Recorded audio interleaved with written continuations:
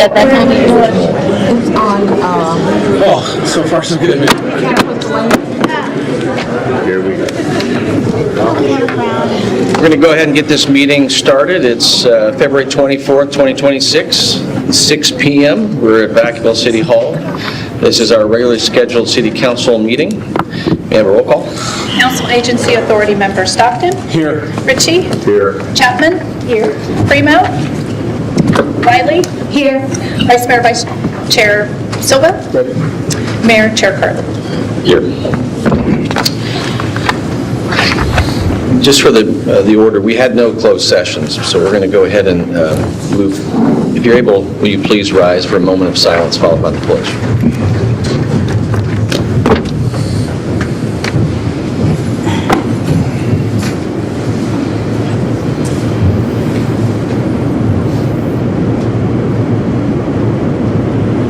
Please join me in the Pledge of Allegiance.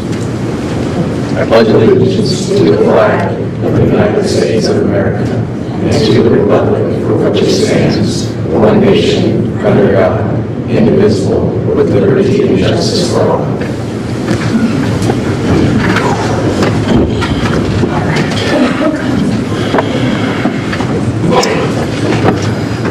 Do we have any changes to tonight's agenda? No. Okay. Do you have a motion? Second. We have a motion and second. Okay, so motion and second. All in favor? Aye. And we'll move on to item 6, reports of the City Council. Councilmember Chapman.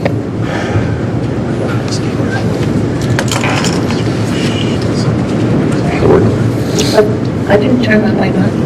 Oh, okay. So it popped up on there, so for whatever reason I called on you, so there you go. Vice Mayor Silva. Yeah, thank you. So I attended the Yellow Solano Air Quality Management District meeting last month, or this month, excuse me, and just to let city staff know that the grants are open to help improve, to seek funding for different projects to help improve air quality. For the council to know that salary negotiations were going on as well. In the public, a couple of weeks ago, there was a whole fishing derby that was put on. They expected, I believe, around 300 kids to come or so, or 2,000 people came out to get them trout at Lagoon Valley. So that's been a first of its kind out there, and some folks didn't come through. Other folks came through with as many fishing boats as they could from Davis. So it's a really cool effort to see how community members pulled together to make sure there was something positive for our community. And last thing, just a big shout out to the Vaca High girls soccer varsity team. They won their championship this weekend, so much love and respect to their hard work ethic. Thanks.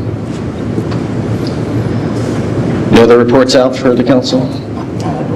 Okay. Councilmember Chapman. Thank you. I missed the memo. However, the event that took place at the museum over the weekend, the young musicians from the schools here in Vacaville performed inside and outside, and they said it was the write-up on it was great. So I'm just going to let you know, I didn't receive that memo. I would have been there to support them. And then would like to share that the League of Women Voters, a nonpartisan organization, is hosting the Shaping of Solano. They're having our federal, state, and local representatives. We'll be doing a town hall forum on Saturday the 28th, and it's going to be held on Campus Lane in Suisun Innovation Center, Campus Lane in Suisun. So we'd just like to share that with the public. Come out and ask the questions, hear what's going on, what's being proposed, and how we can prepare for it. Yeah, thank you. Councilmember Wiley. Thank you. I did attend the TRAF meeting this week, and so there's going to be a hiring fair, and I believe the city will have a table there, and they're looking to hire people that are finishing their terms at Travis, and so businesses have been invited to participate in that.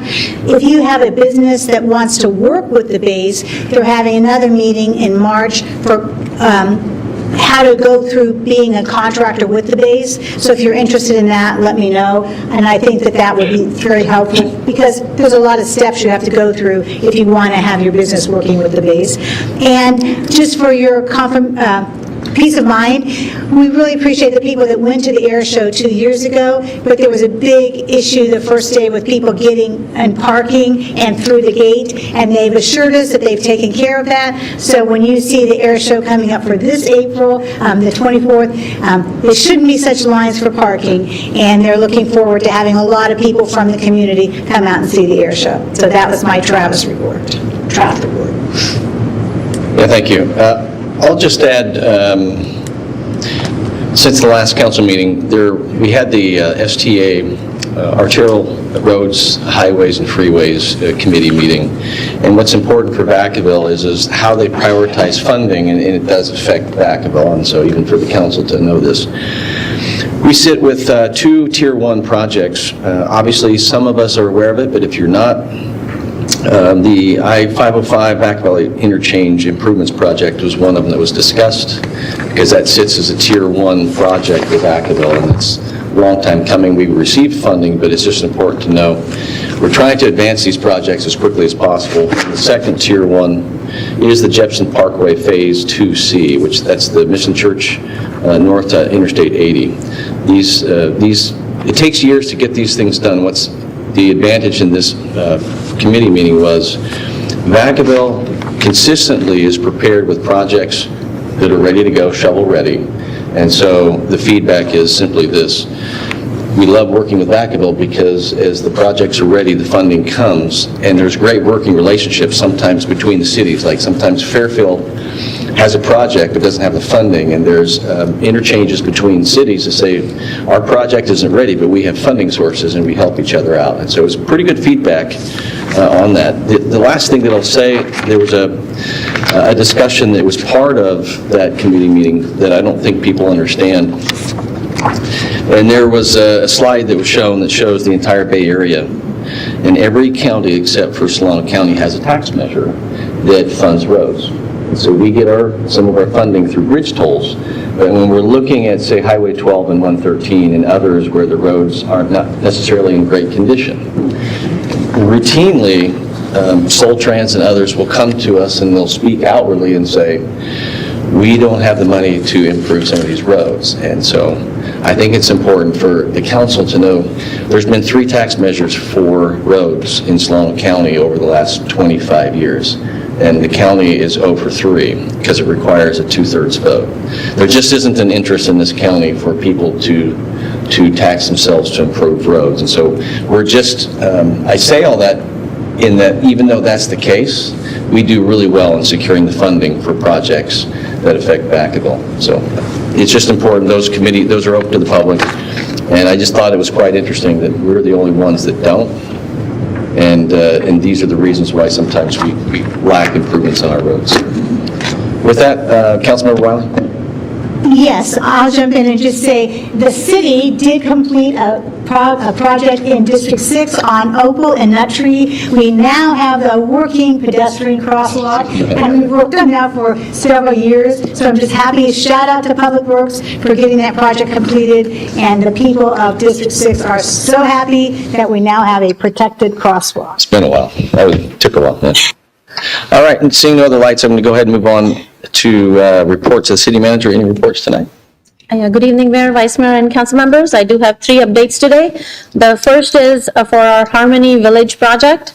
City of Vacaville is really grateful to Congressman Mike Thompson for securing critical community funding to support our Harmony Village project. We have received $250,000 in the grant funding, and a special shout out to Tamara Colden and her team because when I was there at the Saturday event for Harmony for Village, and they told me that this project was almost at the verge of not getting funding because the federal government was going to remove nonprofits from the process of the grant, and Tamara's team pulled together very quickly all the documentation before that would become effective, and we were successful in getting that funding. So thank you so much.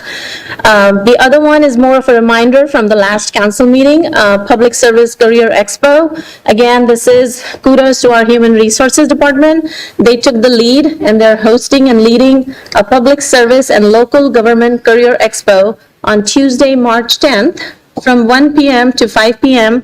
at Ulatis Community Center And the multi-agency event will include participation from 12 local and regional agencies, including California Department of Industrial Relations, Workforce Development Board, and this expo will also provide job seekers with the opportunity to connect directly with the recruiters, and there will be complimentary services such as resume review and interview coaching. Last but not the least, our warming center activation last week, we had 37 community members who were able to take the advantage of the warming center, and that's my update for today. Thank you. And thank you for that update. It was pretty rough weather this last week, so. All right, we're going to go ahead and move on to presentations. We have a proclamation tonight to recognize Judith Franco. So, Judith, are you in the house? Somewhere back here. There you are. You can't hide.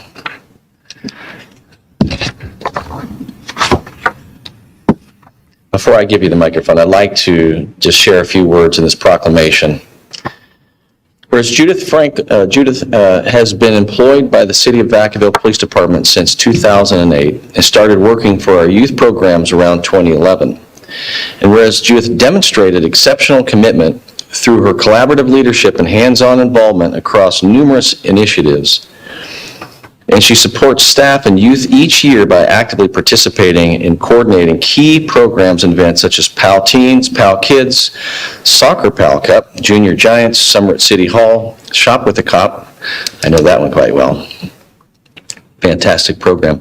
Peer-to-peer, aware, and countless of community events like Halloween Stroll, Merriment on Main, VacaCon, and other city events where youth take the lead to provide information on services provided by all our programs. And whereas you were honored as the California PAL Director in 2025, Judith, you embody our core values in every aspect of your work. You bring creativity to program development, take ownership and accountability for outcomes, foster teamwork, and build trust with our community. Now, therefore, be it resolved that I, John Carley, Mayor of the City of Vacaville, and on behalf of the Vacaville City Council, do hereby proclaim February 24, 2026, Judith Franco Day. Congratulations.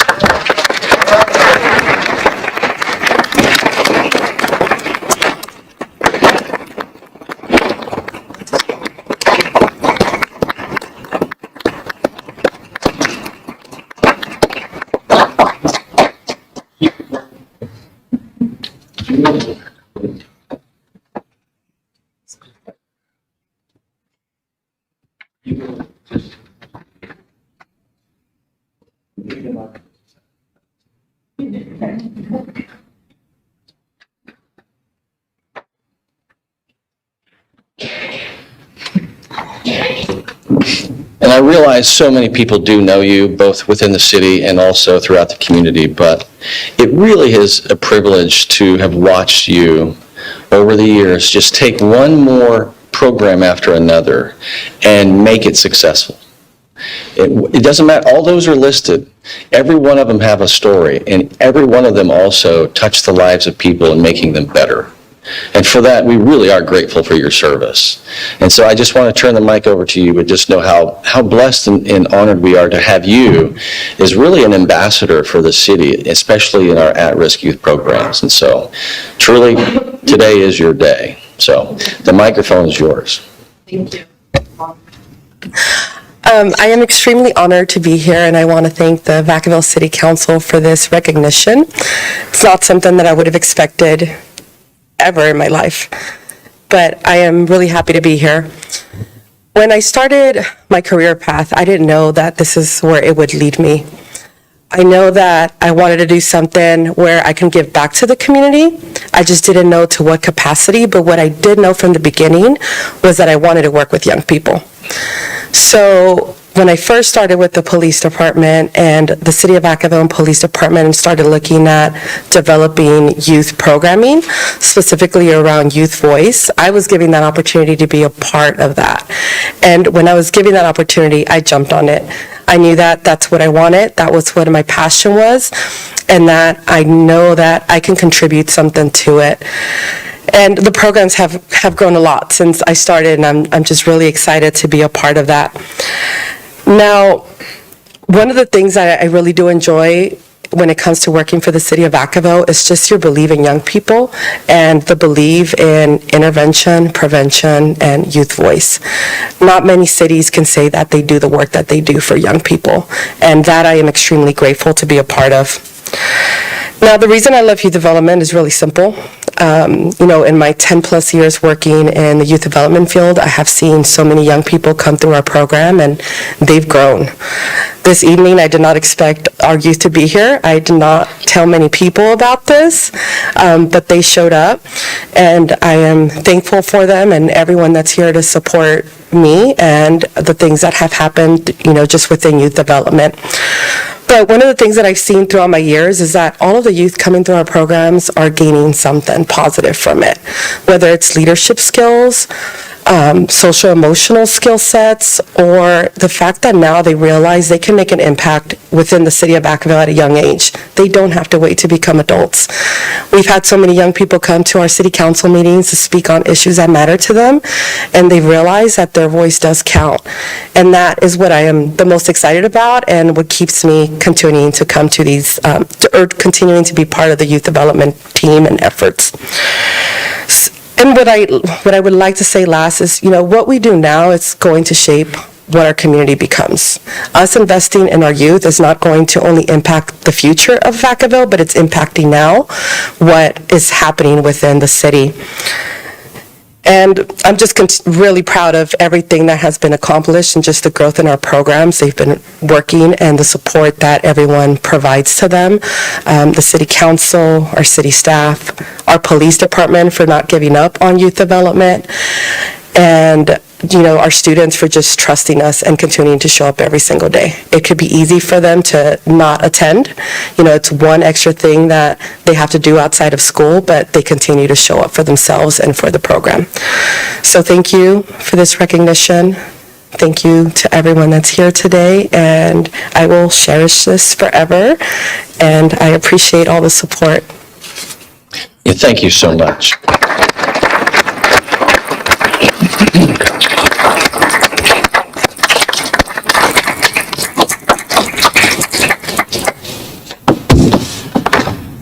It really has been a privilege to watch the work over the years, and there's not too many cities, and I think we can actually sometimes brag about what we have here. Not that we're better than anyone else, but I am so grateful that we have the programs that we have, but they're only successful because of the servant leadership that people like you bring. And keep up the good work, and just know that we truly are grateful for it. So thank you. We'll go ahead and move on to item 9, consent calendar. There's several items A through I. Any member of the council or the public wishing to pull an item for discussion? Seeing none, do I have a motion? Second? Second. You got a second? All in favor? Aye. Opposed? All right. We will go ahead and move on to business from the floor. This is the time for anyone in the audience that has an issue that's within our jurisdiction that's not on the agenda for tonight, that you can bring this before us as the council. Please come forward and share with us whatever that is.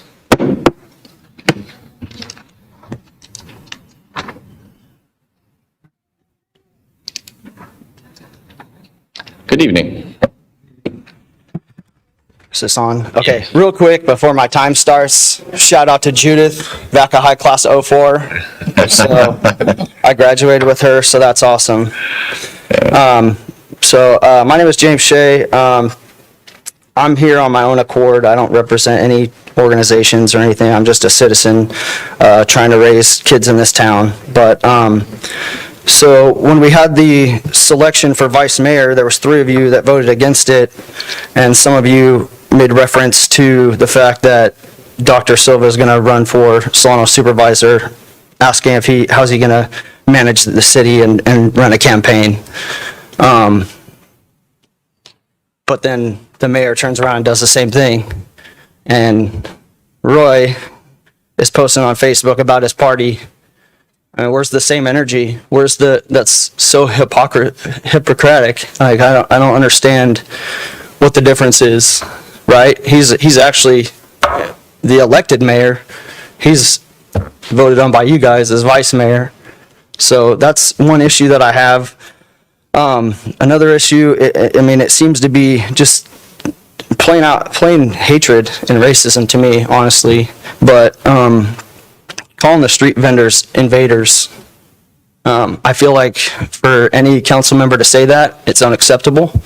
We are on native land, so we're all invaders. And I don't think it's very Christian of you guys to sit up there and say stuff like that. And as far as that goes, like it's unacceptable to me. It makes me sick. But it's just a continued thing. I mean, Roy, been doing this a long time with the whole 3%er thing. You still haven't denounced it, denied it, nothing. It's been, I don't know, 8 years now? And it just keeps continuing. Mayor, even yourself, when you were the police chief, you had a Zoom call, and we had black citizens calling in telling you they get pulled over because they're black. And no, that doesn't happen. Why don't we get a cup of coffee? And then you said you met Barack Obama about 55 times. I mean, I don't know what that has to do with citizens calling in with concerns to you at your position at the time. And I feel like you're just a con man and a liar, and you are being puppeted by billionaires for California forever. And lastly, I'd like to point out, we have 2 people of color on this council that are doctors. Dr. Mike Silva, Dr. Sarah Chapman. I know that those accomplishments you guys worked really hard for, and you guys have my utmost respect. Thank you. So I yield my time. Good evening. Good evening.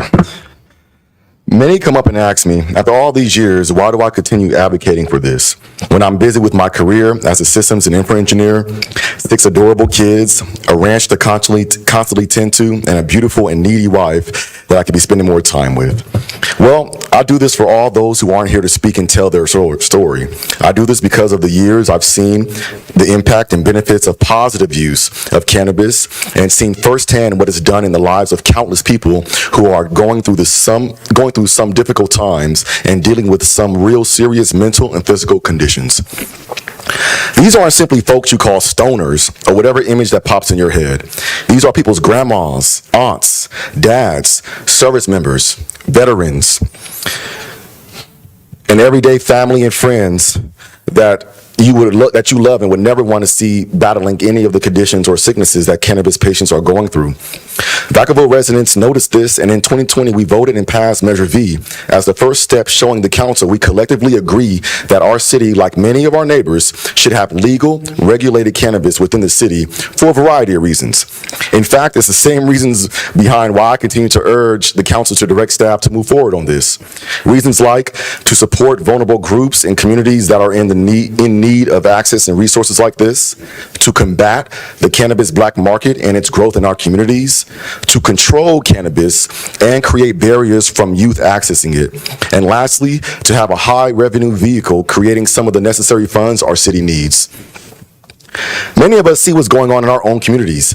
The black market's continuing to get bigger and bigger every year.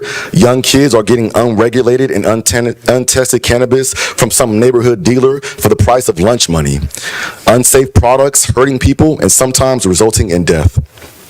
As shown in other cities, a regulated cannabis program would combat this by promoting safe and secure cannabis use and putting cannabis inside secure facilities instead of on our streets.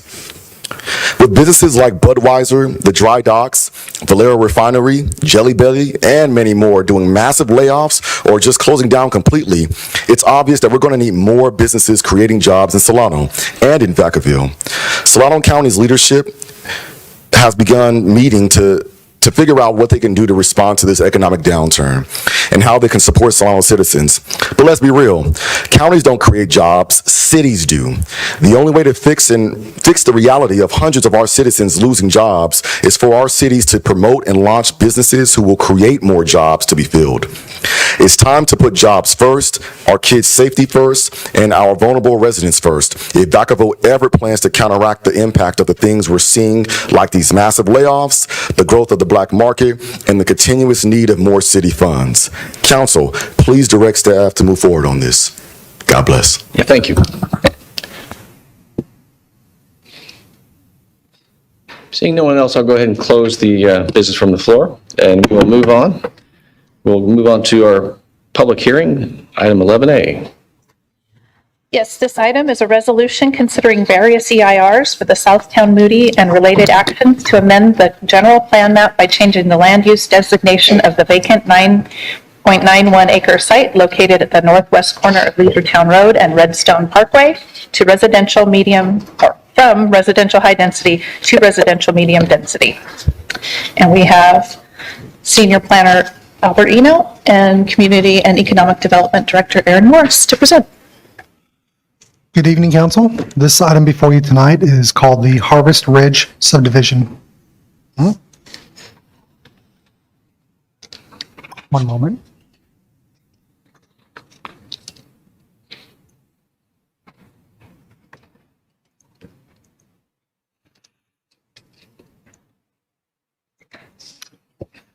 Mr. Mayor, I think that there's an issue with the display of this particular presentation. If we might take a moment to see if Corey might be around. Absolutely, yeah. Let's just pause the meeting until we can get this resolved. So we'll just stand at recess for a moment.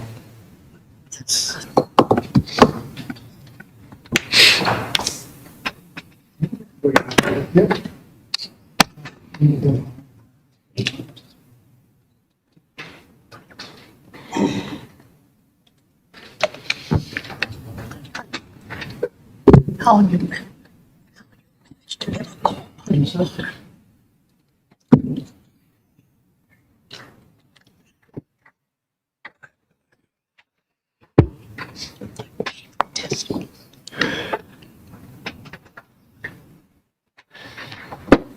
got a good one. It is kind of So, are we good? Yes. All right. We'll bring this meeting back to order. You may continue. Thank you very much. This item before the council tonight is called the Harvest Ridge Subdivision. Specifically, this is a request to amend the Vacaville General Plan and zoning map to approve the subdivision of a 9.91 acre parcel located on the northwest corner of Leisure Road and Redstone Parkway. This proposal tonight includes an environmental assessment, general plan amendment, zoning map amendment, airport area of influence review, and a tentative subdivision map.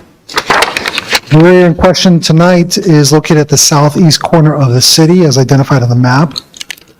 And really what we're looking at is that red box. This is part of the Southtown Master Plan that was originally proposed with around 1,100 residential units, some commercial, and a neighborhood park in the middle of the project. Much of this development has already been built out or is very close to being built out, and there's a remnant parcel as shown on the screen in front of you.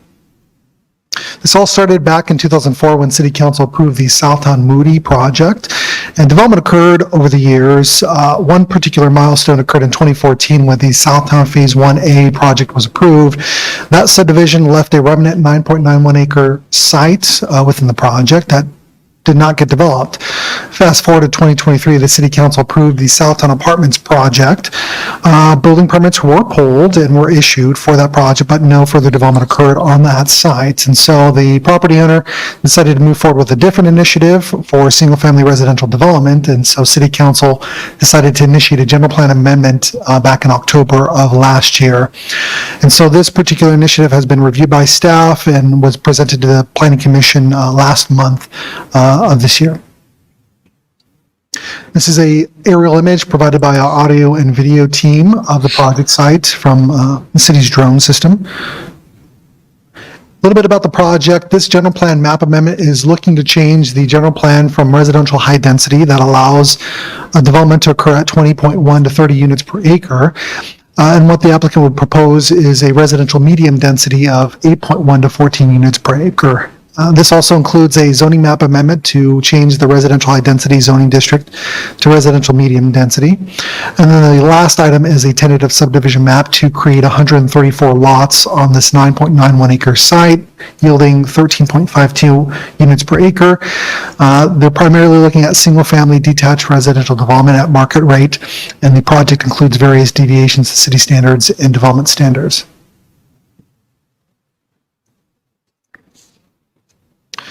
This map depicts the existing general plan and the proposed general plan change.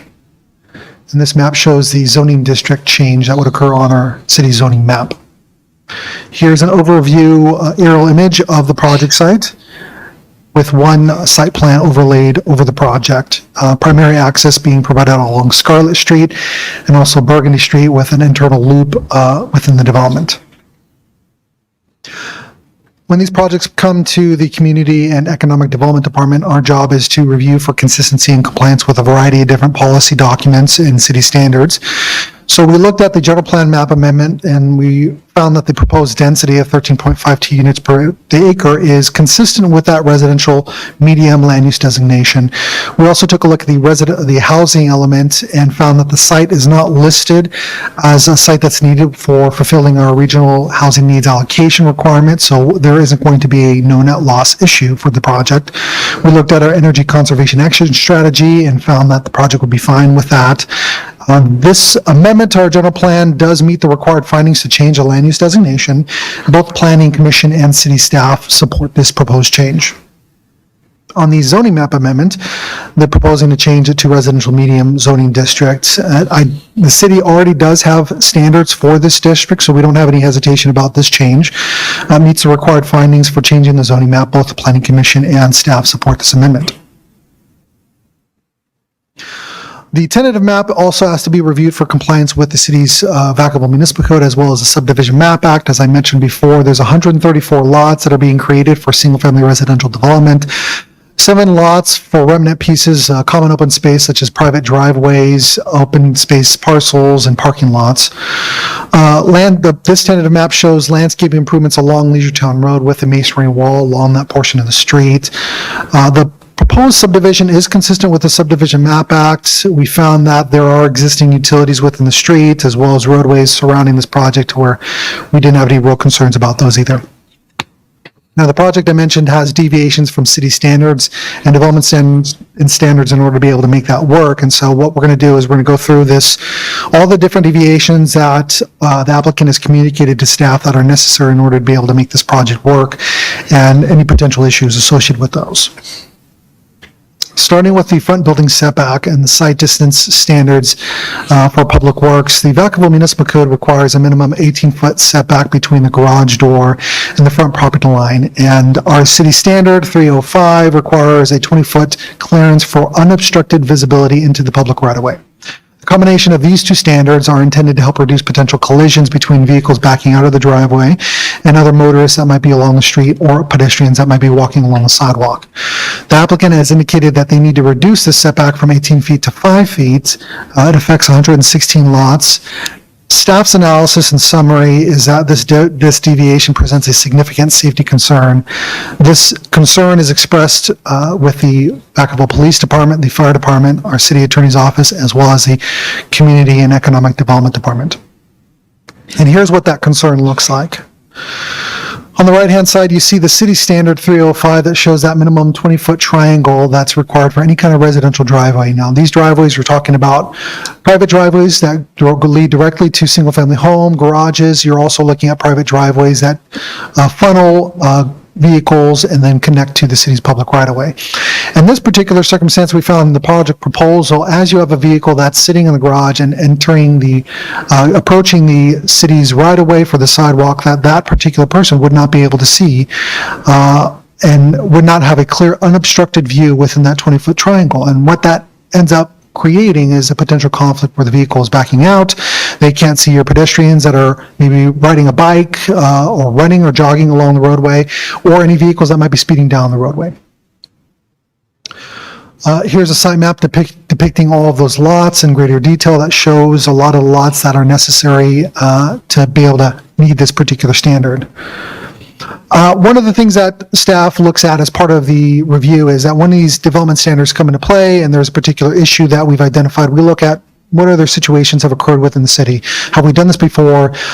Are there other solutions, creative solutions that we just don't know about? And so we looked at a couple different areas in the city, and what we found was that, yes, we do have shallow driveways.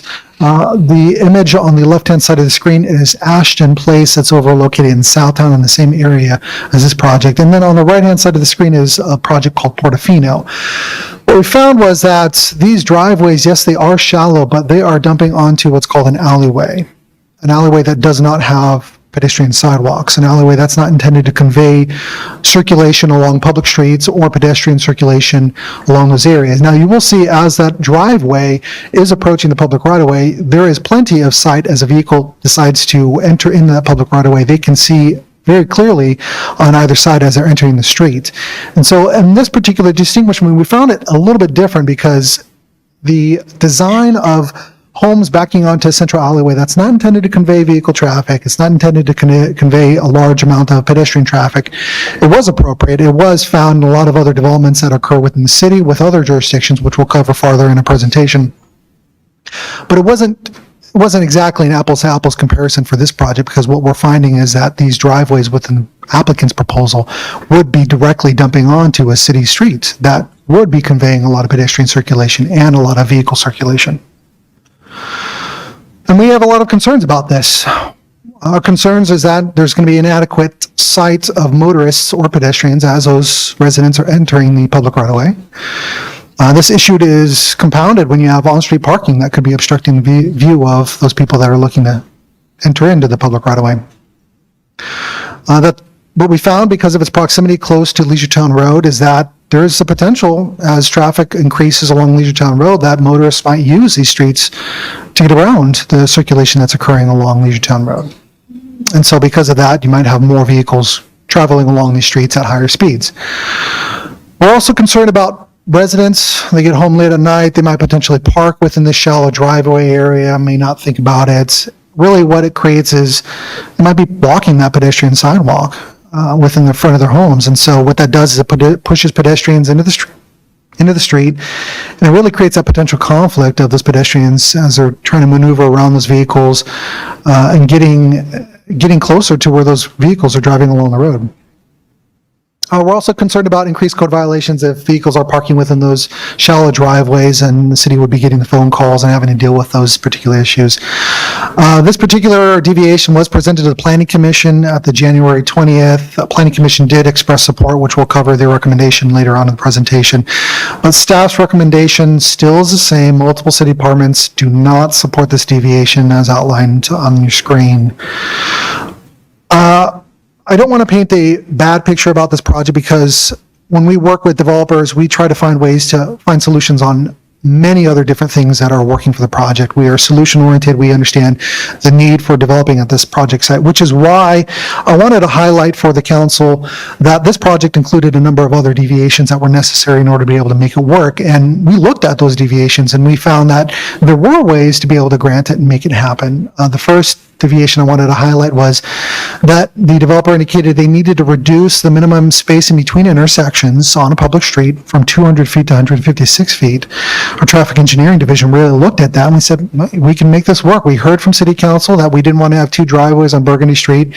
We understand that it's necessary in order to be able to make that work. And so this was a good example of where we were able to say, it makes sense. We didn't see any issues with that. The applicant also asked if they could get a deviation to the minimum standards for water and sewer laterals. The city standards say that if you have water sewer laterals that are going from the public right-of-way up to the house, that spacing where that lateral is needs to be a minimum of 5 feet away from concrete or other foundations. And the main purpose for that is that if there's a need for being able to dig up those water lines, that it doesn't incur a ton of costs of digging up the concrete and having to replace it. And so at the request, we looked into it and we said we could make this work if we put it back on the HOA as their responsibility to really dig up that concrete, replace it if it's ever a particular situation, and the city would handle those portions that are within the city's right of way. Parking standards, they needed deviation from city standards where normally guest parking is provided on-site for every single-family home. That's where you get the two parking spaces in the garage, and then you have the two parking spaces within the driveway. That's usually how parking for the homes plus parking for guests are provided. They didn't need a deviation from this one in order to be able to count 29 on-street parking spaces for guest parking. Well, there's plenty of parking spaces on the street. We thought that was simply agreeable. Common outdoor recreation space, commonly with these smaller lot developments, there are smaller lots with smaller rear yard areas, and so there isn't a ton of space. And so what our code says in these particular situations is, yes, there's other park fees that you have to pay for the development of park improvements, but you need to focus, development needs to focus on providing common open space for these residents because they're going to have smaller lots. And so what we found was, in order to be able to get all these homes within this development, they may not have any remnant pieces of parcels within their areas. So there's a provision within our code that said, if you're in close proximity to a park, if you are walkable for a park, in this particular case Magnolia Park, then sure, allow them to be able to meet the requirement of the open space area for their development by just contributing to that park. And so what we had worked out was that was a provision that absolutely, let's give them an ability to be able to meet this particular standard by finding flexibility in other ways. And the recommendation from the Planning Commission and staff is that we do support these other remaining deviations. We do think that there's a way to make it work with these particular ones, but this other deviation, we think that there's just too much of a safety concern to warrant approval of that deviation. So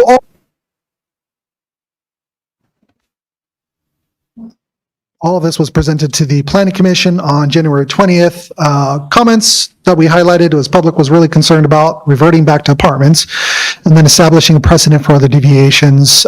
During that meeting, the applicant presented a revised site plan that showed deeper driveways, 18-foot driveways along Burgundy Street. It was the first time that we had seen this. And so that was added as part of the conversation. Other internal streets still required that 5-foot driveway depth. And so at the end of the meeting, the Planning Commission said, we're okay with the driveways on Burgundy Street being 18 feet between the garage and the property line. They're okay with the interior streets being 5 feet between the garage and the property line. Interior streets can be dedicated as public streets instead of private streets, and they really wanted us to continue working with the applicant on this to resolve the concerns. And so that's what we did. Staff met with the applicant on January 27th and February 9th, and the first thing that we looked at was this revised site plan that was presented to the Planning Commission. What we found was that 18-foot was provided between the garage, but it wasn't to the property line, it was to the sidewalk. And so what we found was that along this portion of Burgundy Street, there's a wider dedication of right-of-way. Normally, the right-of-way starts about 1.5 feet behind the sidewalk because you have your meter box and your sewer cleanout. If the city ever needs to get access to those, replace your meters, you're not actually stepping onto somebody else's property. And so along Burgundy, it's actually about 4.5 feet up into the property. And so the vehicles would overhang into the public right-of-way, but not over the sidewalk. And so we found that to be partially addressing staff's concerns. But there were other items that staff expressed were concerns. And the main issue that engaged in conversation with the applicant was this particular issue, really reaffirming that residents were really concerned about them not being able to see other motorists or pedestrians that are in the public right-of-way. And so the applicant's response to this was just, why don't you use a different standard? Their proposed vehicle length for this measurement for this particular standard was 15.5 feet.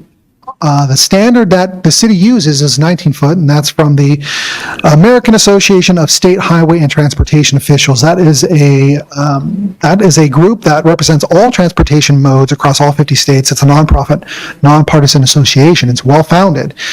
And so that they use a standard for all their designs of 19 feet for vehicles. The other thing that the applicant had suggested was instead of using your 20-foot standard, which is an adopted city standard, just use an arbitrary 10-foot standard. So we looked at this, we took a look at it with our Public Works Department as well as our other public safety colleagues. Really what we found was that this AASHTO standard represents vehicles that are commonly and sufficiently in circulation as you might find them today. That future homeowners, really they could own longer vehicles, that while these homes are marketed as workforce housing, missing middle, that there's nothing that says that homeowners wouldn't be able to own a longer vehicle. So for reference, the Ford F-150 with an 8-foot bed, that's a 19-foot vehicle. your Toyota Sienna, that's a van, that's a 17-foot vehicle, and the Chevy Suburban is an 18.8-foot vehicle. So really what we found, there's no evidence to show that future homes would be affordable. Homeowners would it's possible that they would own these vehicles. We have been presented a fiscal impact analysis from the applicant as part of a separate initiative. These homes are looking at the $579,000 to $633,000, so market rate. And so really, what staff found was that it's best to really stick with city standards to ensure that there's protection for not just small sect of people that use smaller vehicles, that we're really looking at a broad spectrum of larger vehicles too, and that's why we're saying we should stick with those AASHTO standards. The second particular discussion item that we talked about with the applicant was illegal parking enforcement concerns. And again, we're talking about the potential for blocking public sidewalks, which forces pedestrians into the street, increasing potential conflicts, accidents with those vehicles and those residents. Really, this creates a potential for undue burden for enforcement with Vacaville by having to enforce the Vacaville Municipal Code and the Vehicle Code. And so the applicant's response was, you could just mark the curbs, mark the fire lanes. The city could adopt a sidewalk ordinance, require buyer disclosures, issue parking permits. And then the city can use a combination of using an HOA and the city enforcement to require compliance. We took a look at this also. Really what we found was that it doesn't remove the sight distance safety issue. It's still existent. So the long-term enforcement, while we might be able to use HOA, eventually is going to fall on the city. We don't know what the cost is associated with this because there's no other designs like this in the city. So one other thing that we wanted to highlight for the council that we observed is that a byproduct as a result of trying to make those deeper driveways along Burgundy Street was that the applicant needed to reduce the rear yard setbacks from 10 feet to 9 feet for 54 lots that are fronting along Burgundy Street. While we were talking with the applicant, they indicated that they don't have any desire to really provide any other additional common open space. They don't want to pay any additional fees to compensate, to demonstrate compliance with our Vacaville Municipal Code. We do think that there's an ability to be, somewhat accommodating for those driveways along Burgundy and the smaller yards, but really, without providing other additional common open space, you're reducing the amount of usable space for those homes that are along Burgundy Street. And what we're concerned about is that you're creating a design that is less quality and that impacts the livelihood of those future homeowners, that they're not going to have any rear yard space that they could potentially use. So we're concerned about that. One other thing that was brought up by the developer was a comparison to other jurisdictions. And so we spent quite a bit of time, it's part of City Council staff report, where we looked at a bunch of different jurisdictions that the applicant brought up, because we really wanted to take an honest look. Maybe there was a way that this had already been solved in some other jurisdiction. So that's part of the packet. We do have in the backup slides a few different examples if the council decides to engage in that kind of discussion. But Misty Lane was a development that's over in Livermore. What we found that the majority of homes, the garages are backing up to alleyways that don't have sidewalks, that are really low circulation, that 5 out of 257 of the homes within that development had the short driveway. So a very small percentage of the entire development. Savignon Street alleyways are the primary source for driveways backing up. There's 6 out of 56 homes that have the shallow driveways, not a large percentage. Gardner Lane garages front private alleyways. It's not really an apples to apples comparison. Same thing for Bella Serrata alleyway. And the applicant also brought up 700 Park on Main, that's within our city limits. Again, these are alleyways, small little parking lot driveways. These are not the same as a public street that is conveying vehicles and pedestrian circulation at high speeds. So our observation, as identified in the screen, these are alleyways mainly. There's significantly less vehicle traffic. There's no sidewalks on these pedestrian areas, so they're not intended to convey pedestrian circulation. Even if we were to take a look at the idea of maybe using private streets still have to comply with city standards. Your areas like the Villages on Vine, your areas North Vine Street Estates, those areas, they meet the minimum driveway spacing away from the public right-of-way. They meet that sight distance triangle. And so even for private streets, the safety issue would still be presented. And so that puts us in a difficult position, because we needed to put a recommendation before the council. And so what we found was, the project met the findings. Staff really did our best to facilitate multiple meetings. There's a chronology within the staff report that showcases that.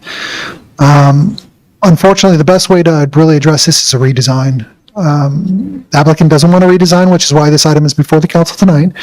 So we support the general plan and zoning map amendments. We just don't support the proposed tentative map. One of the alternative options that are for the city council tonight is you can approve the zoning and general plan designations that would lock in development at 8.1 to 14 units per acre, and really apartments would not get developed unless they had a density bonus, which would have to include an affordability component. So any future development would likely be market rate at the sites. And the other option is just take no action on the map.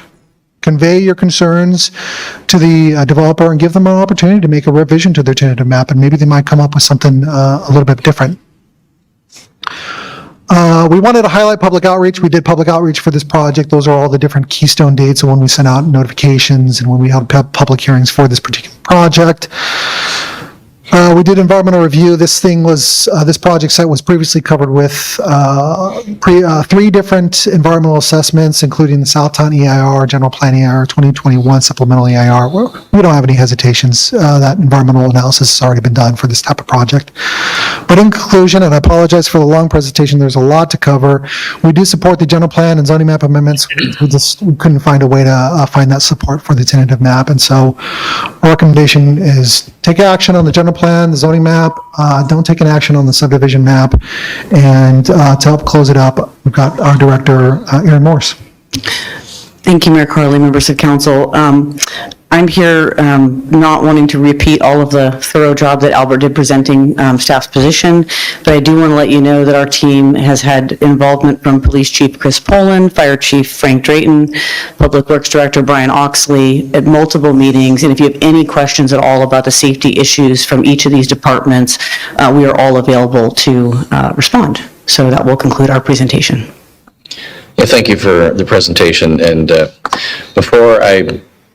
because this is a hearing, before I open it up, then I'll also allow the developer to make a presentation. I think he has some slides as well. But there was a question as far as private streets versus private driveways. Can you just explain more from staff's perspective? Because sometimes the homes that share driveways, like you said, they're just not. I mean, it's not a throughput. It has a gray area standard. And so, what's staff's position on that? And then, how does this look different than Portofino? From what I can tell, there's just not sidewalks, right? I mean, that creates the inherent risk. Yeah. Thank you for the question. So the map on the screen was from Mountain House. This was one of the areas that we took a look at, and really, in this graphic, what we wanted to convey to the council as part of this design was that a lot of these homes are fronting around a much narrower alleyway that it's not intended to convey pedestrian circulations. You're not taking your kids on a bike. You're really taking them within the public right of way. This is only intended to allow people access to their garages. And so it's much more narrow.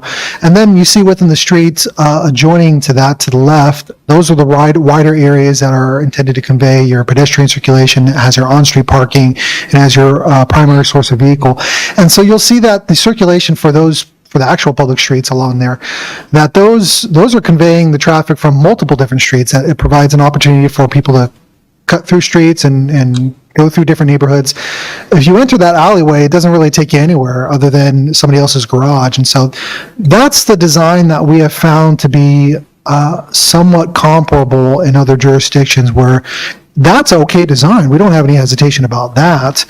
But this proposal about trying to front these driveways along a street that's going to convey far more vehicles that go along a lot faster. And again, as Director Morris had mentioned, we do have our police department. If you do have any questions about what does vehicle traffic look like along these roadways, what does habit look like for vehicles, they can certainly answer some of those questions. Yeah, thank you for that response. Any questions from the council before we open it up to the developer? Vice Mayor Silva? Just going back to that last figure, the question I had along the same lines was, is there a maximum number of units that are advisable to be placed on alleyways. The image you show there looks much longer than the distance of the proposed lot. And other alleyway projects, there, we don't have any hesitation about the types of homes. Obviously, our fire department looks at adequate access, how much spacing is between intersections to make sure that their apparatus can get through these areas. When you talk about urban design, there aren't any really hesitations about this particular design. The design that the applicant's proposing is something far greater that would dump a lot more traffic and vehicles backing out of their garages onto a much faster street. These smaller, narrower alleyways, vehicles are not traveling a lot faster. So what exactly is there a code or a code that defines what an alleyway is versus a road, street, so forth? Thank you for the question, Vice Mayor Silva. I mean, the fundamental difference is alleyways do not have sidewalks. They're not intended for pedestrian circulation, and they're narrower because they're not accommodating flowing two-way traffic. And whereas public streets or private streets will contain a roadway and will contain sidewalks, so they're expected to perform a higher level of function. The other thing that's fundamental to alley designs is honestly, they can generally be as skinny as can provide fire department access and then obviously garbage and recycling truck access. They're not designed to accommodate, again, what a public or private street would be accommodating in terms of flow. Thank you. And then,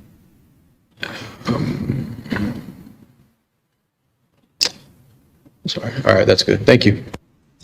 Councilmember Wiley?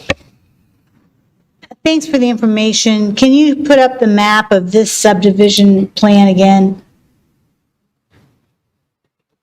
So you talk about the streets and the long streets. So there's no stores there, there's no parks there, there's nothing but these houses. So I do not like short driveways, but it doesn't seem like there's going to be all the traffic that you would worry about on that little loop, because it's only going to be the people that live there or their guests. It's not like, Scarlet Street or Redstone or even Burgundy. So I guess that's one consideration. It doesn't seem like there's going to be anyone there except, that's a whole lot of, even though it's medium density instead of high, that's still a lot of houses and a lot of vehicles, and the people are going to be in and out. But it seems like people would tend to drive slower because they live in the neighborhood and they don't want to worry about hitting anyone else. So I guess this is a different map than the one you just showed with all those other ones, and there's nothing that would make people go there except this is where I live and I'm going to and from work. So I guess what's the main concern for police and fire? Is it just because they think people are going to drive a lot faster? The streets are as wide as a regular street, aren't they?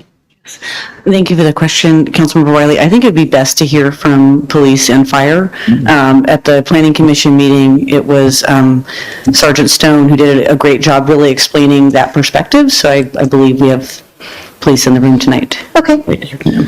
Yeah, and as you come forward to be able to share, I'll add to the question since you're going to be able to share this.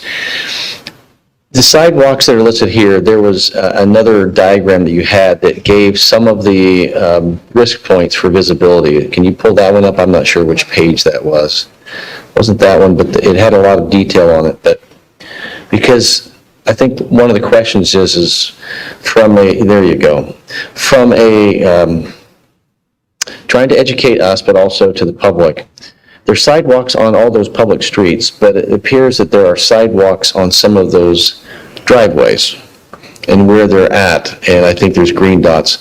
As best you can, explain the risk level and why, because another question that you won't be able to answer, but it's more from risk management or from our attorney's office, is how much liability does that bring if it's a public street versus if it's a private HOA on the city. So, but from the perspective of safety, Chief, can you share your thoughts and your observations?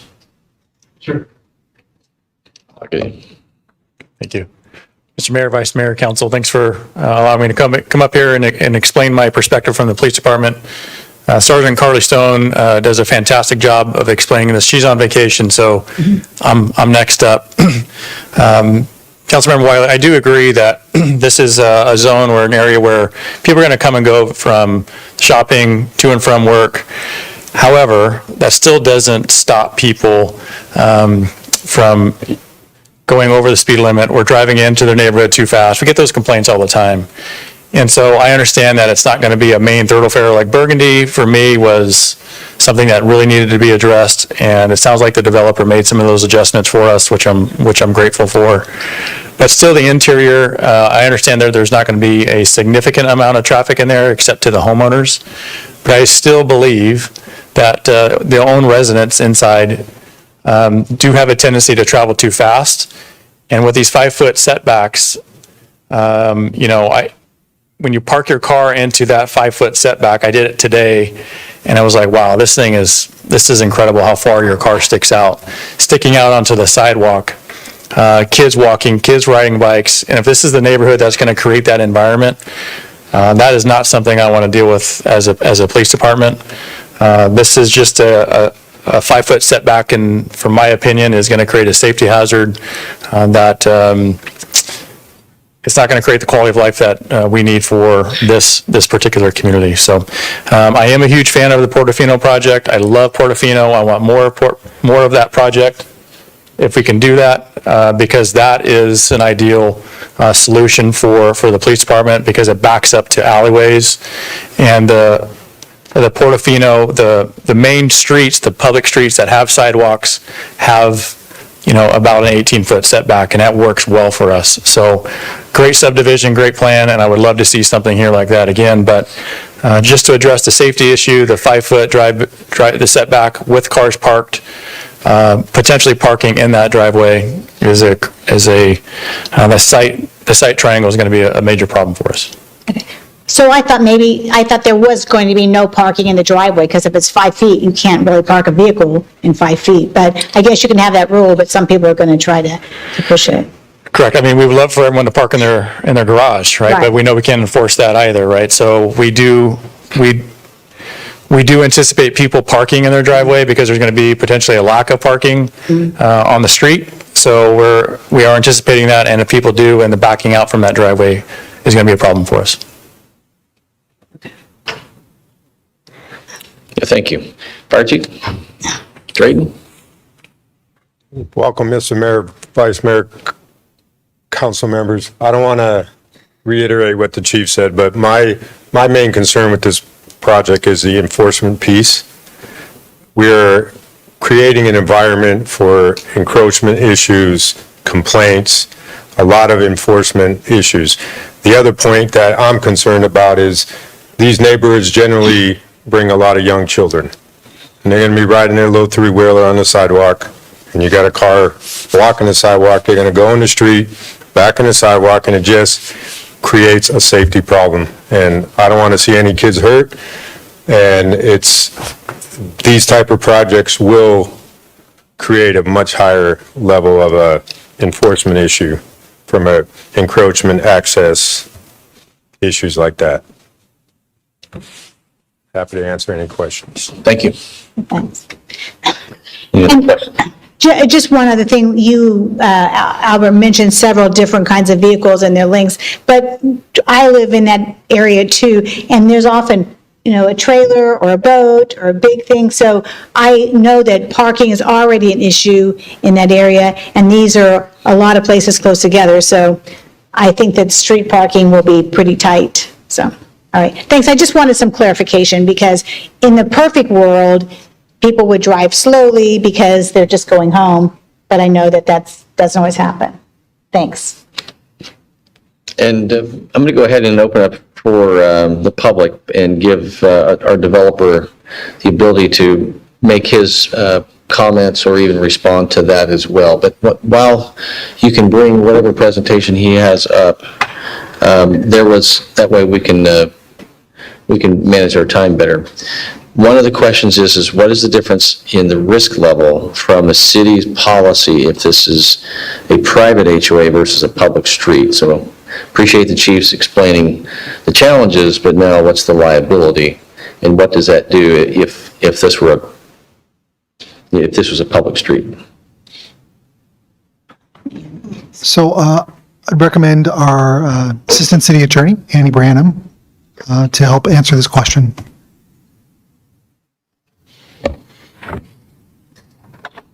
I got you there. Sorry, good evening, Mayor, council members. So I looked into this a little bit for our code enforcement head, Jill Childers. So the short answer is it's a little complicated. It's not necessarily straightforward, right? But whether public or private, one of the things that we would be looking at is ADA access issues. And so if, for instance, it became a prolonged issue where the city was getting a lot of complaints about driveways being taken up by the cars, people having to exit the sidewalk to walk in the street, if we were getting those complaints and we were not doing enough to respond to them in an adequate way, we could have some liability under ADA claims.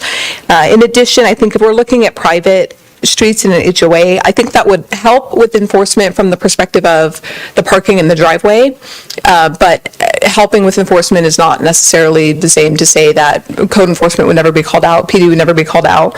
It's a violation both of the code and of the state vehicle code to park over the sidewalk. And so our hope, again, as was stated, is that they would not park in the driveways. I think that's the plan, that's the developer's plan, that's the city's hope. But realistically, I think it could create a problem with violations of the vehicle code, violations of the city's municipal code, and our staff would be out there somewhat regularly to help address those issues. Yeah, thank you. That's helpful. All right, I'm going to go ahead and, if we can, I'll turn on your microphone in the back because I'm going to open up to the public comment. But if you would like to go ahead and begin with this, I'm going to give you the floor, Mr. Alexander. Mr. Mayor, we did not receive a presentation slide deck. Okay, we did not. Nothing? It's in the Good. agenda. You can click it in the agenda.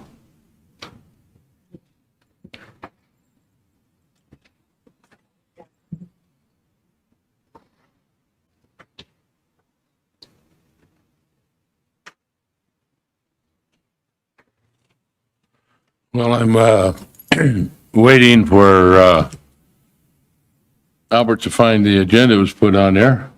It's on the agenda. I can see it here. So Huh? we'll get to it. But Okay.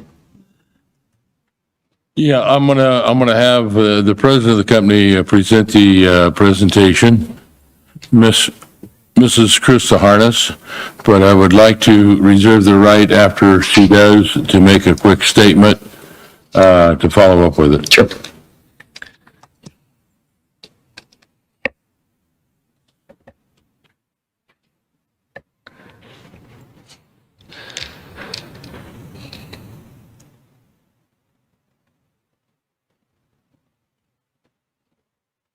Putting you on the spot there, Albert, right? Can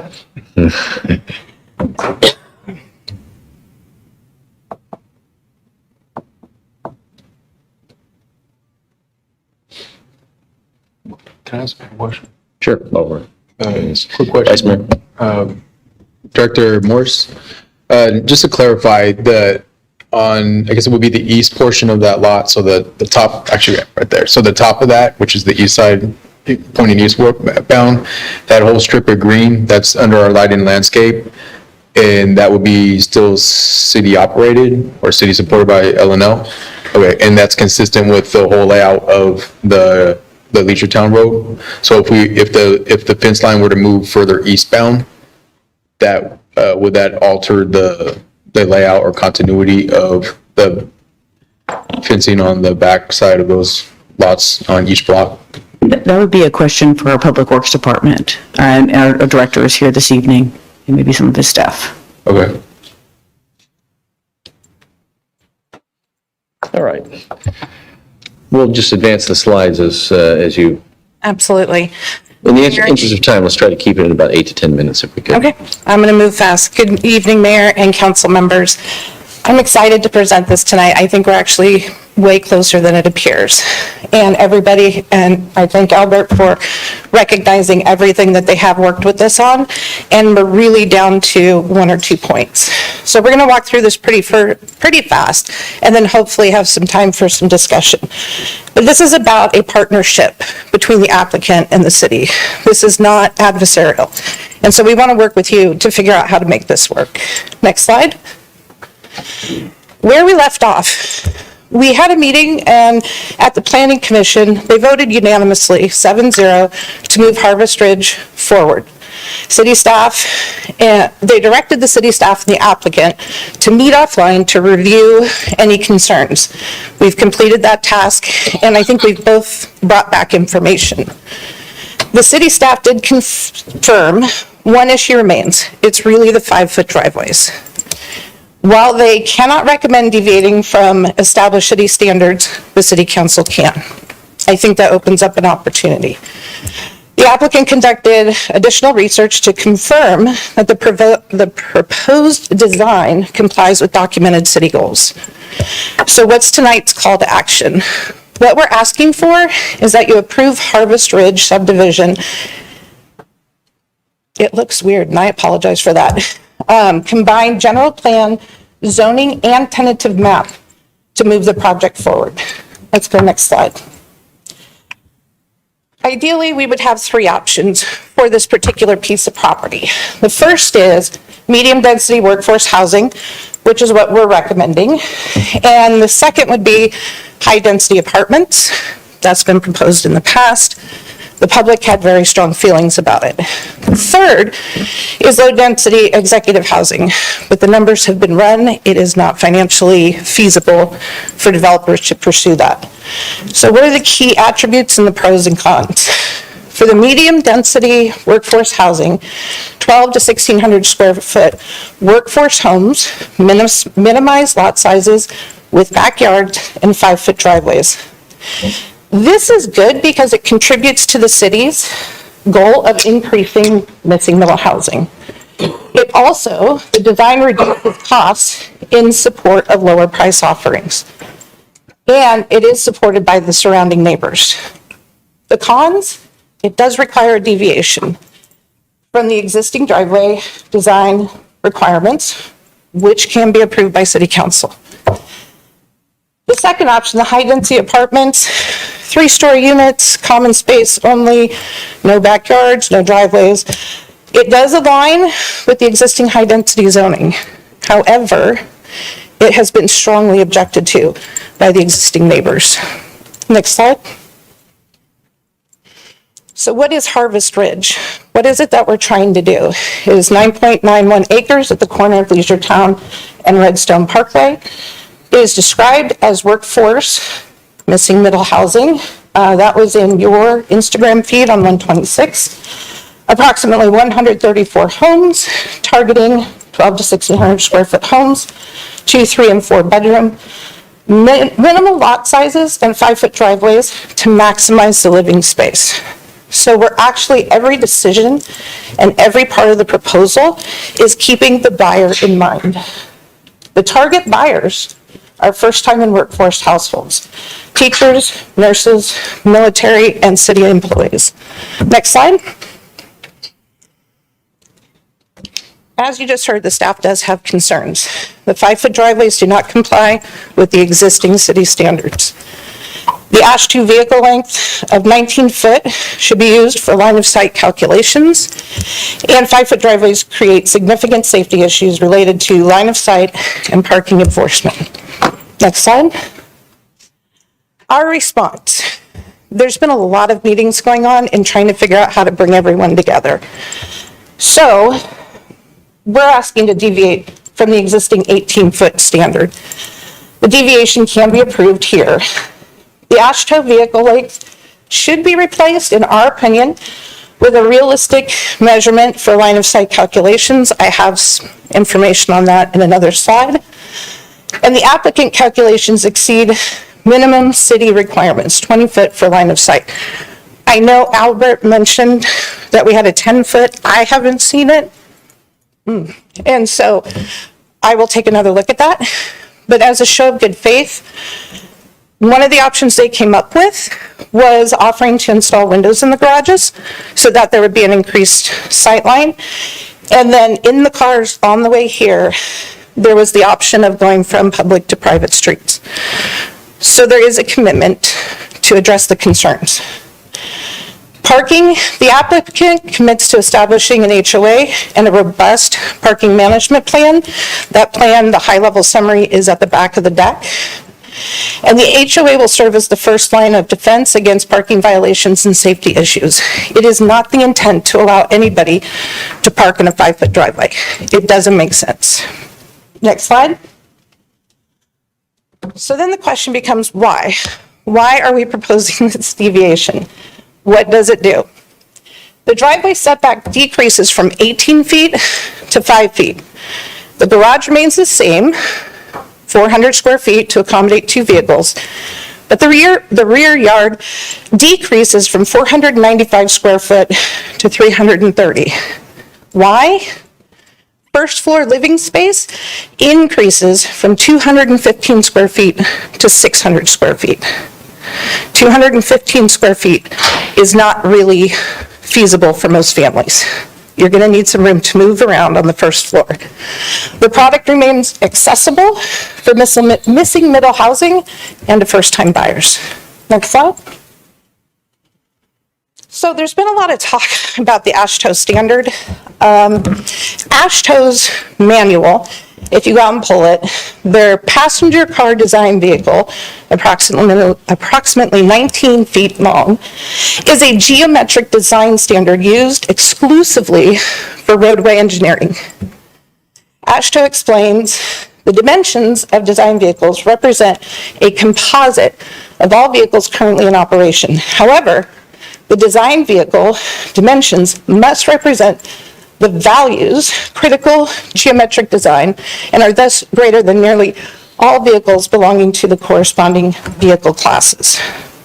AASHTO itself says this probably shouldn't be used under these conditions. Furthermore, it is not intended for residential driveway length calculations, nor does it represent the typical vehicle length owned by U.S. households. AASHTO is silent on calculations below 20 miles an hour and when backing. Backing speeds average between 3 and 8 miles an hour. That's super slow, doesn't apply to what AASHTO is looking at on the freeways and normal roadways. Human reaction time, attention, and vision influence low speed backing safety more than any other factors. Next slide. Now, I went out and did some research, and based on the likely buyers, the missing middle, they are typically earning 60 to 120% of the area median income and are likely to own fewer vehicles. When they do buy, they tend to favor compact or mid-sized cars and smaller crossovers that balance cost, fuel efficiency, and urban parking.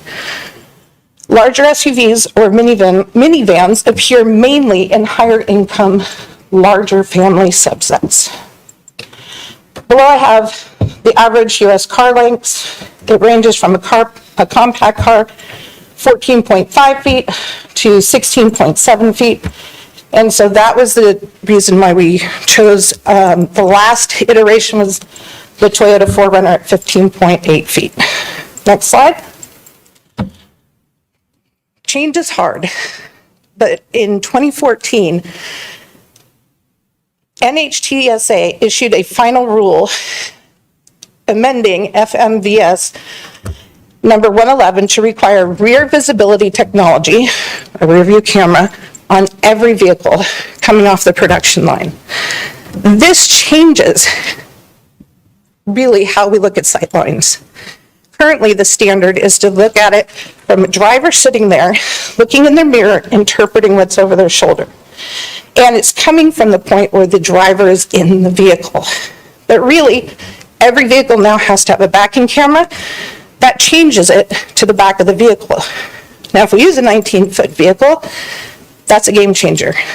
You're now shifting it back about 12 feet. Their rule requires the rear visibility system to show a 10 by 20 foot zone directly behind the vehicle, and the requirements extend the covered risk area beyond what a traditional mirror-based sightline allows, using a defined 10 by 20 foot camera field of view behind the vehicle. This can influence how we look at sightlines. Next slide. This is just one of the many drawings that have been done. From our engineering perspective, when still looking at where the driver is sitting, we're calculating 20 foot in both directions at the closest, and 35 to 77 if you go out into the street. There is just a fundamental difference in how we're running the numbers. But there's additional illustrations at the back of the presentation where you can go through and see what we were doing. Next slide. This is where we wanted to take a little bit of a different track. Part of what is being done with this development is addressing what is established in your housing element. One, there's three parts to your housing element strategy. One, design for affordability. Two, diversify housing stock. And three, meet regional housing needs allocation obligations. Design for ability, create more attainable for workforce moderate income households without heavy subsidy. Quotes from some of the paperwork, the housing element: encourage a diversity of housing choices, provide incentives to support the development of missing housing types, including the missing middle. Under strategy 2, which is to diversify the housing stock, current production is dominated by large lot above moderate units. One of the directives is to address regulation and financial barriers to needed housing production. Finally, strategy 3, meet regional housing needs allocation obligations. 2,595 units are required by 2031. Early progress shows 0% of very low, and moderate income homes with approved permits. One of the directives in your paperwork is to encourage or require, particularly missing middle housing, which is what we're proposing. Next slide. So safety is brought up a lot. There are neighborhoods around that have 5-foot driveways. And from what we've seen and how they're behaving post-production, people figure out real quick, don't park in the driveway. But that's not to say we won't have any offenders. 5-foot driveways are a purposeful design to manage costs in support of delivering missing middle housing. Current project design includes 2.98 parking spaces per home. So between the garage and the street parking, that's almost 3 spots per home. Normally, it's 2. So we have tried to work with everyone and say, okay, we're not only going to give you 2, we're going to add additional parking. This is to discourage anybody from saying, hey, I'm just going to park in my driveway. Ensuring neighborhood safety is achieved through a 3-pronged approach: design, regulation, education, and enforcement. For the design, include safety features such as garage windows, clear parking, markings, tabletop crosswalks. That's a recent development. We can calm the traffic, slow them down, enforce it with known successful features, and control speed and add safety signage. From a regulation and education perspective, require signed buyer disclosures and CC&Rs, specifying the rules and enforcement practices. Consider permitted parking. That's just one that's been suggested. But at the end of the day, before they sign on the dotted line, here's the rules for the area that you're going to live. Then enforcement. Implement a tiered enforcement model, city or HOA, like what the city has now: education, notice, citation, towing. Next slide. There's also been some talk about the amount of space, open space for families. I think Albert addressed this when he said credits were giving for what was happening in the nearby park.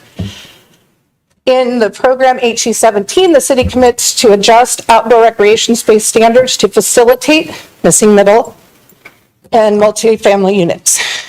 Our request to you, we ask that City Council eliminate the open common space requirement, condition 13, based on the developer's donation of land and park fees towards Magnolia Park, which is about 3 blocks away, and commitment to include an open space at Harvest Ridge. Next slide. Another potential issue was retention and detention basins. The applicant financially contributed to construction of the Southgate detention basins, roughly sized 6 acres and 3 acres. These basins are specifically designed to alleviate local flooding in the Southgate, Southtown area and filter the waters according to US standards.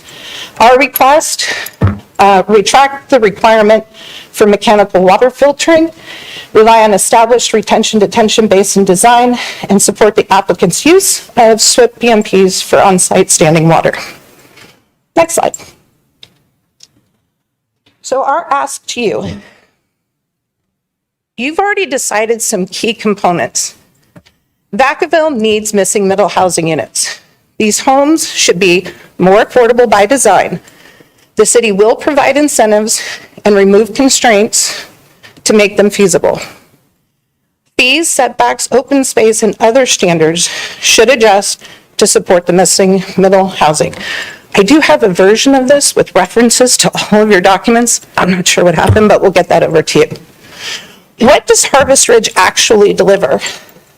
Compact lots with short driveways on traffic-calm streets, homes for the workforce, first-time buyers, a reduction in your missing middle gap, and a direct implementation of the comprehensive housing strategy goals 1 and 2 and program HE3. So, what are we really asking for tonight? Approve Harvest Ridge subdivision combined, and this is really key. We need the general plan, zoning, and tentative map approved together for one of the following. Either the single-family homes with 5-foot driveways or the 3-story apartments which were previously proposed.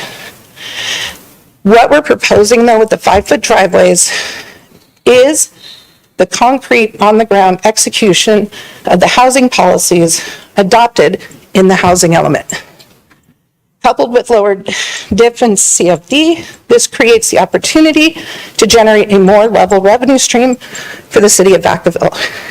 Every part of this project considers who's looking to buy, who you're targeting in terms of growth, and how we can partner with you to meet those goals. Next slide. Thank you. Yeah, thank you. I appreciate it. Gave you some extra time because as a hearing, I think it's important that we hear all sides. We're still in the open public portion of this, so that we will come back and I will ask staff when I close the public comment portion to be able to address and answer some questions. But I think it's important. I think, Mr. Alexander, you wanted to just, did you have anything else that you wanted to offer? Yes, thank you very much for the opportunity. If I could ask you to go back to the slide that says Harvest Ridge at a glance, I'd like to point something out while I'm chatting. In general, I think if you've looked around, you're seeing product that is in demand now for the smaller homes. When I first bought my home, I paid $28,000 for it. I'm an old man. Believe it or not, Albert pointed out that these are average price market homes. That was the market price homes when I bought it. But nowadays, that is an FHA, VA type home. And getting in at these prices, that's what we're dealing with. Now, the point that I'm trying to get at is we've taken your housing element, summarized it, we've tried to stay within the guidelines and make it work, and this is what we're trying to do. And I want public streets, if not, and the reason for that is the buyers will be double paying. They'll be paying their normal taxes, which is a higher tax than most people in the city, and not getting any benefit for it. And they then will be paying a HOA fee which will run approximately $200 a month. So they'll be getting hit twice, which is hurting them, which will be calculated in their ability to buy these homes. And once again, I will repeat that they are in the first-time buyer home bracket. Now, I will leave the last option, and the last option, which I do not like, I absolutely do not like, but I will leave that we will downgrade these, and if you want us to do away with the nice sidewalks and controlled parking, and if you see that little white line out there, you can barely see it at the bottom on the street, that's called controlled parking. And that's a T parking like you see quite often in different areas. So you can have public streets, you can have controlled parking, you can have a nice sidewalk, and you can have short driveways. And in all the data then research that we have done, we have not yet found a pedestrian that or accidents in these short driveway areas, be it in a alleyway or be it on what is more like a common public street like in Mountain House. Mountain House has full wide streets with parking on it, which he showed. But there hasn't been any fatalities, there hasn't really been any accidents. So I wanted to point out that if the option boils down to it, I'd like it to be not what staff has asked for, but I'd like it to either be, number one, I'd like it to be as we presented. It's time for public streets, and it's time for shorter driveways, and it's time for education with the police and the fire department and everybody to educate people that we do as we mature into a different area. So I'd like it as it is. If not, and you want us to do private streets and downgrade it, then I will yield to that. I don't want to do that. That's the last thing I want to do. I can do away with the sidewalks, I can do away with everything and create a little alley out there, and then you won't have the kids out there on the sidewalk, and you won't have what you have. We're trying to build a very nice product to meet the housing element. If you have any other questions of me or my staff, I'll be glad to do my best to answer them. Thank you very much. Yeah, and again, I appreciate your presentation. So the question I have really is just for clarification, because I see this here.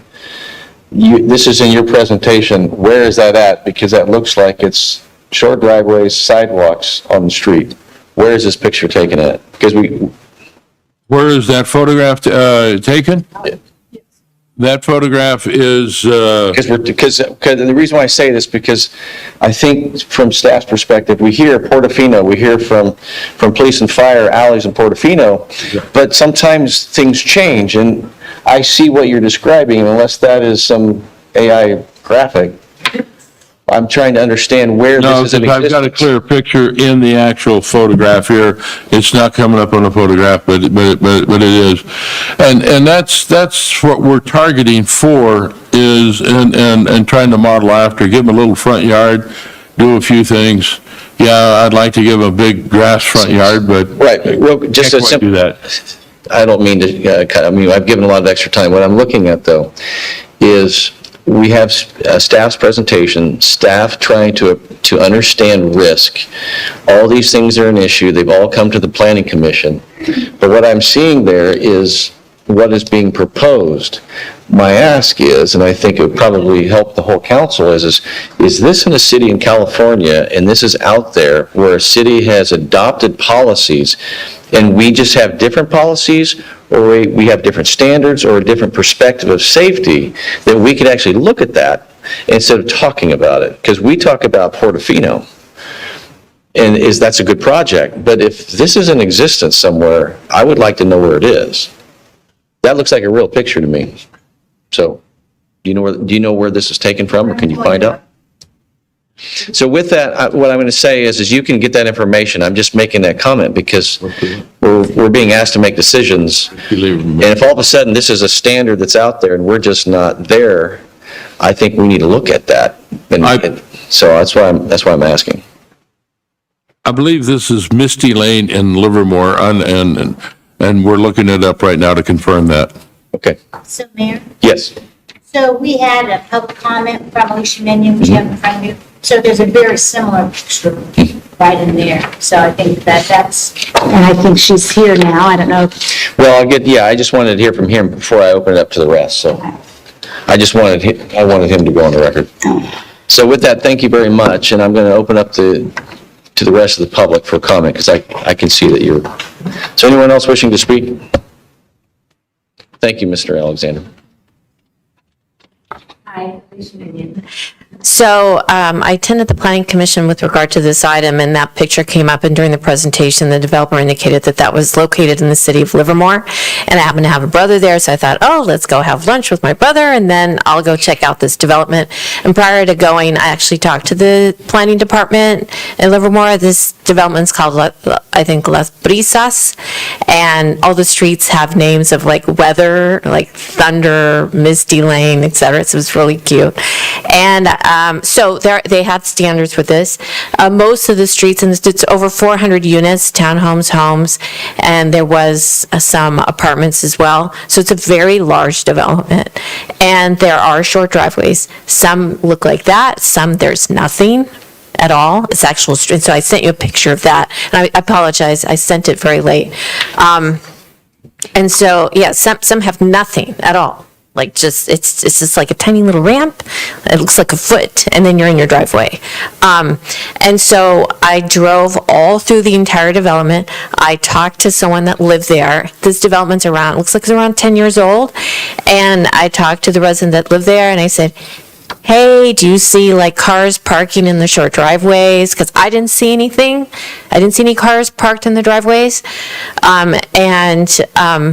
He said, no, we haven't had any. He was like, no, we park on the street or we park in our garage. Out of the whole development, there was one car parked parallel to their own garage. So they were just unloading groceries. So they weren't parking where the front of the car is facing the garage. It was parallel to the garage, right, this way. And they were just unloading groceries, and then they were going to park in the garage. And so I gave you a picture of the street where there's like literally no driveways in the garage. There's just garages facing each other. So people just back out. It's just like backing out of a parking space. So, and then there was places like that picture where there's a little tiny bit of a driveway with a sidewalk. And then I showed you a picture of a very long street that looked like it would be around as long as the streets within the interior of the development, and you see cars parked on each side. Drivers were driving really slow, looked like people driving 10, 15 miles an hour, because there's cars on both sides, it's busy. There were kids.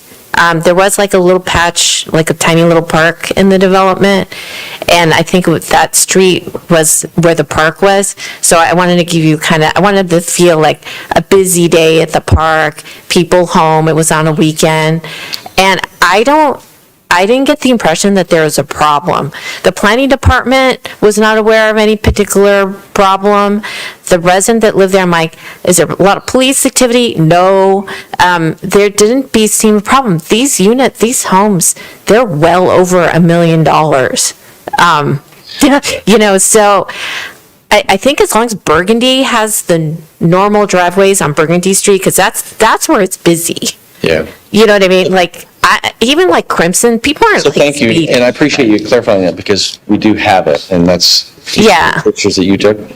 Oh, yeah, I went there, like, I just want you to know, I went there in person. Like, I took this really seriously because, as you know, I don't like to stray from the rules.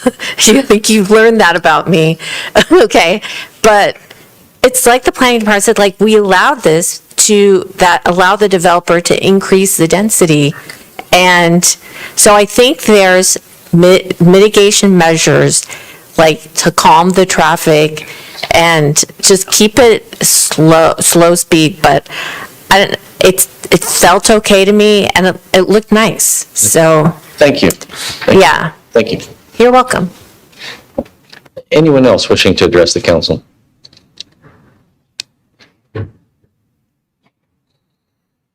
Good evening. Good evening, Mayor Carly and staff and public. I don't think I'm too late, but I wasn't here at the beginning. doing other things. I just wanted to express my, I guess my own take. You know, if you ask me, and I think you know me, like I know you over the years, and I've known the people before you. And I think you've been here long enough, like me, at least 35 plus years. If you ask me, I wouldn't even want to see this project alive. I prefer to see a park there. And my reasoning is that if you can build a reserve for two for boarding houses next to the railroad, I'm sure you can build one next to the Leisure Town Road. And as I will remind you, that's a road for emergencies. The real test is going to be when you have a real emergency. And I want to say something too, a footnote here. I am happy and glad that Senator Garamendi is looking into how we're dealing with the impact that adverse impact we might have from the railroads. You know, I can't imagine what would happen to the residents living there, or for that matter, for all the people on Leisure Town Road, the Reliever Road, if they were to have a real, like a chemically, biological, I don't know what they're putting in those trains, but we've gotten more dependent, and you know, we're moving toward some sort of different Russian roulette with the people here, you know, to please the military, you know, and I support the military, but when I see this going on in the city, I worry. I'm glad that you're having a dialogue about safety, and I'm hearing what the police department and the fire department are saying. I don't know everything. I don't know. I saw your thing, but I would, you know, I would, what would I say? You know, the real safety, that road is, anybody who drives it, people are going fast. So I feel sorry for the people that are going to be living there. You know, luckily I don't live there. I live in a more established neighborhood. And I know you're very ambitious about putting more housing along Leisure Town. But the more you put, I think the real test is going to be when we have a serious emergency. Like I said to you, some sort of a spill, you know, so near the railroads. But that's not all. If we have a flood, and we're getting a lot of rain. I noticed that this particular design, there's only two ways to get out. Thank you. Okay, and I haven't forgotten what happened in December 5th, 2005. You can't get out safe and sound. Thank you. Thank you. Appreciate it. Anyone else? Seeing none, I will bring it back to the council. I'm going to ask staff to potentially respond to that. And I'll start with this. Has anybody gone to Livermore to investigate, inspect, and understand from planning or public safety at all? No, we haven't visited the city. We do have, as part of our analysis, we did look at this, and something notable is that this development primarily relies on designs of alleyways and shared driveways. The lots that have the shallow driveways, you're looking at the bottom right-hand side of your screen, you're looking at only 5 lots out of over 200 homes that need this. So staff thinks if we were looking at a very small percentage of homes that needed this, maybe that were a cause where they're not an issue, but the developers needing all of those homes that face the internal streets to be able to make it work. And that's just too much of a bigger issue. So we did look at this one over in Livermore. We looked at Mount House, South 71 Street. Again, narrow collector alleyways that, if you look at the homes on the right-hand side, all these homes, these deviations, they require city council's review and approval. It's not our call, and so that's why this is presented to the council. Our job is to help provide a very broad perspective for the council in your decision-making responsibilities. What we're finding is that there are other designs that are out there. You don't have to accept this design. There are plenty of other options that we're already working with the East of Leisure Town developers on. These are a few different designs that we're already looking at for East of Leisure Town on how to provide missing middle housing. This is development that's already provided in the city. These cluster lots, 6-pack cluster lots, you find those over in North Village on Del Mar. The shared driveways, those are Portofino. It can be done. So we wanted to make sure that council was aware of this information as part of this decision-making process. You don't have to take the tentative map. There are other options out there for you, but again, all these deviations are within the city council's purview.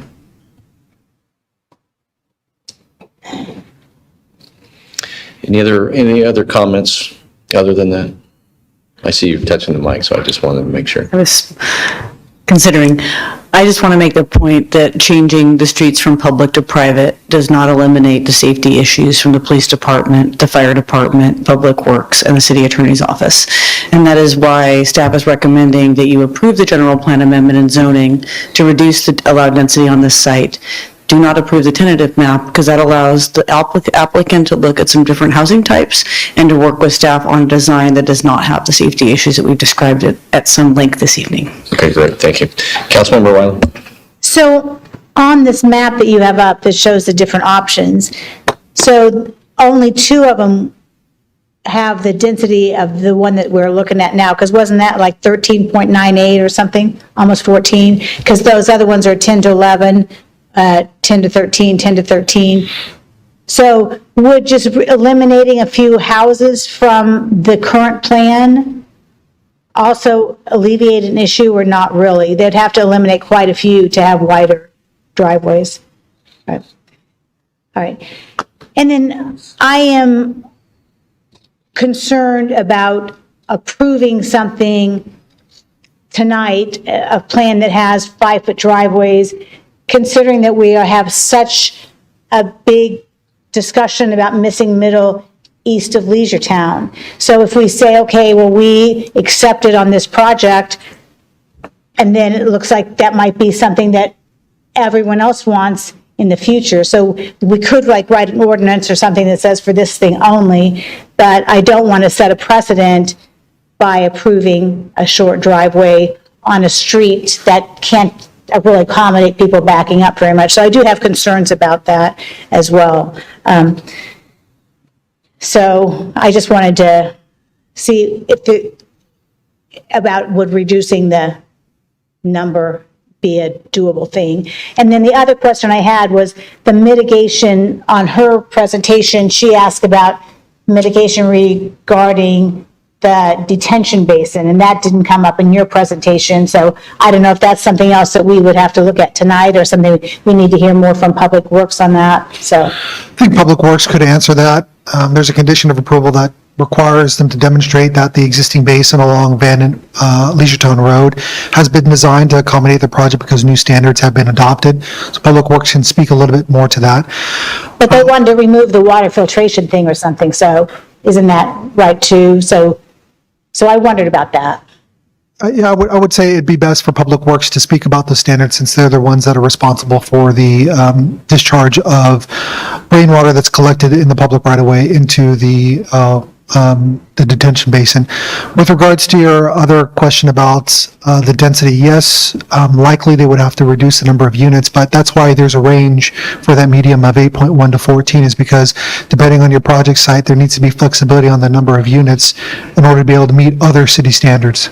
Because the plan that they have presented is almost at the very top end of the 8 to 14 or whatever.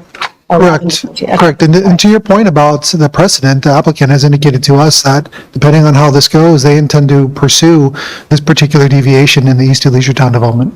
Right. And then the other thing, I also agree with a statement made earlier. The HOA, the private street, doesn't really solve anything, because then the HOA puts it all back on the home buyer.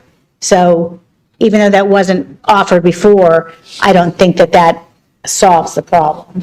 Okay. So I'm going to bring up our Public Works Director, Mr. Ockley. Good evening. I apologize, but I'm not sure what the applicant was requesting for the deviation for that detention pond. I know that that basin was designed just for detention. It was not designed for water quality. The new MS4, state's MS4 requirements, we can use it at a detention basin as long as it is designed for the low flow of stormwater to be filtered. That basin was constructed years before that requirement came in, so that basin, as it stands today, is just for detention only, not water quality. Okay, so then there was some statement on the mitigation thing about that. I think staff heard a new proposal from the applicant related to stormwater that was not previously presented to staff until tonight.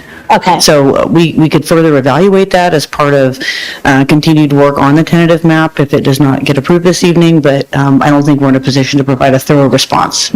Okay, so I just didn't know if our vote, I didn't want to approve something if it wasn't really discussed thoroughly, so, okay. And there was a question regarding the setback from Leisure Town Road. There is, as part of the Jepson Parkway design, the master plan for Jepson Parkway, there is a required 25-foot setback. I believe it's either 25 or 30 foot. So all the new development that goes in since Jepson Parkway has been constructed, that follows STA's master plan for that setback. And just as if I could, Mayor, just to make a comment, I think city staff, the fire, police chief, Annie's city attorney, and planning has made very good comments regarding the 5-foot driveway. If I could just point out one item on that 5-foot, I think if we can all imagine that we're going to stop by a friend's house real quick and we're just going to pull in really fast, cover the sidewalk while we run in and just want to drop something off or say hi to our friend really quick, and then imagine just a minute later someone with mobility issues in a wheelchair or scooter comes by. Now their access is blocked. They can't go down the driveway because that would not be an accessible route. So they would be blocked until that car gets moved. So to the point that was just made, regardless if it's a private street or a public street, you're still going to have that issue. So I just wanted to point that out also. Yeah, thank you. Thank you. All right, to our city attorney. I just want to make a quick point of clarification. There was a statement made that the city's legal concerns are the same whether it's public or private. If it's a private street, the city does not have the same extent of liability in terms of dangerous road conditions, code enforcement obligations, those types of things. I do believe our police and fire chief would still have the same safety concerns because we are concerned for all our residents, no matter whether they're driving on a public or a private road. But in terms of civil liability, that does make a difference. So I just want to make that point of distinction for the council. Yeah, thank you for that clarification. That was a question I had. Councilmember Chapman? If there were no further questions or comments, I wanted to make a recommendation that the city, that we consider reaffirming. So you want to make a motion? Make a motion. Okay. Yes. That we adopt the general plan amendment and zoning map amendment for the vacant 9.91 acre site and stop there. I would not want to go any further with adopting the map. So that's, Okay, so. I think that's what the. So by simple motion, adopt the resolution. However, one step removed is not recommending the tentative subdivision map. Right. Okay. That's the motion. Is there a second? I'll second. Can I like to make an amendment or? We can have a discussion. Amendment? Yeah, that's fine. We have a motion, a second. Go ahead. Yeah. So along those lines, so just to clarify, the motion is to approve general plan amendment to change high density to medium density. And that's where that stopped. It sounds like all that's being requested is to make alleyways. If the goal is to create this type of housing that in itself is more attainable for ownership, and the argument is that it needs a 5-foot driveway, it sounds as if within our code that is allowed if it's a quote-unquote alleyway. So the challenge is how to make alleyways fit within that parcel that fits in our code, to where the goal is to have the alleyway, no sidewalk. Alleyway still, the comment was made that we can make kids playing on the sidewalk. I played in the street, and so alleyway is much more safer to play, I would think, for me, or a courtyard, if you will, than that. I don't know if that's possible in the design or not, but maybe comment on that, or if I'm... Staff's observation is that no specifics are made about the tentative map because we wouldn't want to constrain the applicant's creativity ability to work with their engineers and designers. It'd be more fruitful possibly to let them know that there are concerns and that there is a potential solution that they need to be thinking about to be able to bring back to City Council. It might involve alleyways, it might involve some other different designs, but really it puts them on the design professionals to try and come up with something more creative. I understand. Just a quick comment. Just like for the context, we have experts from police department, experts from fire department, experts from public works, experts from planning, people that are understanding of our code. I appreciate developers' comments and questions and great their own respective points, but collectively, we're trying to create something that try to find that win-win. So that's why I second the motion. And with that, I'm going to go to Councilmember Stockton, but I'll just make a clarification because we have a motion, and it sounds to me it's also for clarification because of safety issues. Is that? Yes. That's right. There has been an offer from the developer for HOA. No one has commented up here on that. I'm not sure if anyone else chooses to, but Councilmember Stockton. Yes, I just want to thank you for the presentation. Thank everyone for the comments. I think what troubles me about this project is this is one of the first times I've seen this many directors share the same concern, telling us the same thing about this safety issue. And I recognize that we need to find creative ways to incentivize this type of housing, but I also don't want this to be the primary way that we make that work as we look to potentially expand into other areas and want the same housing. And so, I just wanted to give some explanation as to, I like the housing model that they're trying to provide, but I just can't sacrifice the safety issues with that many people telling me that. So I just wanted to explain that before we vote. Yeah, thank you.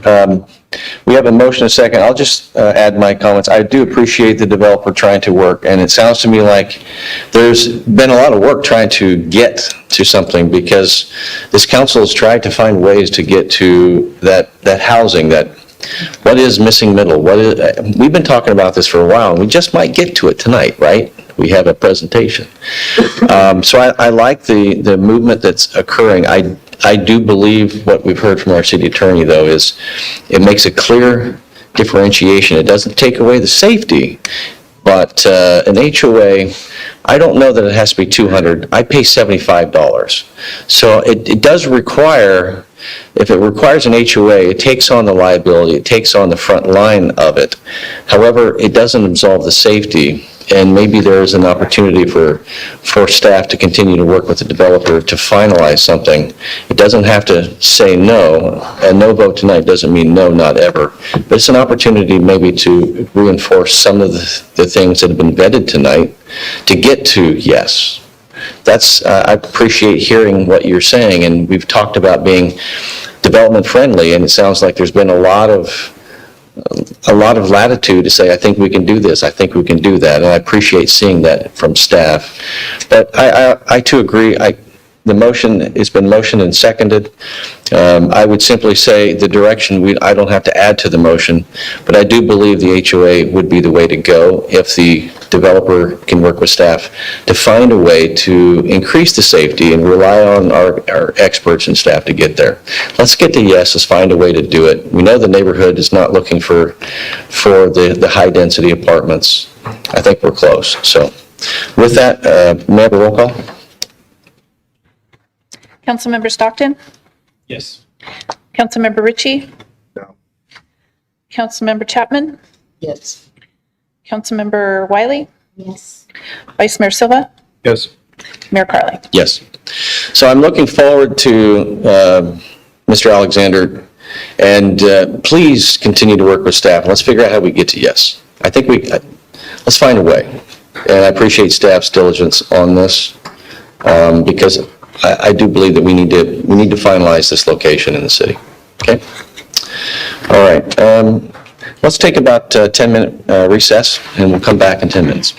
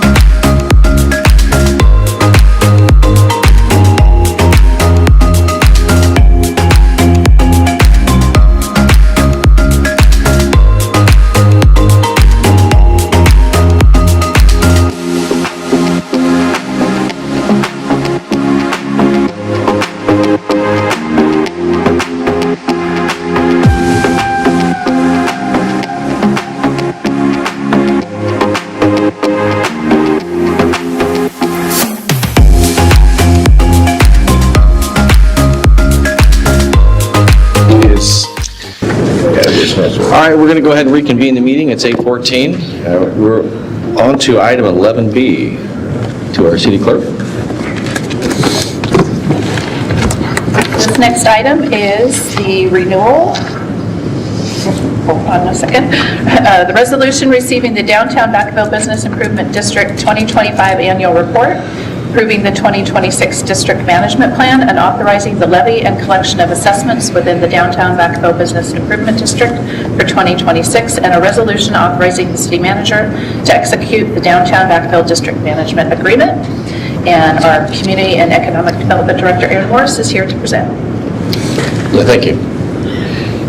Thank you, Mayor Carley and members of council. I want to acknowledge that with me this evening is Leanne White, the Executive Director of the Downtown Vacaville Business Improvement District. I'm going to kick it off with about 5 quick slides. She's going to do the annual report, and I'm going to bring it back to staff's recommendations and recommended actions. So the clerk already summarized the actions that are before you this evening, so I'm going to keep moving. This bid was formed in 1999, and this is the mechanism that allows the city to collect assessments from the businesses in a defined area and to put that collected money into improving the district. This annual renewal of assessments occurs every year, and you adopted a resolution of intention to set this public hearing back on January 27th of 2026.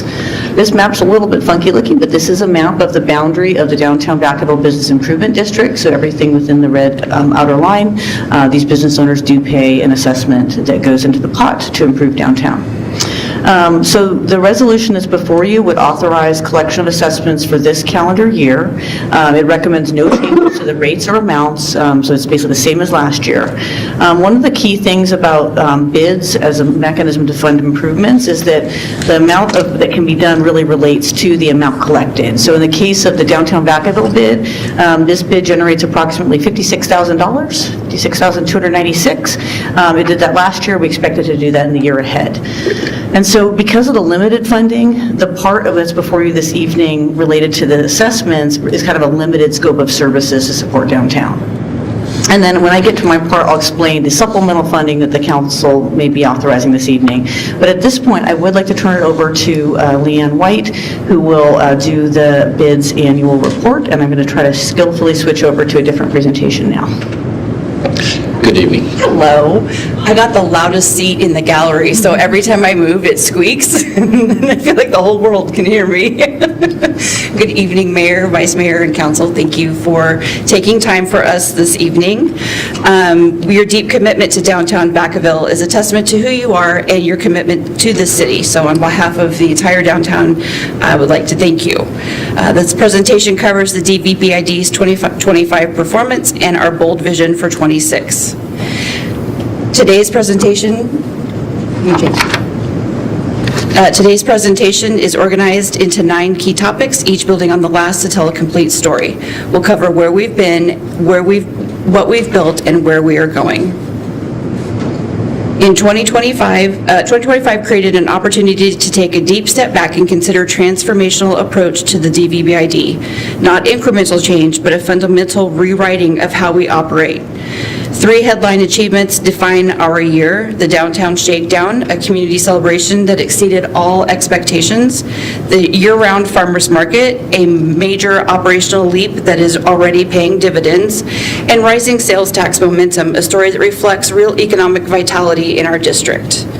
The foundation we built in 2025 is a launch pad for everything we are working towards moving forward. Our second annual Downtown Shakedown drew more than 8,000 attendees, a tremendous showing of community engagement. The event featured classic cars, live music, local performers, and true celebration of Vacaville's unique culture and spirit.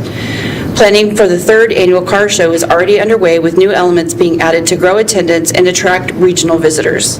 Events like this are economic drivers, bringing foot traffic directly to our downtown businesses on day of, while building the broader brand of downtown Vacaville. I personally dream of a 62 Coupe de Ville, so if anybody has a spare, that'd be great. Okay. The total our farmers market has grown very well. The total market visits grew from 86,000 to in 2024 to 117,000 in 2025, year-over-year increase of almost 36%. This growth was driven by transition to year-round operation, which significantly expanded our reach and consistency. The total unique visitors increased by almost 29% year-over-year, meaning more people are discovering and returning to downtown through the market.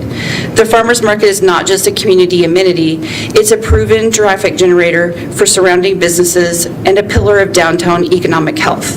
If you've tried to go to any of the downtown eateries for breakfast on a Saturday morning, you have quite a wait. And we believe that the farmers market traffic has encouraged that. Vendors are energized and already planning for a bigger 2026 season. As we work with other organizations, including the city, we are asking for first right of refusal to our farmers market vendors to ensure that as much as they support us, we are in turn supporting them. So the sales tax remittance report, downtown Vacaville's performance is trending in the right direction, and the data tells a compelling story. Over the past 8 quarters, downtown Vacaville has consistently grown its share relative to the broader Nut Tree comparison area. The variance gap is narrowing from almost 44% in Q4 of 2023 down to 21% in Q4 of 25, demonstrating that downtown is closing the competitive gap. This momentum reflects the real impact of investments in events, marketing, and business support that the DVBID has made. It also validates the direction we are heading: more activation, more foot traffic, and more reasons to spend time downtown. We have multiple businesses in the process of preparing to open as well. Cool Dogs is right on the corner, right near opening. The Barrel Room is in their permitting process. We have the most amazing cookies I've ever had in my life is looking to be on Main Street. So my office is working with the city to help encourage each of these businesses to open and help streamline the process for them as well. Our vacancy rate in downtown Vacaville is pretty remarkable. So, okay. Moving into 26, we are entering with a bold, reimagined vision for what the DVBID can and should be for our community. Our 3 priorities in 26 are to champion economic growth and meaningful business support, use our event calendar as a strategic launching pad for lasting community event, and to listen deeply to the wants and needs of our businesses and community to shape a stronger organization. This is a strategic plan backed by the momentum built in 25. We have created a new framework for downtown called Activate. Activate is our 8-pillar strategic framework for the revitalization of downtown Vacaville, each letter representing a critical area of focus: arts and culture, commercial mix and marketing, traffic and events, image and identity, value preservation and art, articles of governance. This is not a slogan. This is a living framework guiding every decision we will make.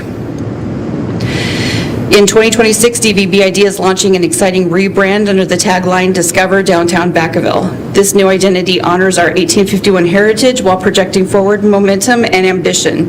It is both a celebration and a declaration. The rebrand will unify our marketing, signage, events, and digital presence under cohesive, compelling identity that resonates with residents, visitors, and businesses alike. A strong brand is an economic asset. It builds recognition, attracts investment, and gives our community something to rally around. Our organizational transformation follows a clear phased roadmap, starting with downtown surveys to gather ground-level insight. Utilizing these surveys, the Executive Board of Directors will establish a steering committee, and together we will be building a strategic plan to move forward. This process ensures that every major decision is informed by real needs of downtown retailers, property owners, and the broader community. We are building an organization that is accountable, data-driven, and community-led. Not just responsive, but proactive. Our 2026 marketing strategy is built on 5 channels: digital advertising, social media, linear traditional advertising, content marketing, and email marketing. This multi-channel approach ensures we reach visitors, residents, and regional audiences where they are, online, on air, and in their homes. Content marketing in particular allows us to tell stories of our downtown businesses, creating authentic connections that drive loyalty and visitation. We are kicking off a social media a strategy that is 52 reasons to visit downtown Vacaville. So every week there'll be something, whether it's historic, whether it's art-based, whether it's a business that will drive people downtown. Every marketing dollar is tracked to outcomes, foot traffic, event attendance, and sales tax performance, our measure of success. Our 2026 events calendar, which is this one, is one of the most robust in DVBID history. Planned activations designed to drive traffic, celebrate community, and support business. Returning favorites includes the Farmers Winter's Market, the Downtown Shakedown, adding a tattoo element this year, Small Business Saturday, Holidays Vendor Fair, and the Elf Workshop during Merriment on Main. New and expanded events include Market by Moonlight, which is a vendor market where our goal is about 220 vendors, 6 to 10 p.m., a water fight parade down Main Street, a Halloween weekend, and an annual holiday window contest. Our vision is to be the heartbeat of the region, a destination for commerce, culture, and community that people choose to visit, return to, and invest in. The DVBID Board of Directors and staff are fully committed to activating downtown into the premier destination in our region. We are not just managing a business district, we are building a legacy for this community. We ask for your continued partnership, support, and confidence as we move boldly into 2026 and beyond. Thank you. Thank you for the presentation. Any questions from the council? Vice Mayor Silva? Sorry, can you just clarify the strategic plan and the timeline? Like what is? So the first survey will go out next week, and that is an event survey to determine, I know that closing streets and whatnot has been a factor in the past, so what does the future of that look like? Closing the streets brings more people to the epicenter of our downtown, so how can we do that in a way that is most beneficial to business owners? And what events have been successful? This organization's been around since '99. Some have been successful and some have not. What does that look like, and how can we move forward on that? So that first survey will go out next week. Within a couple of weeks will be further surveys, and then we'll just continue. So hopefully to have the strategic plan within about 3 months. So it is the strategic, can you go to the slide, show like a timeline? So the strategic plan, is that something that's just being done internally to focus on events, or just something? No, that is for the overall organization. So I do come from an economic development background and do have with a specialty in strategic planning. So creating an outline to follow that will help lead the organization to create a strategic plan that will grow the community and create the legacy. Thank you. Yeah. Councilmember Stockton? Yes, thank you for the presentation. You said the survey is going out next week. Do you have a mailing list of all the businesses that are in the bid? We do. Okay, can I get a copy of that list, Yes, sir. please? And then it looks like the bid map, at least, was established in 1999, is that correct? Yes. Has there been any conversation, or will it be a part of the survey to assess whether or not those boundaries may need to be adjusted? I know we got some correspondence with some folks that just feel like they're too far away from where most of the action is and some of the different events are, and don't want to stay within the bid. Is that something that your survey will address? It is. We're looking to where it might need to be adjusted and where it might need to grow. We're also looking at the areas that we did get the correspondence from. Is there something we can do to start really activating that particular area? The focus has been on Main Street, Merchant Street, Parker, because that's where the active businesses foot traffic is, but that doesn't mean that maybe there's not something that we're missing. So definitely something we want to explore before we make final decisions. Okay, and once you get your survey completed, will there be some sort of opportunity for the public to come in and also meet somewhere downtown to talk about some of the stuff? Yes, happy to have roundtable discussions, absolutely. Perfect, thank you. I appreciate that. I will also just add that I know that we've had a lot of discussion over the last 2 years or so, and you and your staff have met with several of us on the council. I think the goal is to find the future, right? How to actually activate it. It's actually very exciting to see the delta between other locations in the city and downtown. And the more that we can bring into downtown and the businesses, the better. Events are definitely good to activate. I would also just say, there has been conversations with staff in the past, especially when you start talking about using ballards to block the roadways.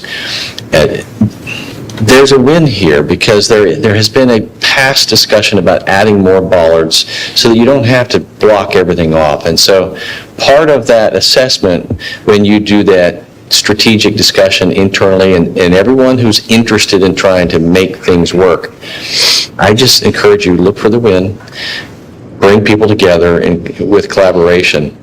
And in some cases, it's compromise, because I know that I've walked down there and said, well, you know, if we added bollards here, you don't have to block that off every time. And you can mix and match where the activation occurs and being creative. And so I hope what we learned from the last council meeting is here we are to assess a levy that's been going on forever. And so the interest really is, what do you want? And you being is we as well, because we're major stakeholders in downtown. Yes.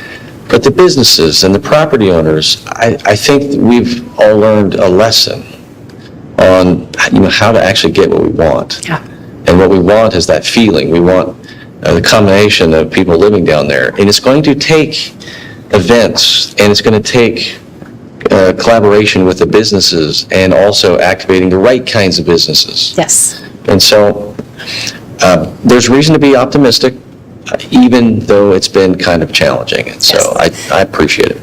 And I'd like to add two things to that. There are many, many downtowns that have promenades where streets are permanently closed, and the community and the neighborhood that drives and builds is amazing. When you can go sit and have a cup of coffee and your kids can exercise and stretch their legs, or you just know that area is somewhere you can go and it's activated and there's things to do, it changes the attitude of the community. So very interested in looking at what areas that looks like.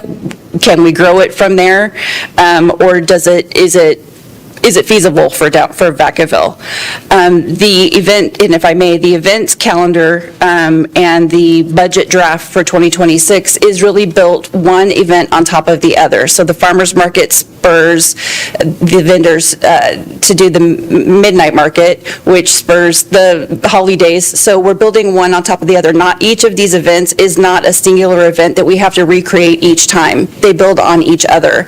And if we're able to pull this off, our funding problems become less of a problem. Yeah. Thank you very much. Thank you for your support.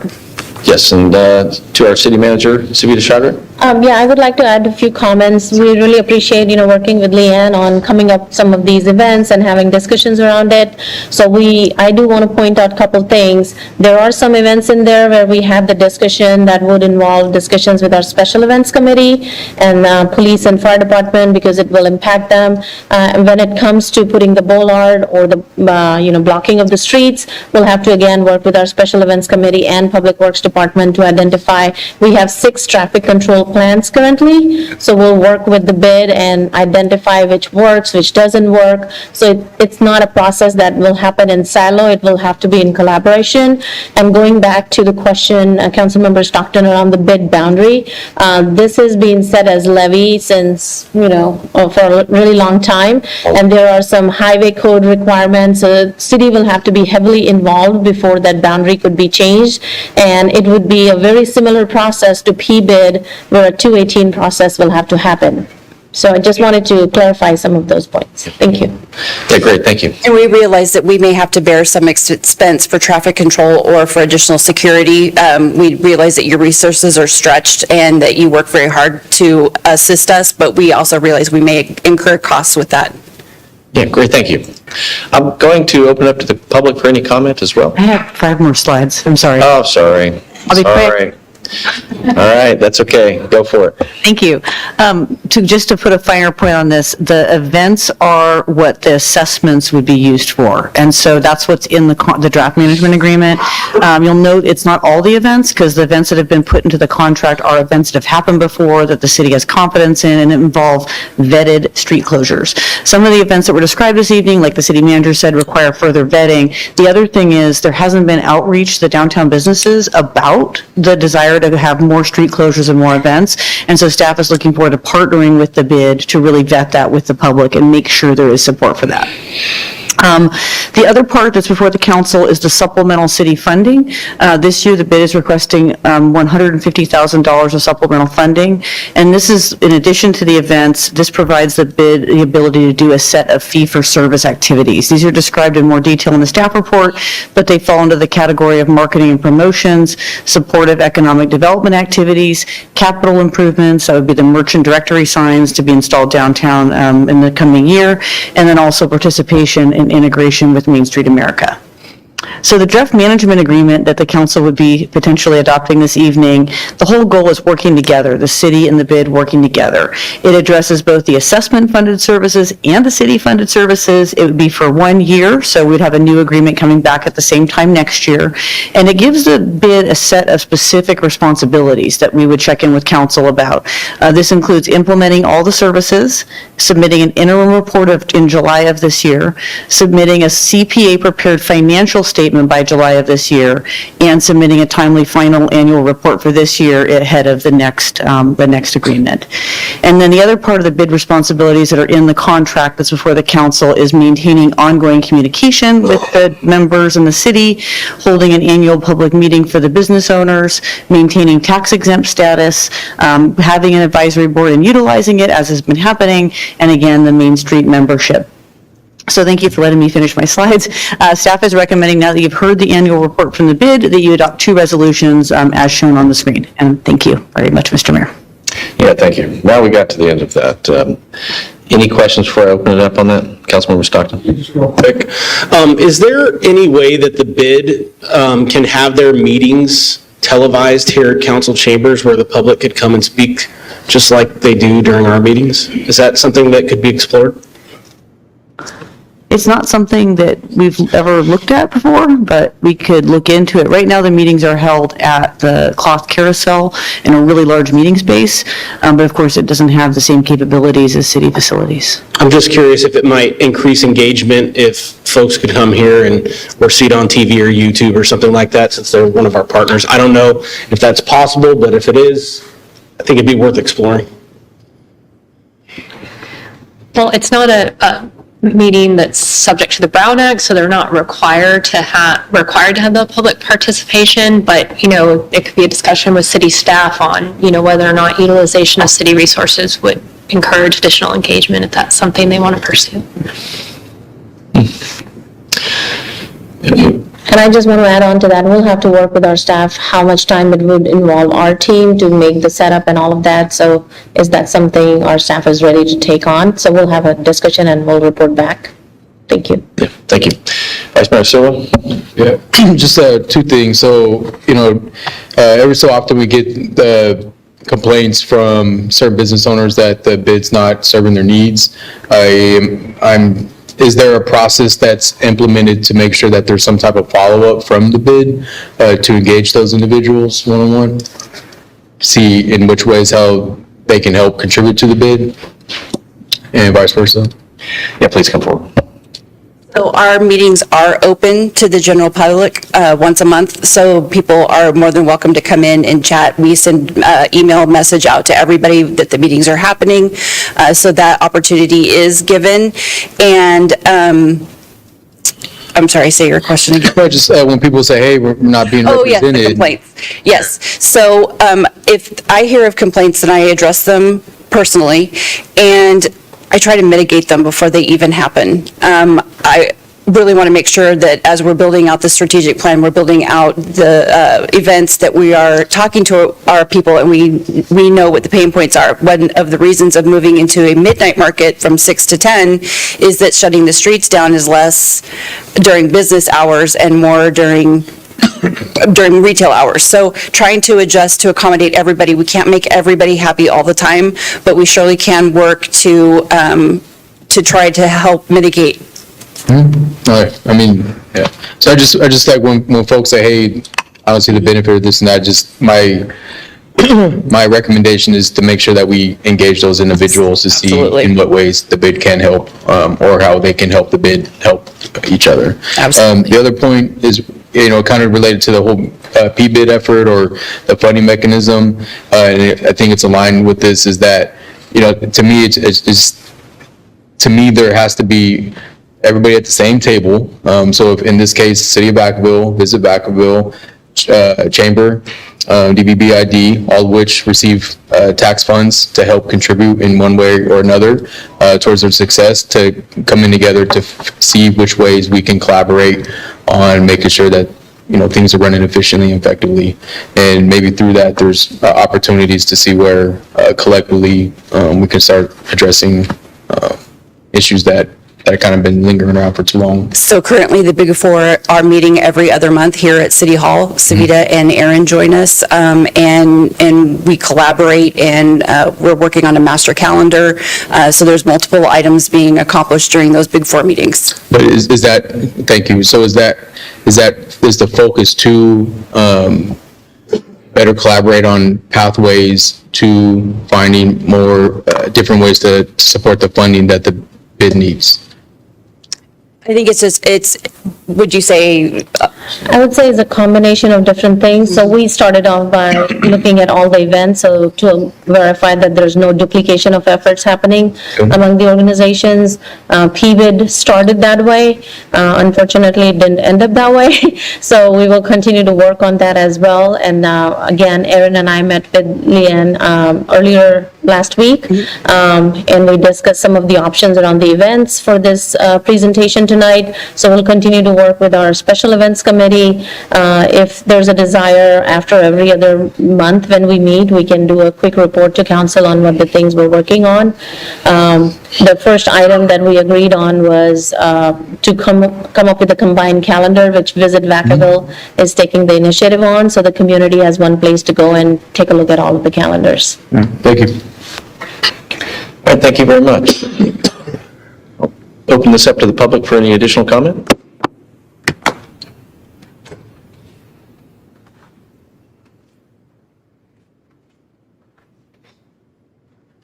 Good evening. William O'Connor. I have a business in Vacaville, a medical business that is impacted by this, and I don't see how a section that I'm a part of actually benefits by the downtown business improvement district. I actually was glad to hear, apparently you read my letter, and the point I'm trying to make is that is a contract sort of between the people of Vacaville, the city council, and the business owners, that we will produce a event so that people will come to the downtown and see your businesses, and it'll increase your revenue. And so we're asking you to give us money, not asking, you're telling you, you're going to have an assessment made. And in a sense, that's fair. I understand that. But in a relationship like that, it's basically a contract, and both parties should benefit from it. And I don't see how the people or the businesses, I should say, south of Mason and east of William Street benefit, because there is no foot traffic that is actually generated for that area by those events. And we nonetheless every year get a bill for it, but we don't get any benefit for it. And I asked at one point if there was a way we could be excluded from that because we're not benefiting, and I was told, no, that's the way it is, that's the way it was drawn, and so you're stuck with it. Well, I decided that when this opportunity arose, I'd take the initiative and point out that there are businesses that are excluded from that, and I think all in all, it's a great idea to draw people to the downtown so you can see, oh, I didn't know there was a Chinese restaurant here. Oh boy, I'm going to come here and spend my money, and tax revenue will increase, and oh boy, I don't object to that.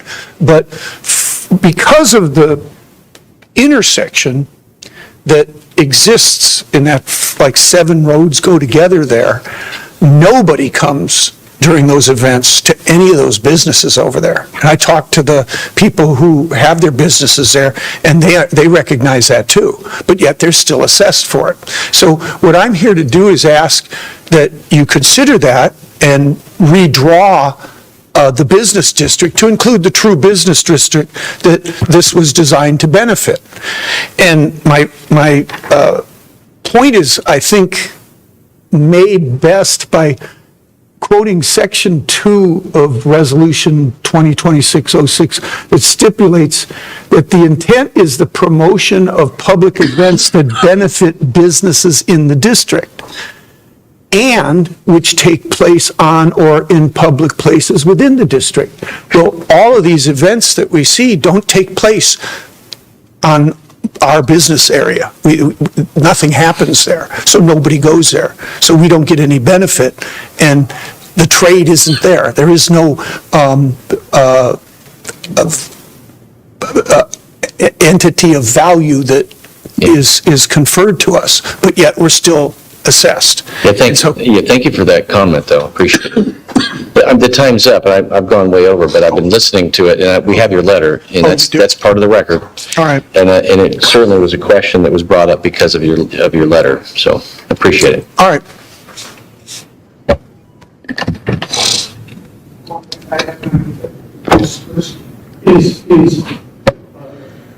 They're going to be, as he asked, an opportunity to... It won't happen right now, but this will be something that we can further discuss as this moves forward. So that'll be a question that will be answered once I close public comment. Anyone else wishing to speak? Yeah, good evening. Good evening, Mayor, Vice Mayor, and council members. My name is Juan Damaris. I'm the owner of Primo's Barbershop in downtown Vacaville. I also don't want to beat the bush. That gentleman said pretty much exactly what I want to say, is that Dobbins Street, which is actually Kendall Street, where our storefront is on, gets no benefit from the bid. However, we do pay for it every year. Our street is not utilized for any downtown activities like the Merriment on Main, the Halloween stroll. And again, we prepare for that every year, but we get no recognition. I also would like to say that I wouldn't mind paying the bid fees if there was any type of benefit. Like, I go around downtown Vacaville and I see these beautiful blue City of Vacaville businesses with their names on it, and they're all in different spots. Example, there'd be like a Los Reyes banner on Merchant Street. So people would look up at that and be like, oh, that's part of the downtown area, Merchant Street. I'm on Merchant Street, but downtown Vacaville, there's a Los Reyes. Well, Primo's Barbershop never gets that. And I'm not sure if the doctor's office gets that either. So there's really literally no benefit for us paying, or for my business paying into the bid.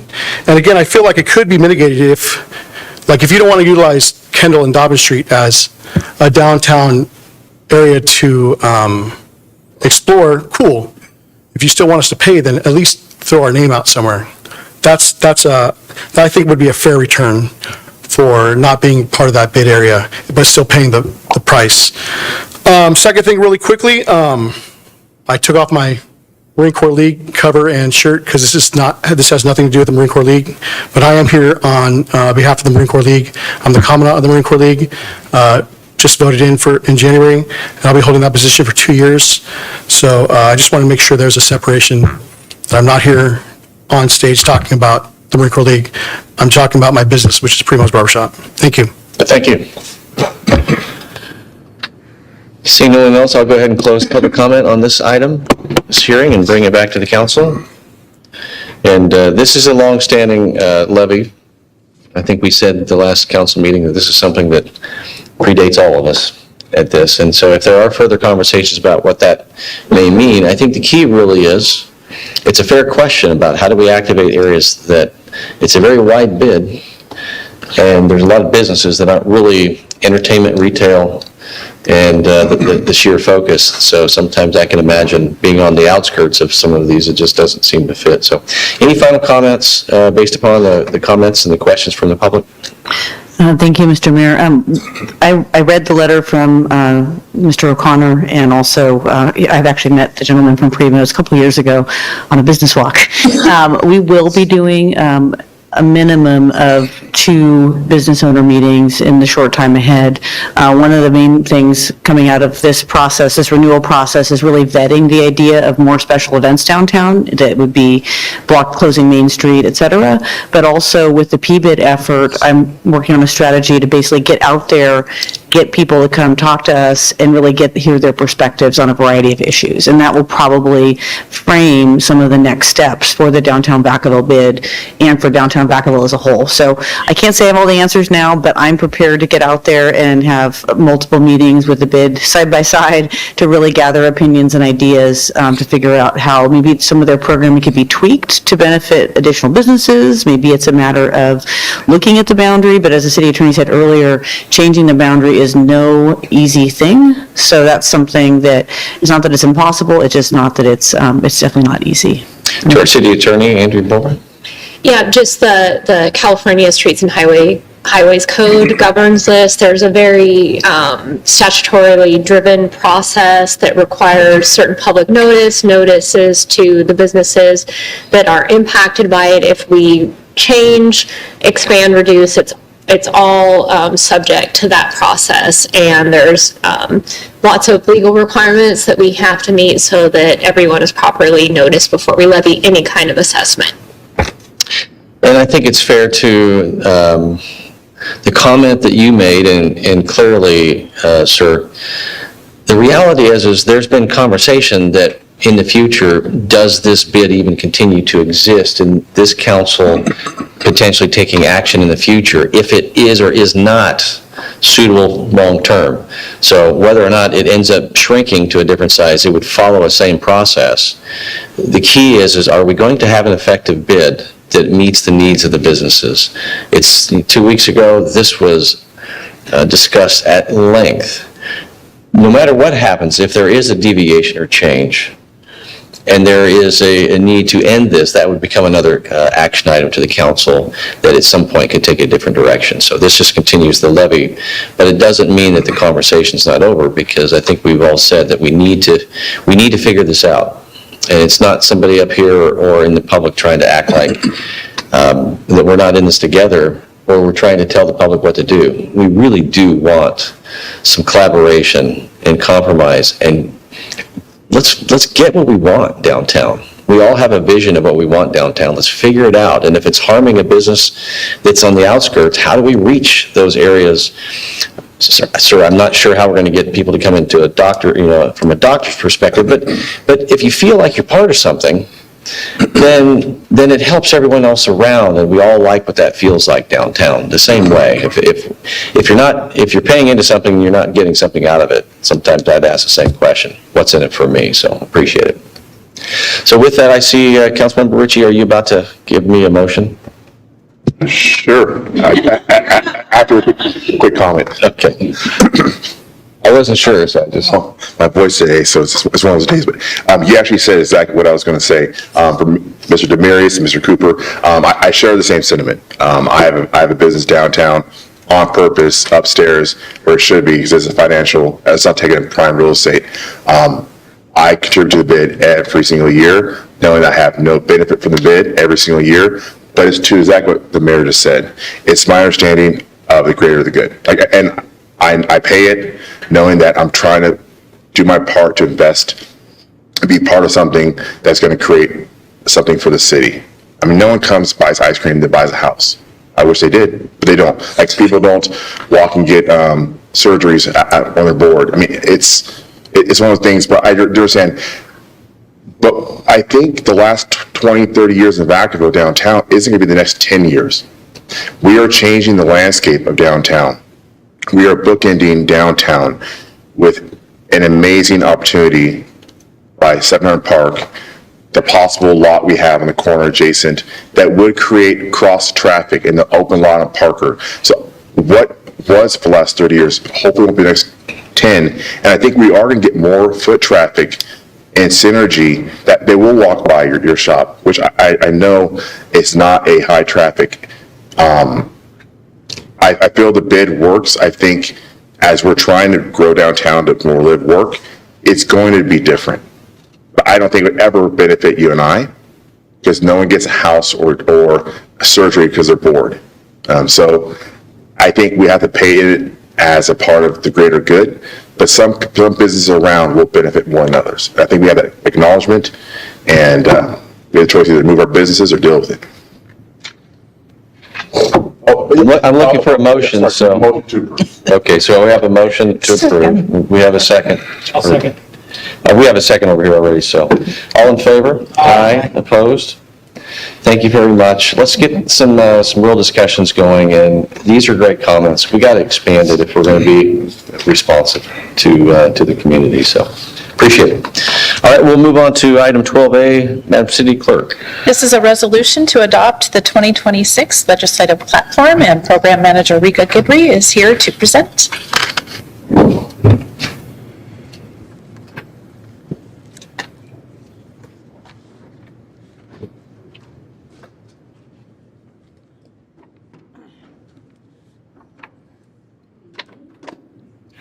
Good evening, Mayor, Vice Mayor, members of the City Council.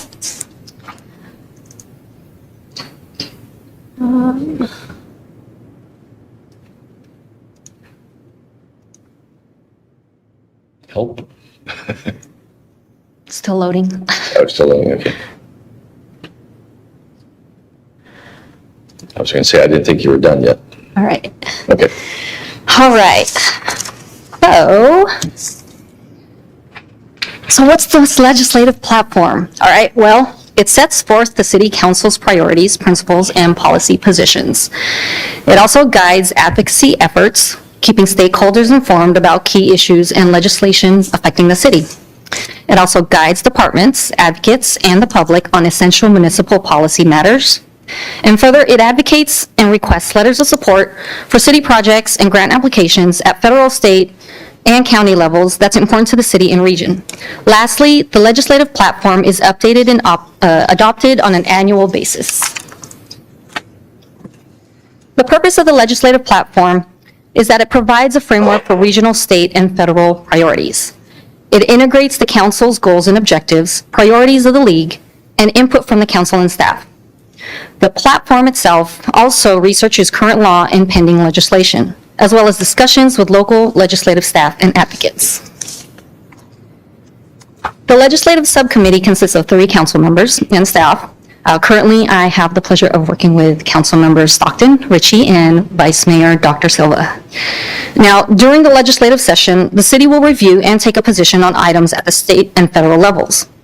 If the position aligns with the platform, then the city manager's office will prepare a letter for the mayor's signature. However, if it doesn't align, then that's when the legislative subcommittee, legislative committee, including staff, steps in for further direction. So each of the departments, their policy statement sets objectives, rules, and core principles.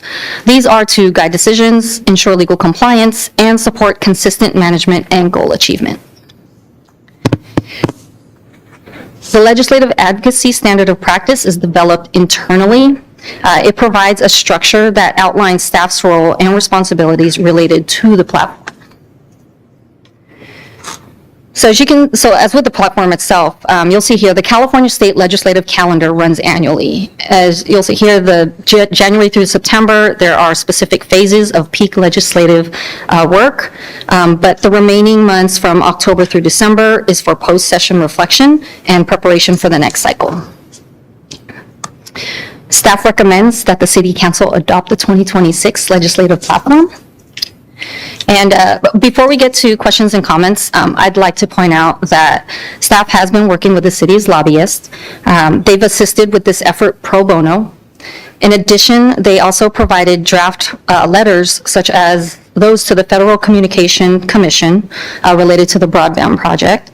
And they've also conducted site visits with staff and council.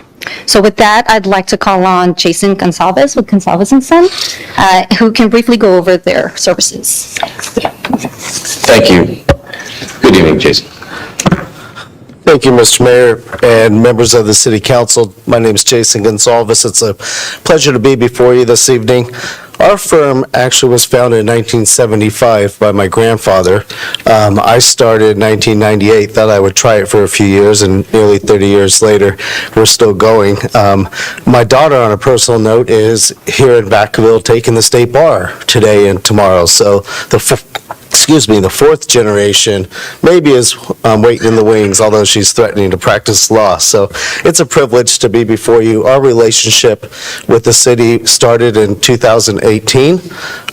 As Rika noted, there has been a period of time where the city's part of our family. We've continued to represent the city on a pro bono basis, and recently the city mayor and council and management team brought our firm back on a monthly retainer basis. But really the point of our services is to do all we can and be as effective as we can at the direction of the mayor and council in working with the management team. And I thought I would give just a very brief update because I know your council meeting's been going a little while this evening, but just to put into perspective what we see on a two-year session. So last year was the first year of a two-year session. The legislature didn't disappoint. They introduced 2,833 bills. 1,124 of those became law in January. So every year we're seeing 1,000, I'm sure all very much needed pieces or new laws on the books for the city attorney to keep up with. But it's a bill mill, as they call it. This session, the legislature, the deadline was this past Friday, February 20th, and the legislature introduced 1,798 bills. Now that is the lowest in 20 years because they enacted a 35 bill maximum for both senators and assembly members. So the number has gone down, but it's still nearly 1,800 bills. Many of those bills, we continue to see a ongoing, unfortunate, I'll call it, trend of one-size-fits-all, erosion of your local land use authority. It's great to be in the council meeting and see development proposals and how you have to make the real life and real consequential decisions for your constituents and safety and so forth. When in Sacramento, we're talking about what may work in San Francisco versus the city of Hawaiian Gardens, which is 9/10 of a square mile. The one-size-fits-all doesn't necessarily work out, and then you're left to grapple with it. And then I would even note that we had 30-plus housing bills that took effect in January, and we're going to see and already have seen another 30-plus coming down the pipe. So when your planning staff is just getting up to speed with what happened in January, by March, we're defending against additional proposals, one of which we saw introduced this year is by right approval for townhomes. And how they define townhomes, we'll see. And I think we all agree that there's housing need and a housing crisis, as the governor on down has noted. But again, the one-size-fits-all by right determinations is an unfortunate trend that I expect will continue to play defense against. SB 79 cleanup, the multi-story housing around transit. Well, we'll see what cleanup looks like. Senator Wiener has introduced legislation for the cleanup, but postponing implementation and giving locals a chance to come up for air and determine what tiers of the transit are impacted is hopefully something we will see before the July, where a lot of the provisions of SB 79 kick in. Very briefly, the governor in early January did his first State of the State since 2020. It also happened to be the governor's last State of the State. So the State of the State, what really was about a 7-year look back on the governor's efforts on housing, homelessness, the state budget, which has been the ebb and flow. Three plus or minus years ago, we had a $100 billion deficit. Today, we're facing an $18 billion deficit. The good news is revenues are trending about $6 billion ahead of projections. So the governor or the legislative analysts reduced the projected deficit to 16 billion, continuing through 2028. I would jokingly say the governor's deficit's about 2.9 billion with an election in 2028, so there's a little bit of a divide there. But all kidding aside, we will continue to see ongoing challenges with the state budget, and hopefully the revenues, most notably the .com and, the NVIDIA, as we call it, boom that we've seen will continue, we hope. We have leadership changes. There's a new president pro tem in the Senate, Senator Lamone out of Santa Barbara. The speaker continues to be Speaker Rivas. New Assembly Republican leader, Heath Flora, out of the Ripon Lodi area. And, it's an election year. All of the 80 Assembly members are up. Obviously, the congressional delegation is up. Prop 50 is going to have a ripple effect on who's leaving the legislature, who's running for which seat. And then lastly, I guess I would say, if I told you that the former Vice President of the United States, the former President Pro Tem of the Senate, United States Senator Alex Padilla, former candidate for mayor of Los Angeles, all of which dropped out of the governor's race or decided not to run for governor, you may say, who's left? The quick answer is 11 candidates. So we have 11 candidates for governor in California. We'll see next week by the filing deadline if all hold, but right now it's 9 Democrats and 2 Republicans. It's not to be partisan, but there's a growing concern within California, and we saw it at the convention this past weekend. You could divide that vote 9 ways on the Democratic side, and the 2 Republicans could make the runoff. And it's a very real scenario. And again, it's not to suggest that's a good, bad, or different thing, but it's something we haven't seen since the open primary was enacted under Jerry Brown, and then Lieutenant Governor, actually Senator Abel Maldonado pushed for it. So it's an election year. It's going to be a little bit rough and tumble. We've got 1,800 bills that the legislature has to pass before August 31st. It's sine die. It's a constitutional deadline. We'll be playing a lot of defense, but we'll also be working with your management team. I would like to commend them, obviously, at your direction on the legislative platform.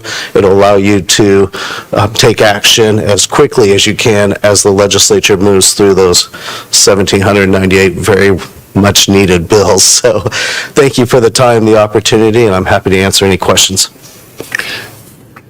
Yeah, thank you. Councilmember Chapman. Thank you. Thank you for the update on your role with our legislative platform. When our legislators are about to go into session, are you aware of what bills are being presented during that period? And do you know far enough in advance how those potential bills may impact, say, Vacaville, where we can voice our opinion as a body to our legislative team, so that you have something to go with in our behalf? Well, it's a very good question. And when you say go into session, there's various stages of going into session. I should have noted the 1,798 bills that were just introduced have to be in print for 30 days, many of which are spot bills, meaning they're intent bills. They don't really have any significant substance to them. I'll try to make the answer brief. The answer is yes. We try to be aware, and oftentimes your legislators will reach out. They'll ask if the city has a position. We read all the bills as they're introduced, as they're amended. We send them to your management team. The one thing we do not do, we do not take positions or even purport to suggest positions absent mayor and council's direction through the management team. So, but things will move rather quickly. All legislation before it can be heard has to be at a minimum in print for 72 hours. But the real key is being part of those discussions, either through policy committee staff reaching out to our office, us reaching out to them, your management team giving us direction. A perfect example, year and a half back, there was, at the end of session, a warehouse bill, AB 98, gutted and amended with 72 hours notice. Didn't give local but we were able to at least convey concerns on behalf of client cities, our local governments as a whole, and working with Cal cities. So there's so many scenarios, but the short answer is, if we're doing our job, we should be in contact with your legislators and the policy committee chairs and staff well in advance. Thank you. So I'm just going to make a comment, and then obviously there's very few people left to open it up to the public for comment, but I want to start by thanking you and also the subcommittee on the council.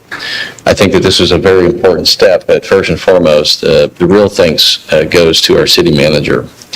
Last year when you came on, you recognized something that I knew, and that was that we've had a prior relationship with your firm, and somehow it got dropped.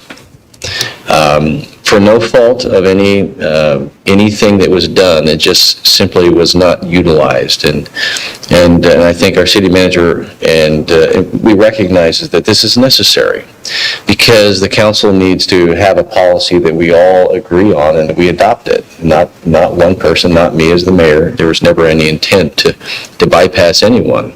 It just became a very glaring obvious situation that we had no representation in Sacramento. So I want to thank you to our city manager and also to you and to the subcommittee to work on a platform. That is so that we can pay attention and have you and your firm be there on our behalf. And I saw that on some of the other issues because of our neighboring cities, including Fairfield. So I appreciate it. Likewise, it's a privilege to represent the city. As I mentioned, you've been part of our family. There was a little bit of lapse, as the mayor noted, but we're a family firm, and I blame my father and brother for that lapse, and we'll take it from here. Yeah, thank you very much. Thank you. All right. I'll open this up to the public if anyone wants to make a comment. Seeing none, I'll bring it back, and Councilmember Wiley? I will just kind of echo your thanks for this as well. And I was really happy that we had a draft to look at. It was submitted to us, a month ago. We were able to make our comments, and those were incorporated mostly into the final. So thanks to the subcommittee. And I just want to make sure that, it said support or oppose, and some things said monitor. So if something said monitor, we would discuss it again before a letter was sent out because we're looking at the situation.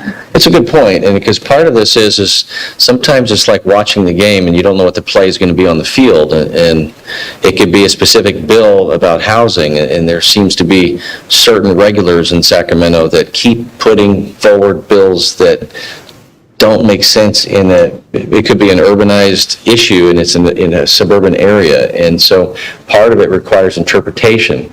But what this allows, and it's really good, is it could be monitor, and then our staff can work with Gonzalez and say, well, what does this mean? And then there's interpretations to your point.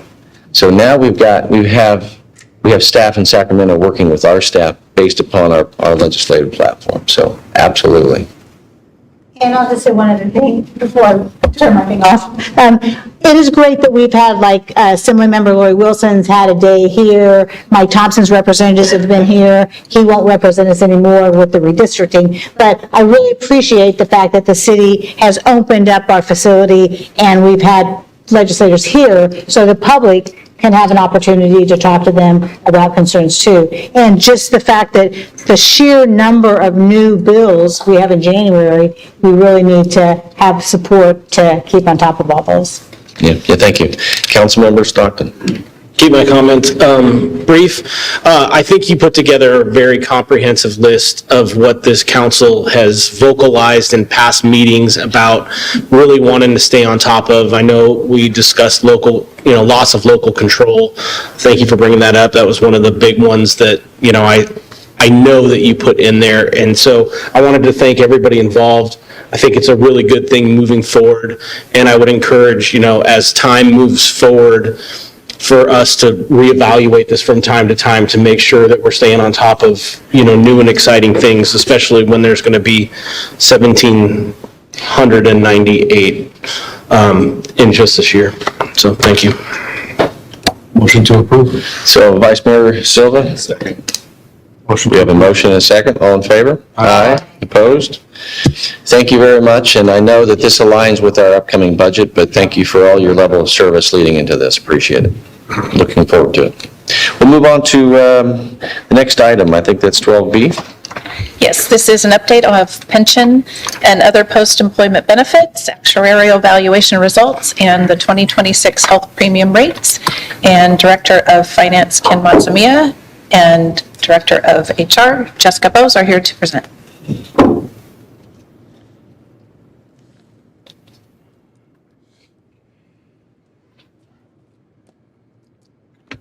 Good evening, Mr. Mayor, Vice Mayor, members of the council. Tonight we have our annual update of our city's unfunded liabilities, so specifically pension and retired medical, also known as OPEB. So starting out with some definitions that we'll be using throughout kind of the presentation this evening from the actual valuation reports. When we talk about the valuation date, that is going to be the date that these reports were completed, and the data will be as of that date. The two time periods we'll be looking at for our pension with CalPERS is June 30th of 2024, and then with our OPEB and PARS plans, it's going to be as of this last fiscal year, so June 30th of 2025. The next three terms are really used for measuring our funding progress. So our actual liability is going to be the value of the benefits that are promised to our employees and retirees as of that valuation date. The assets are going to be the cash and investments are set aside to fund those obligations, and the difference between those two are the unfunded actual liability. Normal costs is the amount that we have to put aside every year for the active employees. And then the ADC, you can think of that as the credit card payment or the mortgage payment. That's the amount that we need to pay every year. That's a combination of that normal cost and then the amount of the unfunded liability for that particular year. And so visually, this is what it looks like. You have your unfunded actual liability, which is, as I mentioned, the liability minus your assets. And then when you add your normal costs and your UAL amount, that's the annual ADC. The slide is where we stand currently with our unfunded liability, so comparison of our last valuation to the current valuation this evening. So our unfunded liabilities over the last year have gone down about 10.5 million, or about 3%, and so this is different than the last 2 years that we've done this presentation. Each year the unfunded liabilities actually increased every year. This is the first time in the last 3 years that our unfunded liabilities actually dropped, and so it's dropped about 3%. The pie chart shows kind of the percentage split between our retired medical and pension. And so pension has gone down close to 15 million between the years, or about 5%. And then OPEB has gone up by a little over 4 million, or 5%. And so our first valuation results we'll be going over is pension. And so when we that would be our main pension plan, which is with CalPERS, and then our supplemental pension plan with PARS, which was closed to new hires in 2013. Here's a high-level summary of those valuation results. And so on the left, you have our CalPERS plan, and then on the right, you have your PARS valuation. As I mentioned, there are two time periods that we're looking at, and that the reason why is that with CalPERS, our main pension plan, CalPERS has its own actuaries. They also are the retirement plan for a majority of the government agencies in the state. And so with that, the data that they provide is typically a year plus behind. And so when they do their valuation results, we don't have it as of this last fiscal year. It's always, at least a year to 2 years behind. So that's why the data is as of June 30th, 2024. Whereas with PARS and with our OPEB plan that we'll talk about later, there's an independent actuary that we hire to do that valuation. And so we get that information a lot more timely, and that is as of this this recent fiscal year. And so the numbers that I would pay attention to on this chart would be starting with CalPERS, the unfunded liability at the end of June 2023, that amount was 267 million. As you can see, at the end of 2024, that's gone down to 255.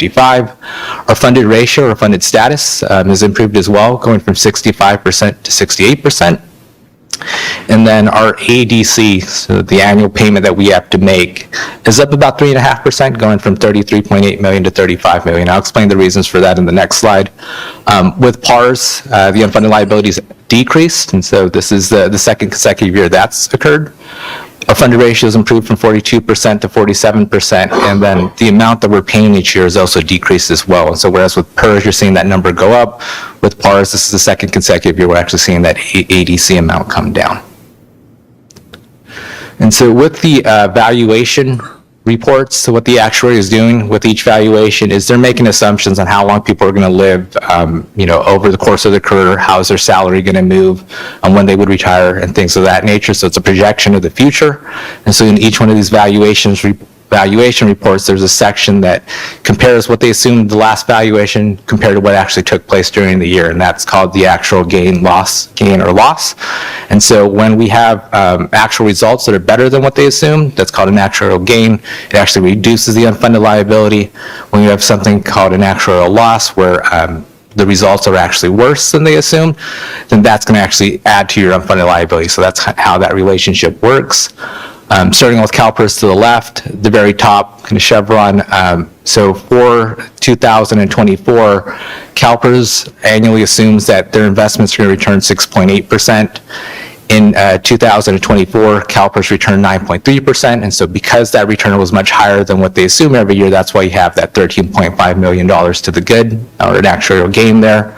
That middle chevron where it mentions non-investment losses of negative 6.4 million, and so that would be things from kind of demographics, salary growth, so that's like the assumptions on when people are going to retire, how salaries are going to move.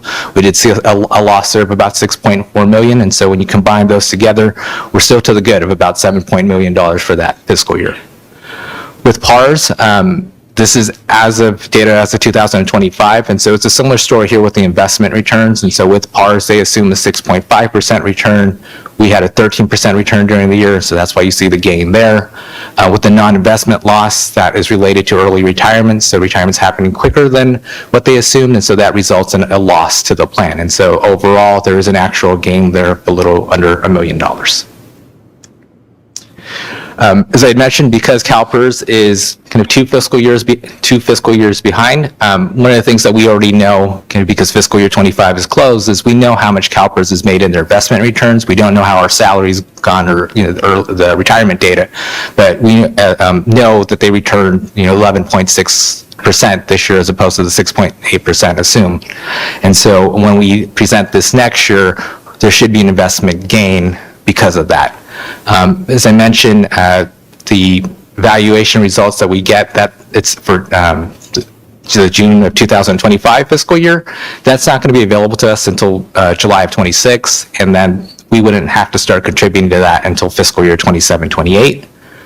One of the important things that took place in November is their asset liability management cycle. So this is where CalPERS is looking at things such as, are they assuming the right amount for their investment return? Is that 6.8%? Is that still an accurate assumption to use going forward? They look at things that they're investing in. They also do an experience study to see if, like inflation, retirement, if that data is still an assumption, if that's still accurate in their assumptions. And so with this most recent ALM cycle, kind of the biggest change that CalPERS made is to their investment strategy. And so up until this point, the way that CalPERS has handled it is they had pretty much set allocation percentages for the different asset classes. And so, for example, for equities, they might have only 25% that they could allocate towards equities. For treasuries or fixed income, it might be a much lower number.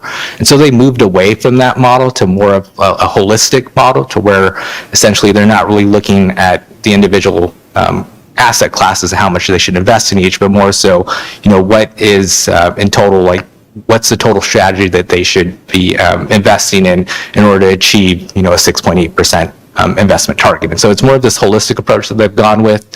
The discount rate also has not changed. And so if CalPERS were to reduce the discount rate, we would see that in increased contributions and an increase in unfunded liability. They have just determined that amount should still remain at 6.8%. And with the actual assumptions, there aren't really any changes, too many significant changes there. There is a forecasting tool called Pension Outlook that CalPERS provides to agencies. And so based off of that, our assumption or our forecast is that when we do this presentation next year, the funded status would jump from 68% in 2024 to 72% next year. And so kind of the unknown being where our salaries are at. And so I'll now pass it on to our HR director for the next couple slides. Good evening, Mayor, Vice Mayor, and Council. So as we heard, OPEB stands for Other Post-Employment Benefits. The only OPEB that the city of Vacaville has is retiree medical. We do have 3 tiers of retiree medical. Tiers 1 and 2 are both closed plans, meaning no more entries into those plans. And tier 3 is our newest tier, created in 2018 and 2020 respectively for miscellaneous and safety groups. The city does contract with CalPERS for health insurance, meaning CalPERS has allowed us to be a contracting agency. However, CalPERS does all of the negotiations on the benefit levels and the costs, and that's governed under what's called the Public Employees Medical and Hospital Care Act, or PEMCA. Next slide. The city's cost is based on the Kaiser rate right now, based on negotiations with our collective bargaining units. We have a split of 85-15. The city pays 85% of the premium. The employee picks up the 15%. If an employee chooses a higher cost plan, they pay that difference as well. The 2026 Kaiser rates have increased 5.03% over the 2025 rates. I will note the statewide average for employer-sponsored health plans increased about 9%. Our average over the last 10 years is 4.65 for the CalPERS plan. And the rates do cover a calendar year, so it splits our fiscal year. So half of the year, this current fiscal year is accounted for in these new rates, and then the 2027 rates will be released in the spring. So the last several slides are related to our retiree medical valuation results. And so similar to kind of how the pension was presented, on the left you have our prior valuation as of June of 2024, and then our most recent valuation. And so within that, the last year, our unfunded actual liability has gone up from $87.9 million to $92.3 million, but our funded ratio has also gone up from 44% to a little under 47%. And so even though the unfunded liability has gone up, kind of our proportion of assets to the actual liability has increased higher than that, and that's why that funded ratio has improved as well. Our ADC, or how much we have to pay for the year, is up about $1 million, and then the discount rate, so what's assumed on our investment returns, is unchanged. It's still at that 6.25%. The slide is the same kind of gain loss on assets and liabilities based off of assumptions, and so on the left you have the liability. In total, the loss on our actual liability was $11.6 million during the year. And similar to last year, the main reason for that is the healthcare costs going up much higher than what's been assumed in the actual valuation results. And so that's not only for kind of this past year, but then also going forward, the health actuaries assume that over the next 30 years, what our healthcare rate's going to go, like what's the percentage they're going to go up by. They've increased that in response to how CalPERS health rates have moved over the last 4 to 5 years. On the asset side, between June of 2024 and 25, the assumption is that investments would have returned 6.25%. There was actually a 12% return during 2025, so there's a gain of, the assumption was that it would gain 4.4 million. It actually gained 8.7 million, and so that's why we see an asset gain of $4.3 million in total. This slide is the historical funded status of OPEB over the last 10 years, and so back in 2015, our funded status was 12%. In 2021, we kind of hit that high point of 56% because of how the investment returns did that fiscal year. Then you see in 22, it dropped because, again, that was a very bad investment year. And over the last 3 years, the reason why you're seeing that unfunded liability grow, even though we've had really strong investment returns, is because of those health care costs. The fact that those are rising, the unfunded liability is also rising as well. With that, I'd be happy to take any questions. Thank you for the presentation and the update. Looking for any questions before I open it up? Seeing none, I will open this up to the public for any comment. Seeing none, I will bring it back to the council. Any further discussion? Do you have a motion? Do I have a motion? Yes. Okay. Second? Second. All in favor? Aye. Opposed? Thank you for the annual update, and it's always interesting that it takes you have a comment, Councilmember Wiley? I just had one question. So I just want to make a note that the reason why it looks better than before is because the markets have done better. Is that correct? And so all it takes is for something to happen and the markets to go down, and then we'll find ourselves in trouble again. Yes, the investment returns are the thing that affects it the most, more than anything else. Okay, I just wanted to make sure that I was understanding that correctly. Yeah, thank you. Yeah, thank you very much. We'll move on to the next item. Did we vote? Yes, we did. Oh, we had. That's what he ignored. I wasn't ignoring you, I just didn't. This is a presentation of the fiscal year 25-26 general fund mid-year budget and 2 resolutions for related actions. And we have Director Ken Matsumiya, Program Manager John Collette, and Assistant Finance Director Leslie Hoover here doing the presentation.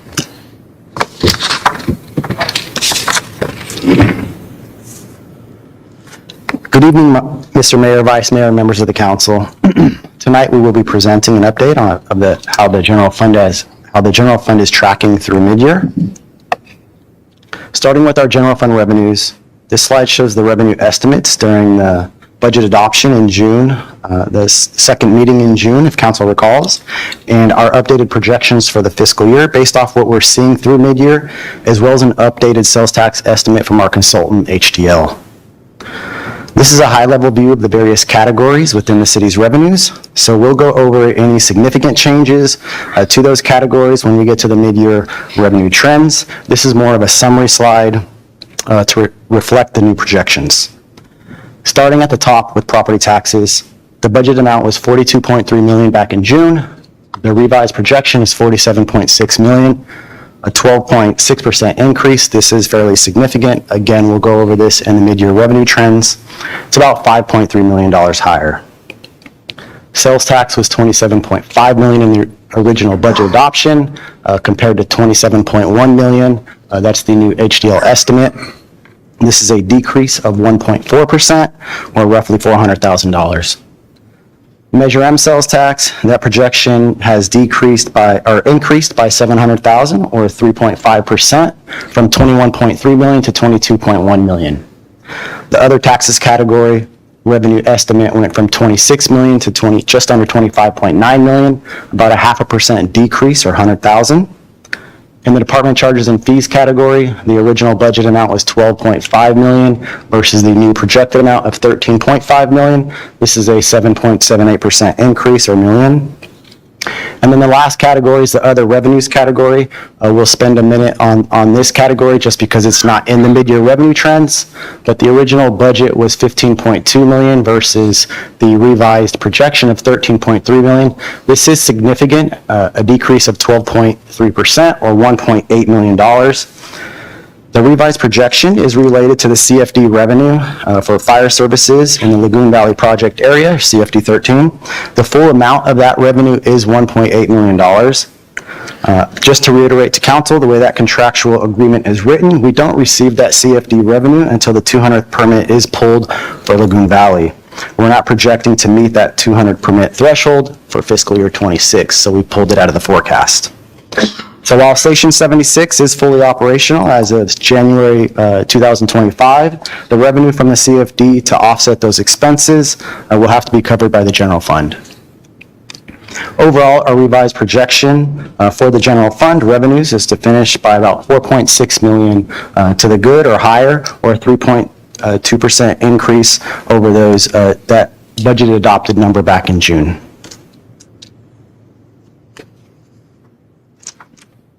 On the expense side, this slide shows how the general fund expenditure budget for the year is tracking. We've separated salaries and benefits and services and supplies in that chart to the left, and how we're tracking through the mid-year. Starting with salaries and benefits, we're tracking at 47% expended through mid-year, and this is consistent with previous fiscal years. In fiscal year 25 and fiscal year 24, we were also at 47%. For services and supplies, we're at 60% committed through mid-year. It's important to note that the committed amounts include encumbrances for contracts entered into during the first half of the year for services or goods that are to be provided later in the fiscal year. The actual services and supplies expenditures, that's money leaving the bank, was at 39% through December. And this is also in line with fiscal year 25, and fiscal year 24, we were at 40%, so in line there as well. Overall, general fund expenditures for the fiscal year, so that's salary and benefits and services and supplies combined, the city was at 46%. Last fiscal year, we were at 45%, so we're tracking slightly above, but right in line where we would like to see expenditures at mid-year. Moving on to revenue trends through mid-year, this portion of the presentation will focus on those trends. This is July through December of 2025. Trends are based on actual revenues that we received through the fiscal year, along with an updated sales tax estimate from our consultant, HDL. Property taxes, they're the largest source of general fund revenue at approximately 29%.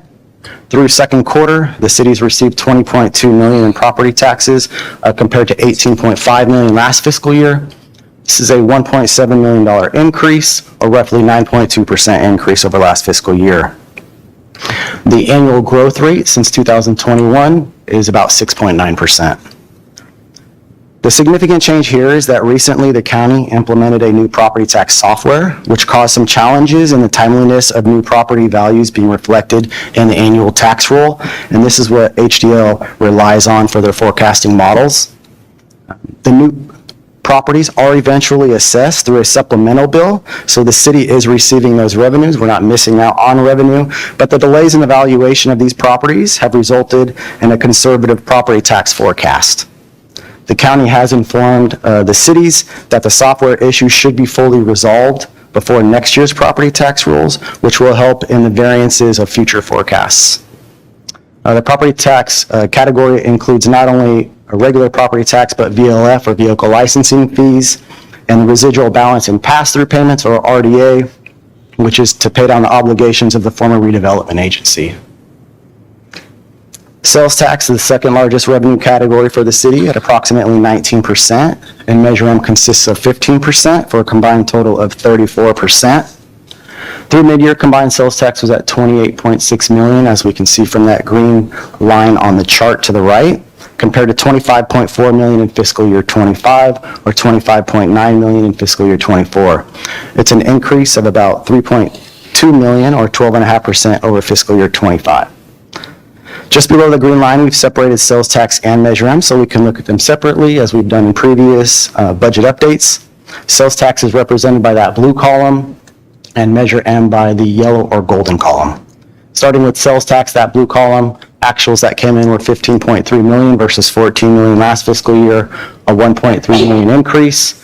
And then for Measure M, that yellow or golden column, $13.3 million versus $11.4 million last fiscal year, a $1.9 million increase. While sales tax revenue has increased significantly when compared to fiscal year 25, HDL is forecasting our sales tax revenue to be relatively flat or a slight decrease from the budgeted amount. In that first slide, we saw that the budget amount was $27.5 million, and they were projecting it to come down to $27.1 million, which is in line with last fiscal year if you strip out the one-time payment we received of close to $7 million for a large single transaction related to a property sale. HDL believes that the large one-time transaction from fiscal year 25 is skewing our tax payments for the current quarter. And when the state completes their cleanup allocation for February to close out the fourth quarter, it will reduce the amount that we receive, and our sales tax figure for the third quarter will be in line with what they're forecasting. So that green line, they're projecting to flatten out. We should have a more clear picture on sales forecast at the third quarter budget update.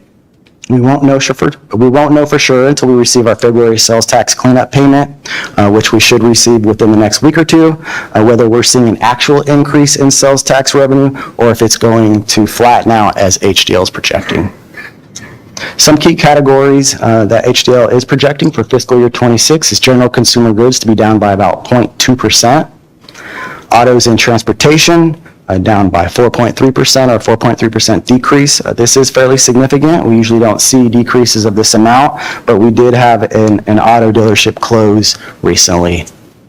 And then restaurants and hotels, they are projecting it to be up by about 1.4% for fiscal year 26. And although it's modest growth, HDL does estimate that next fiscal year, we should see positive growth in sales tax overall of upwards of 3%. Other taxes besides property taxes, sales tax, and Measure M taxes account for approximately 18% of the city's general fund revenues. Through second quarter, revenues were at $12.3 million versus $12.6 million last fiscal year. This is a 2% decrease or $300,000 decrease. The year-over-year decrease is attributed to real property transfer tax being down, and as you can see, it's down about 49.3%. This number is again skewed. There was a large one-time transaction last year that we received in other taxes that was again related to the sale of the property. So if we strip out that one-time sale, we're flat from last fiscal year, or we're still at a 9% increase over fiscal year 24. So other taxes are still doing well. Taxes in the category consist of franchise tax, paramedic taxes, transient occupancy tax or TOT, excise taxes, business license taxes, and real property transfer taxes. Department charges and fees is the last category that we'll go through for the revenue trends. It accounts for approximately 9% of the city's general fund revenues. Through December, the revenues were at $7 million versus $6.4 million last fiscal year. It's about an 8.5% increase or $600,000. The category contains the charges and fees for all of our departments here at the city, with Parks and Recreation and paramedic fees or ambulance fees being the majority of the revenue within the category. Through second quarter, Parks and Recreation revenues were at $2.4 million compared to $2.5 million last fiscal year. This is a decrease of 5.5% or roughly $100,000. Most of the program and activities are flat or slightly up for the year for Parks and Rec, but there is one program with a notable decline in their revenue, and it's the early childhood program. Recently, the Vacaville Unified School District started offering free preschool to residents, which is great for the residents of the city of Vacaville, but it has resulted in a significant decline in the participation of the early childhood program. Some of the activities and programs we'd like to highlight that are doing well through mid-year are aquatics, which seem to be on here quarter over quarter. The cultural arts program is doing well, as well as gymnastics. And then for the ambulance revenue, it's seen an increase of 24% compared to fiscal year 25, fairly significant. Ambulance revenue came in at $3.6 million versus $3 million last fiscal year, an increase of about $600,000. There are two factors attributed to the increase. The first one is the department has seen an increase in medical transports, which we've seen year over year for the last few fiscal years. But the second reason is more significant, and that's that last fiscal year, the department had a significant write-down due to legislation that was enacted by the state requiring us to write down payments that would typically go to collections for non-payment. So in the second quarter of last fiscal year, the department had a large write-down in their ambulance revenues that built up for consecutive quarters. That was a one-time reduction, so we shouldn't see that moving forward, and their revenues are higher this year because of that. Overall, department charges and fees are trending higher than last fiscal year by about 8.5%, and we expect the trend to continue throughout the fiscal year. That concludes mid-year revenue trends, and from here, I will pass it to Leslie for mid-year budget augmentations. Thanks, John. So this evening, we do have several budget augmentation requests for council's consideration. These requests address critical operational needs, enhance security and reliability, reduce long-term risk, support revenue recovery, and transparency efforts. The first one we have on here is the citywide phone replacement. This is going to replace the city's on-premise phone system, which is now at end of life and no longer supported. Continuing to rely on this system increases the risks of outages, security vulnerabilities, and emergency replacement costs. Staff has been working on this effort for a while now, with an initial request for proposals during September, where we received 15 vendor responses, and staff is recommending to move forward with transitioning to the Zoom phone platform with the help of Packet Fusion, which is a cloud-based system. It's more secure, resilient, adaptable to the city's operational needs. This upgrade aligns with the city's disaster recovery strategy, reduces long-term risk by eliminating outdated hardware, and helps manage costs over the term of the contract. The first year of this cost is $325,166, which includes one-time implementation hardware and a discounted annual service fee for $123,666. Future ongoing costs for the term of the contract will be $181,000, just slightly over, and it will be incorporated into the regular budget adoption process. Furthermore, because this is funded through the technology ISF, which all departments contribute to, the impact for the general fund is about roughly 80%, or $259,000 of the $325,000, with the remaining 20% coming from other funds such as utilities and transit. The next item we have on here is for Public Works, and it's to replace a failed traffic signal detection system at Merchant and Mason Streets, for which our traffic division has been receiving resident complaints about. The current Grid Smart camera system has proven unreliable and no longer adequately supported. As a result, the intersection is operating on fixed timing, which is causing delays and longer wait times for residents. Staff is recommending replacing the current setup with a MyoVision system, which restores proper vehicle detection without the need for costly trenching or conduit replacement. This is a one-time augmentation of just over $26,000, and it's going to improve traffic efficiency and responsiveness for this heavily used intersection. The next item we have here is for federal contracts and legal services for $40,000. This is a one-time augmentation, and this is to fund the city's proportional share of outside legal counsel fees for the participation in 2 federal lawsuits approved by council recently in a closed session in November. These cases challenge unlawful conditions placed by the federal grant funds awarded by the city and the city's housing authority. Participation in this litigation protects the city from a range of risks, including potential repayment of grant funds, denial of future awards, civil penalties, and other enforcement actions. By joining these cases now, the city's interests are represented and help safeguard access to critical federal funding. Furthermore, if we're proactive now, we're going to help deter litigation costs later on. The next item is their strategic plan transparency portal. This is for the city manager's office. It's for acquiring ClearPoint strategy software tool that will support the city's public-facing transparency efforts and strategic plan. This is something that we continue to hear from the community and the interest in clearly seeing how city priorities, projects, and performance measures progress. This tool provides a centralized dashboard where residents, staff, council, and can track city goals, capital projects, and performance measures. ClearPoint will reduce the manual reporting and will save approximately between 8 to 10 hours of staff time per quarter. And it also consolidates data across all the departments. Approving this now allows the city to take advantage of a zero-cost setup and lock ahead upcoming rate increase. There's no funding required for this fiscal year. It'll start July 1st with the upcoming budget. But by being able to enter into this contract now, we're securing those funds, or that price, I should say. The next one here, the final one, is a reclassification of the fire prevention specialist. So the Fire Prevention Division is struggling right now to keep pace with required business inspections. This has resulted in an estimated $66,000 in revenue loss. The department feels that reclassifying a current code compliance technician to a fire prevention specialist, which is a different classification, will help the department meet inspection requirements, enhance public safety, recover revenue that otherwise has been lost.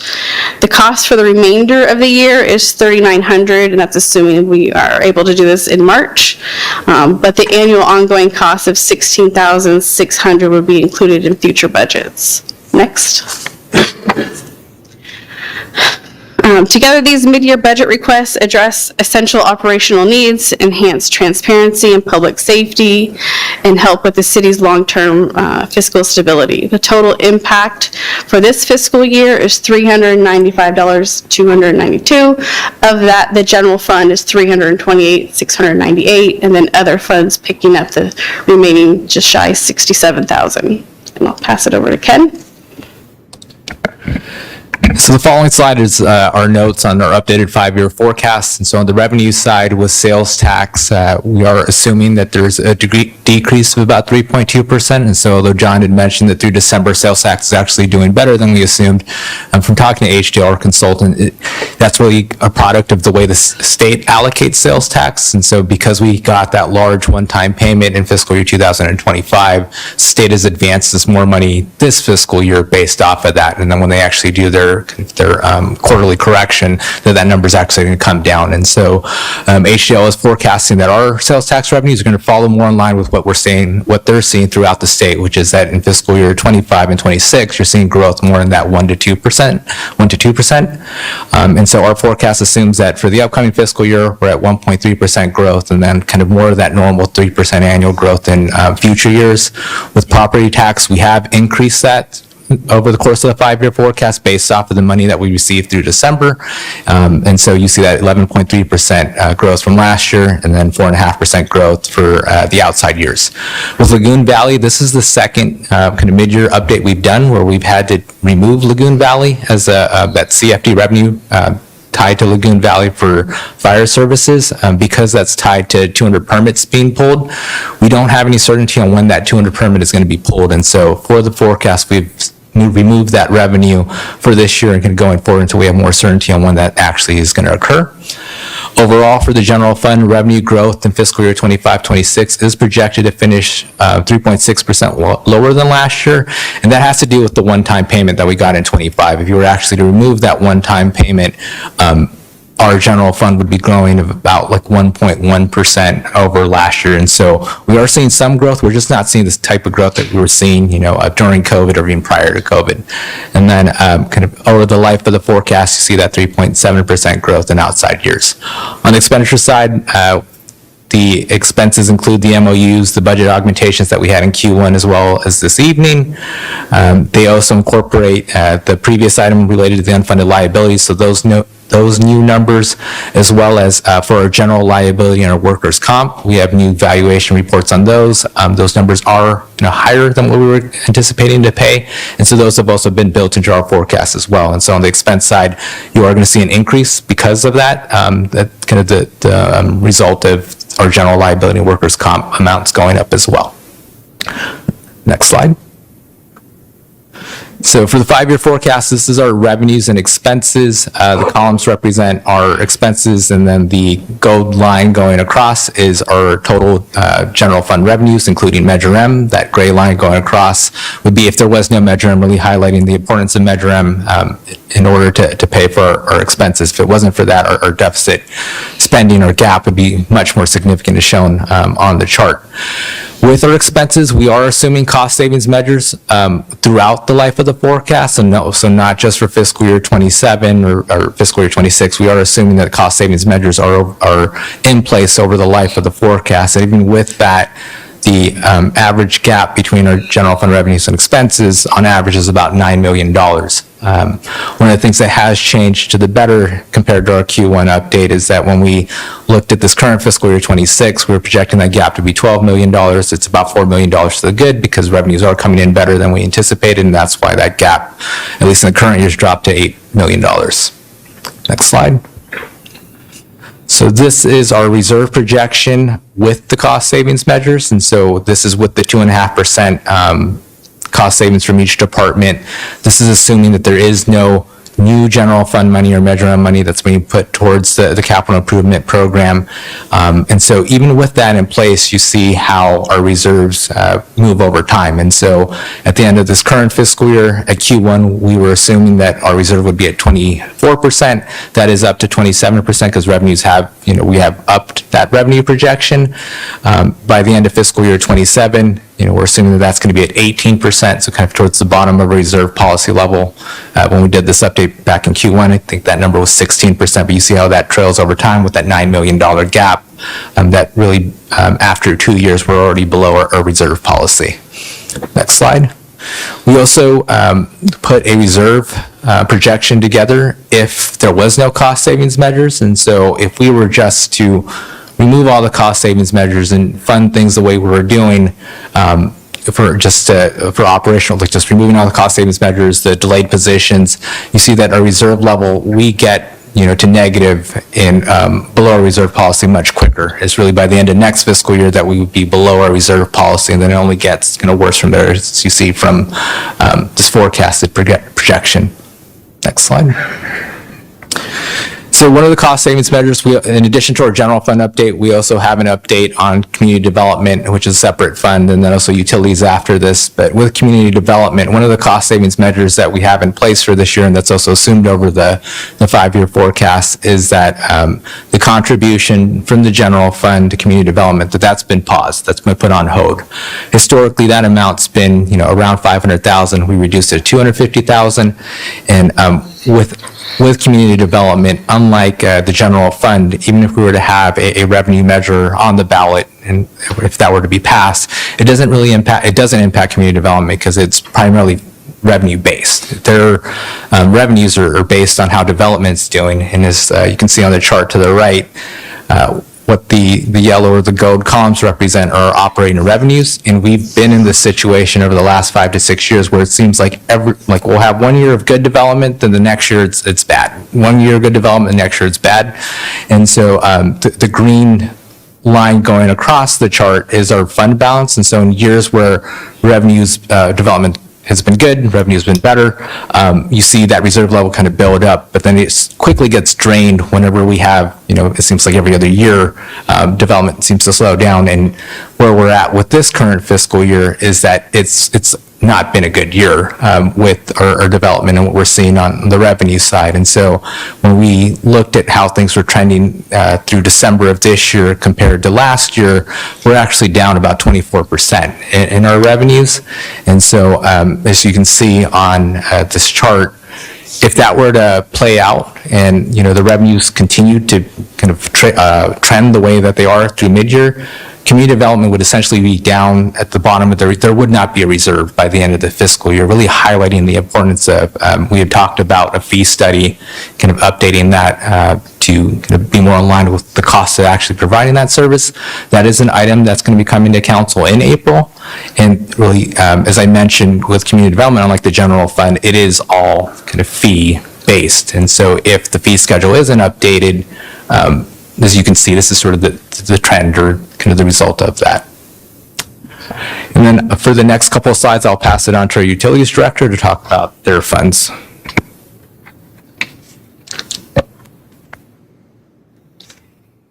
There you go. Good evening, Mayor, Council. Thank you, Ken, for giving me the opportunity to put a couple slides in your mid-year budget update.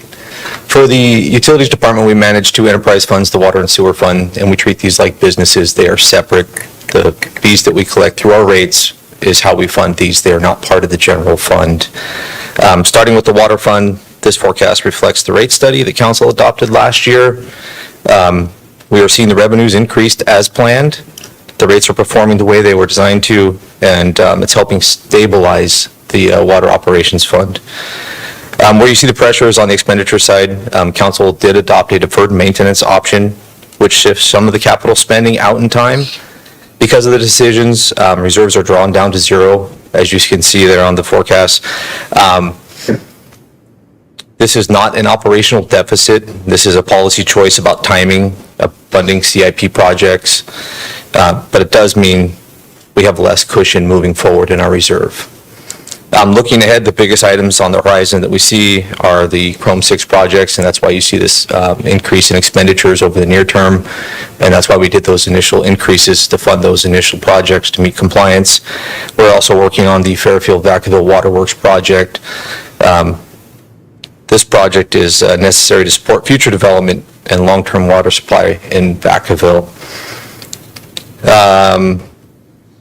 we may need to take on additional debt to fund this project, so we are monitoring how we manage this fund so that we do have a reserve, so we are in a healthy situation to be able to take on some debt.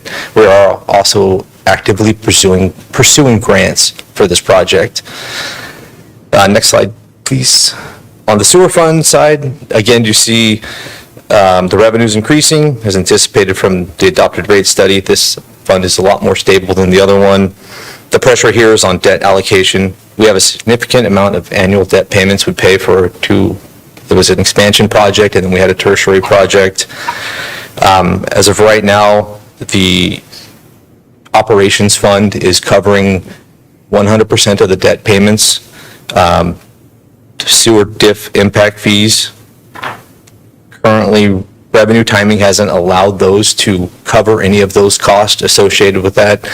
So once DIF is able to cover some of the costs in the future, that could ease some of the pressures on the expenditure side of this fund. So as a result, revenues are trending down as forecasted. But overall, both funds are functioning as designed from the rate standpoint. The forecast reflects policy decisions, deferred maintenance, debt allocation, and major capital planning. That said, revenues trending towards zero is not a long-term strategy. So we'll keep monitoring it, obviously looking at grant opportunities, financing opportunities, and CIP timing as we move forward. And I'll turn it back to Ken. So the following slide is an outline or a timeline of kind of the next budget-related items that we have for the rest of the fiscal year. And so in March, we'll be bringing a Budget 101 item to council in advance of the budget study sessions, as well as the general fund reserve policy, an update on that. In April, there will be a 101 session on capital improvement program, as well as the city's fleet. And then in May and June, we start to get into our budget study sessions, moving towards budget adoption at the last meeting in June. Next slide. And then this evening, there are actually two recommendations and two items for approval. The first item is resolution to approve the budget adjustment of $395,292. And then the second item is a resolution approving the contract for the telephone replacement system. Next slide. And with that, we'd be happy to take any questions. Thank you for the team. There's a lot that gets to be in that, so appreciate you being thorough. It certainly helps to understand some of these things. Just a real quick question. Do we have any idea when we're going to hit the 200 permits out in Lagoon Valley? I mean, how many have we pulled so far? Does everybody know?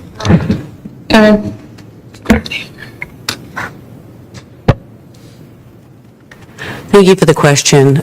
We are hopeful that it would be in the next fiscal year based on 3 subdivisions under construction and 2 more in a purchase contract. That indicates that particularly if rates come down a little bit, we'll see more of a push in the next fiscal year. But I have to be transparent. Ken asks us this question all the time, and it's really hard to predict when exactly that will happen. Yeah, not asking for perfection, but again, we keep trying to understand when that trigger is, and we're carrying in the general fund. So it's kind of like hurry up and build so that we don't have to keep carrying that in reserve.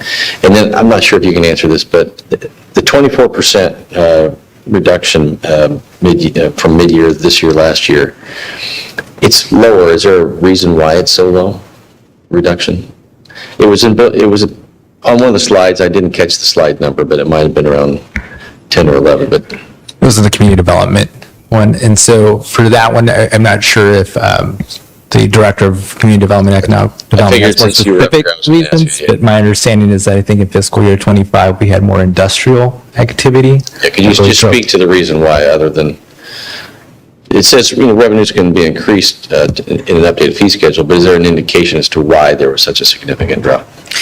I have a general explanation, which is that over the last few years, we've been right-sizing our staffing, which means hiring staff to do work that otherwise we have to contract out for, and then keeping those staff on board. We've had some amazing years of revenue. Anytime a warehouse is built, that's a lot of building revenue.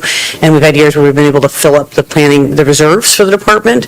But then one year, for example, we spent $1 million on outside plan review because we did not have the staff to do that in-house. So our revenues are volatile, as Director Samia described, but also structurally, the department has not been staffed or operated in a way that really allows us to buffer ourselves from the ups and downs. So the fee increase is critical. Planning is not bringing in revenue sufficient to cover even more than like 2 positions. And the building division, when revenues are down, that's also a challenge. And when we don't have staff, it interferes with the development world and their timing and response. And it costs us more to go out to contract with outside parties than it would cost if we can maintain staff in the department. Yeah, thank you. Vice Mayor Silva. Just Mayor Morse, Director Morse, how many permits have been pulled for Lagoon Valley? Excuse me. I think it's around 100. I don't know if it's up or down of 100. And we have some in the chute under plan review, but we're still not close to 200. And so did I understand correctly, we're not going to build that into expected income the next fiscal year? So we've removed it from the forecast. I mean, the updated number I heard was around like 150 to 160 permits is where we were currently at. But because we've had to revise this down twice, what we're doing is kind of taking more of a conservative approach, and we've stripped it from the forecast for now. And along the projections, thank you. Along the projections, is there an acceptable like variance or margin of error when there's projections?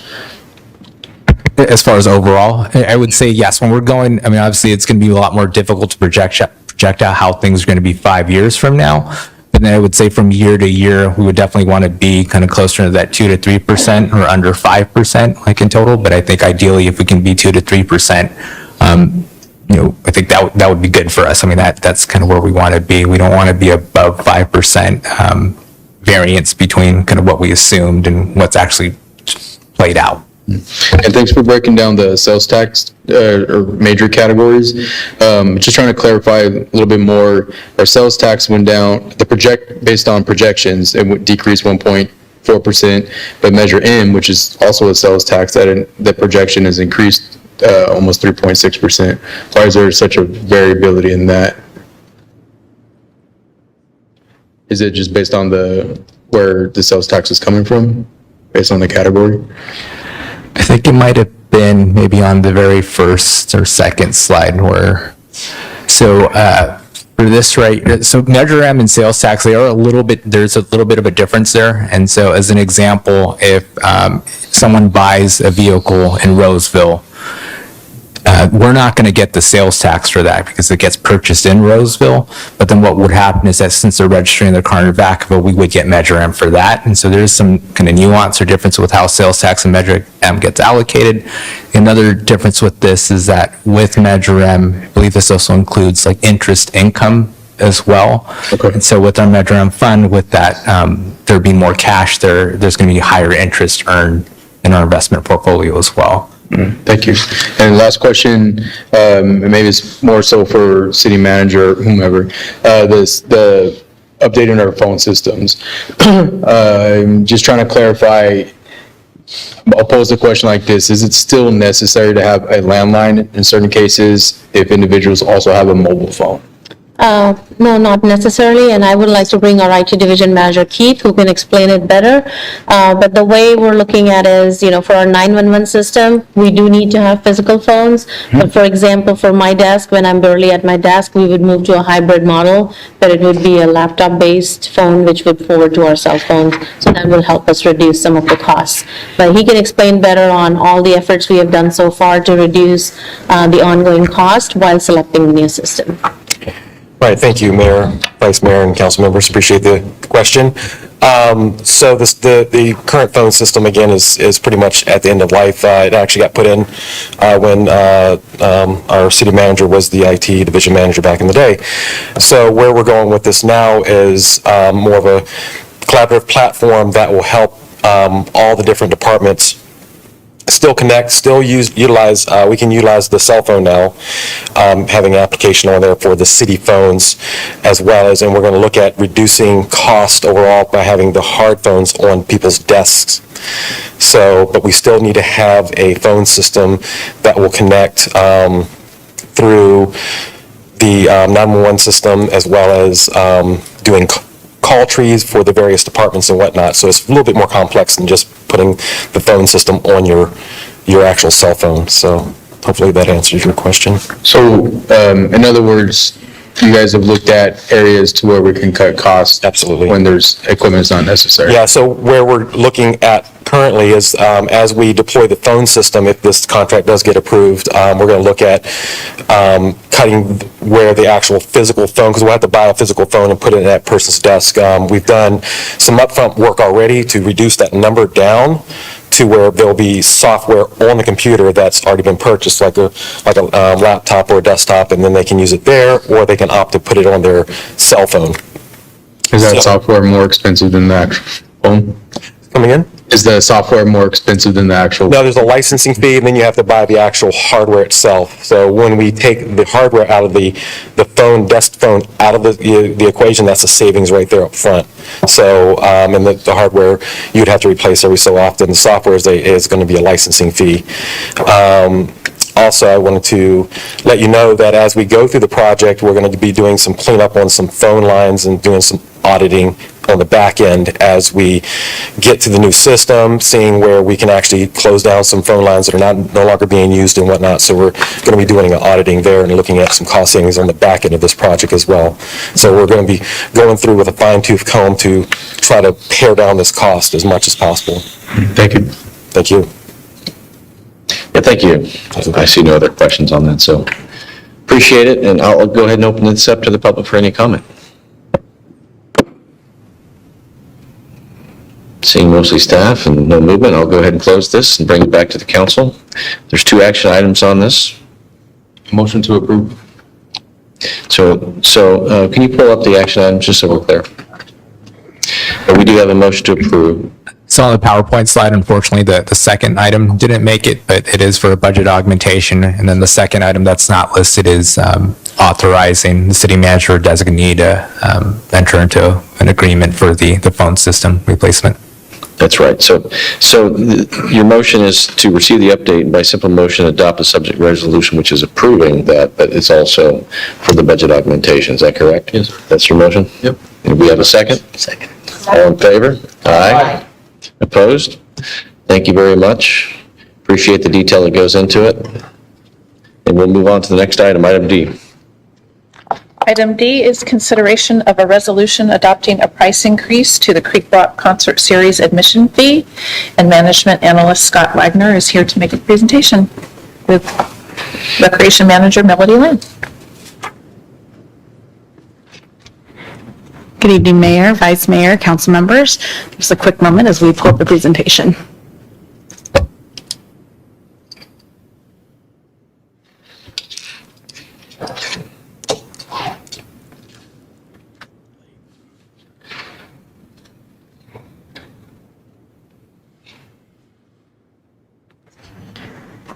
All right.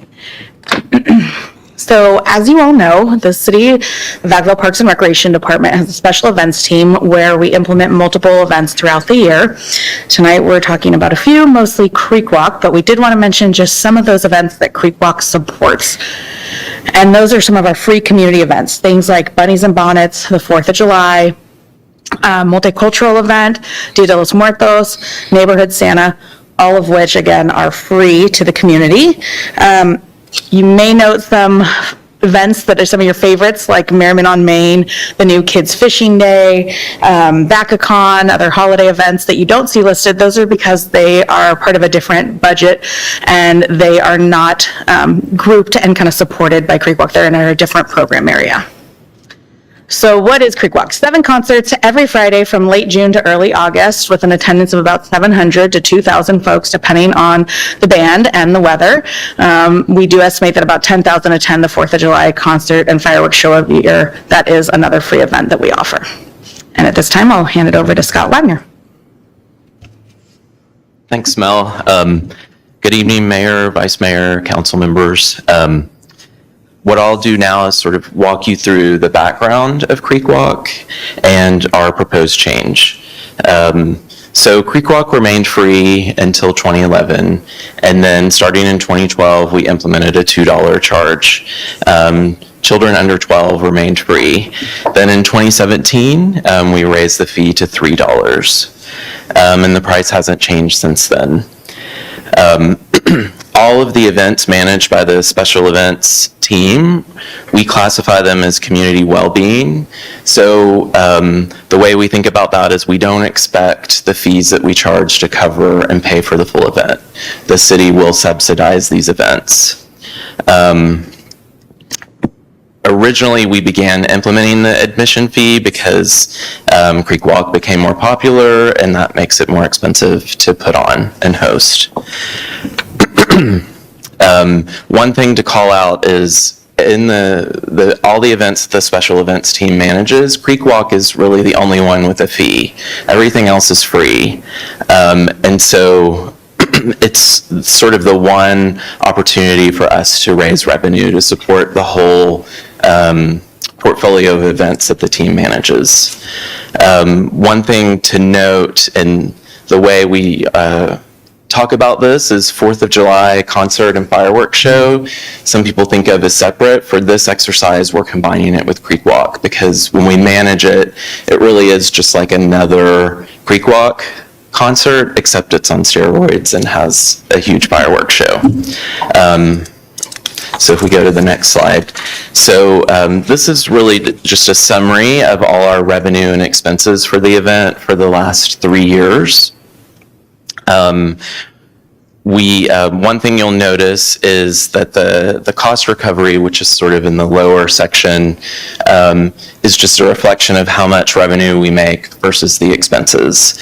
And so we've had historically been having a cost recovery of 65% or more. But starting in 2024 and in 2025, it has dipped to 58%. So let me talk a little bit about what goes into the expenses and then what goes into the revenue.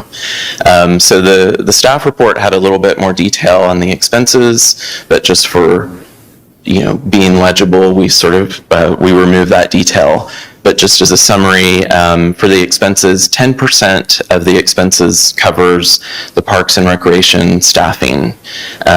We do not include any overtime that comes from public safety departments in the staffing number. So this is really just the people who work in Parks and Rec who do all the planning and putting the events together. 33% of the expenses are for entertainment, so that's basically paying the bands whatever their performance fee is, and the remaining 57% is just for general event setup, and this includes the expenses for the fireworks show, which is roughly has been trending around $25,000 to $27,000 a year. So it sort of makes up a bulk of that event setup. Then on the revenue side, you can see about 50% of the revenue comes from ticket sales, 20% from vendor fees, and 30% from sponsorships. So when staff looks at the revenue and the trends, one of the things we have figured out is it's very hard to grow and change the vendor fees and sponsorship fees, just because we're sort of capped out at what we can do with those. So that sort of leads us to the next slide and what our proposal is.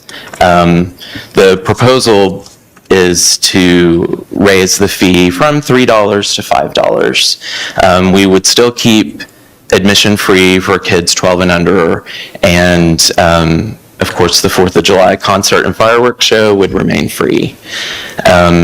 We expect this would generate an additional $18,000 to $22,000 in additional revenue. And even at the high end, at that $22,000 in revenue, the cost recovery would only go up to 77%. So we're still not fully funding the events. The city would still have to chip in a little bit to subsidize it. So what would we use this additional revenue for? It could help support Creek Walk and help us continue to run that event. But more importantly, it'll really help us grow Neighborhood Santa, Dia de los Muertos, and Bunnies and Bonnets, which these events are growing in popularity. They're remaining free for the community to attend. One of the things that staff has done is thought about ways to help mitigate the price increase for certain segments of the population that might find this hard to absorb. So some of the things we'll continue to do is have hosted appreciation nights for groups like healthcare workers, teachers, police, military, and first responders. And on those appreciation nights, the people in those categories get in for free.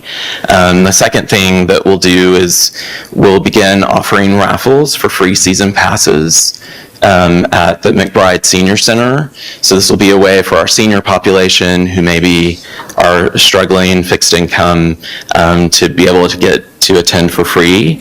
And then another idea that staff has thought about is we have a partnership with KUIC where we give away free season passes, and we can continue to do that and even expand that to just help people absorb this cost more easily. And then that's it. So that concludes our presentation. Our recommendation is to adopt the subject resolution.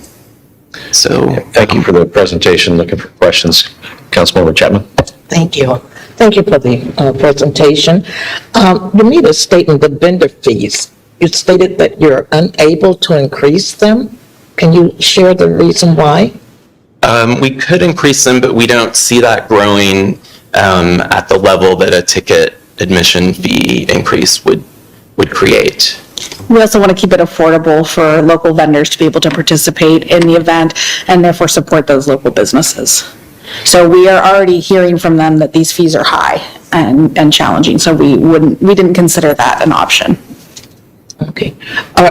Is the vendor fee a standard fee, or is it based upon the product or service they're going to provide? It's a flat rate, so depending if they're a food vendor or a goods. Can you share what that cost is? It varies. I want to say it's around 140 to 250. And it's a bit of a scale depending on how many events they participate in throughout the course of the year. So that's just kind of a general number. But, if they're doing everything from, vending at Bunnies and Bonnets and all of Creek Walk, or some just want to do a portion, a few Creek Walks here and there, many more come out for 4th of July, et cetera. So it does vary a bit. Okay, my final question on the vendor. I actually had an individual approach me. They reside here in Vacaville, and they've made attempts to be a vendor at some of the events, and they haven't been successful. Is there are vendors grandfathered in? Is there a certain number that you take? Could you share how that may happen? Sure. So we have an application process, and then there are certain requirements. They have to have a Vacaville business license. They have to meet county health requirements and return paperwork so that they have their county health permit. I'm speaking more so towards our food vendors, and then, kind of pay the fee for those who are just, selling wares. That's basically just the business license, and then completing our application. If they do that within our timeline, that allows us to then get through the approval process, depending on, again, if they're a food vendor or not, then they generally are able to participate in the events as a vendor. Okay. It's rare that we are at maximum capacity for vendors. Okay, they are a food vendor, yes. That information, the application process, is it online? How would they learn about it? Yes, it's always posted on our website under the City of Vacaville Special Events, and so that can be found there. Thank you. Of course. Councilmember Stockton. Yes, thank you. What would be the fee for Creek Walk that would make it 100% covered? It would be at least $8. It'd be a little over $8 if we wanted to have 100% cost recovery. Okay, I'm just curious because, it costs money to do things. I recognize that we don't raise the rates every single year, but I also know that we want to continue to have these events. We want them to be well attended. I would be okay with going higher, but I would also like to see there be some sort of senior citizen discount as well. I know we're doing stuff for the kids, but I think that if we have the ability to maybe, bump it up and then allow a discount for seniors, I think that might be, I mean, at least I think it would be a good idea. I don't know what the rest of council thinks, but. Councilmember Wiley? Thanks for the information, and it seems like it's reasonable certainly to go from $3 to $5 for this, but I also was wondering about a senior cost. You talked about giving away some raffle things, but not everyone participates at McBride, so I just thought, it could consider a military senior rate at $4 or something. And then I wanted to know, how is the money collected? Because it's just like $3 or $5, but I imagine still a lot of people swipe because it's just easier than cash. Yes. And we approved the fees for credit cards, but I think that was just in selected things like in permitting. So we would still be paying the fees on this if they're swiping, is that correct? No, I think what you approved is passing on the credit card fees across the board. Across the board? Okay, Yes, great. so we would be able to pass it on. Great. And then for the season passes, I mean, have you always done those in the past? Is it like 7 for $5 each would be 35, or do you get a discount like? There's a discount. You typically get at least one concert free when you buy a season pass. Right.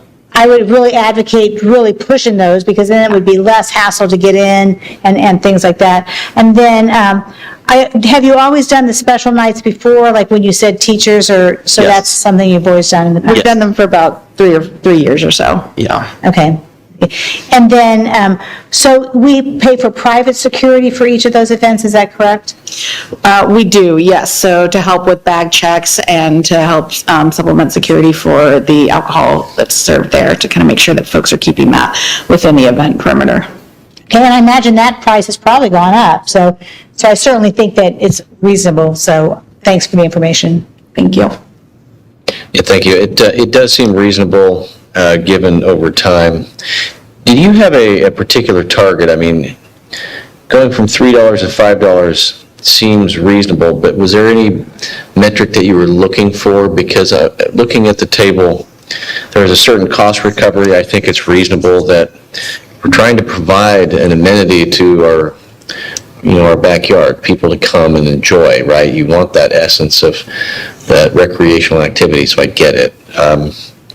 But listening to Councilmember Stockton and Councilmember Wiley, but we've gone from 10 to 7. I mean, this is the ask, but from your perspective, it's like, what's the trend? What's the reason why? Because a $3 ticket's not much, but if you go from 10 events to 7 events, you're going to lose sponsorships because there's less events. I mean, if you're studying it, what's the, other than the raising the rate, what's the alternative if there was? Just to help us understand.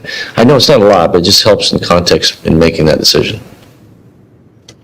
So maybe I can start with just how we look at the cost recovery. So what we look at generally in the Parks and Rec department, when we look at cost recovery, we do it at the program level. Okay. So we would look at special events overall, and our goal for that, for all of our special events would be a 40% cost recovery. And so when we made the choice to go to $5, I think one of the reasons was sort of, it's a flat number. So when people pay with cash, it's easier to make change. I was thinking something along those lines. Yes. And so I would say that was a big consideration. I think the second is it allows the special events programs overall, they've been trending, I think it's around 20 to 22% cost recovery. So this would bring all of our programs up to about 35-ish. So a little short of our goal, but we felt like it was much closer than obviously 20%. Yeah, great, thank you. And Yeah. the number of concerts. So one of the major factors in terms of scaling down the number of concerts wasn't so much to do with any of the revenue or cost recovery, but really the attendance numbers. We weren't seeing folks coming to the first, that many coming to the very first concert of the year and the very end. And those were kind of tied and aligned with the school year and the summer break. And they just weren't showing up, so it didn't seem worthwhile. Okay, great, thank you. To our city manager? Yeah, I just want to add a couple comments. We would love to go from 5 to 8 if that is the council direction, because that would help us with our 100% recovery. But again, that 100% recovery is just for the park staff and the events, which still allows us to do the free events that are listed in the staff report. It still does not cover our additional staffing costs for our police or fire or other departments. So when we are going to bring back the special events fee study back in April, we would include, for example, Fiesta Days, police department alone, last year spent $70,000 in overtime. So there's a big expenditure on the staffing side to have these events in place. But yeah, if that's the council direction, we would be happy to look at an increased rate. Thank you. All right, Councilmember Stockton. I was going to make a motion, but I'm curious now if you're trying to do like $5 and then maybe $10 or something like that, could that money go to offset some of those costs that you just brought up? Not really, because we can't cover $70,000 with a $10 fee. But you could offset it, though. Yeah, so what we're going to do is we're going to do a full study with the finance department on all of the special events and come up with how much staff time is spent among different departments and what that recovery rate or offset rate would be. If we decide on 40% recovery, then that will increase the fees on some of these events, or some of these free events, then we might have to charge a lower rate, like a fee for entry. So we haven't done that analysis yet. Okay, then I guess my motion would be that we haven't even opened it to the public yet. But I'll get it to you in a minute. Just because we haven't even done comments yet. I'll open it up to the public for any comment before I bring it back to discussion. And one of the reasons why is because staff's asking for 5. I like the idea of creating the environment that causes people to want to keep coming, and you hit that wrong delta, and next thing you know, it's like, when we want people to come downtown. So anyway. Good evening again, Mayor, Vice Mayor, council members, committee. I just want to remind the city of Vacaville that this year is the 250th birthday of America. So there should be no reason why the people that, or from my point of view at least, as a businessman and an attendee of all these events, is that there should be no reason why you can't ask the city businesses to sponsor $250 that can go towards this 4th of July event. I mean, that should be an easy win. Also, the people that get to go into the park and that require all the fire staff and, the police staff, I mean, they should pay for that event. This is the 250th birthday. There's going to be plenty, like probably triple the amount of people outside of the park that are going to get to watch it for free. So the people that go into the park on this event are kind of like a VIP. And then the other thing is also that, that being said, there should be no expense spared for fireworks this year. So I anticipate, if I was running the show, that I would have the best fireworks show that Vacaville's ever had. I've seen a couple duds here in Vacaville, very disappointing, and I've seen some great fireworks shows. This year should be the exception. This should be noted that the 250th birthday should be something that no one should complain about paying for a VIP spot in the park.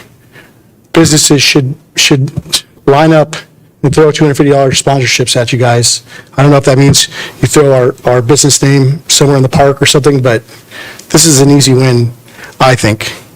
The rest of the year free, whatever free events, Dia de los Muertos, all that, that's awesome. But I'm just saying that this event is special, and because of this birthday, there's a opportunity to cover all your costs, including the police and the fire cost. This is an easy one, I think. Thank you. Thank you. If I could, I want to thank you for your comment, but I do want to clarify that 4th of July has always been free and will remain free for attendance. Thank you. Yes, appreciate that. And so with that, Councilmember Stockton, were you making a motion? Yes, I'd like the motion that we bring it up to the $8 and that we offer it for $5 for our seniors and for our military veterans. Do I have a second?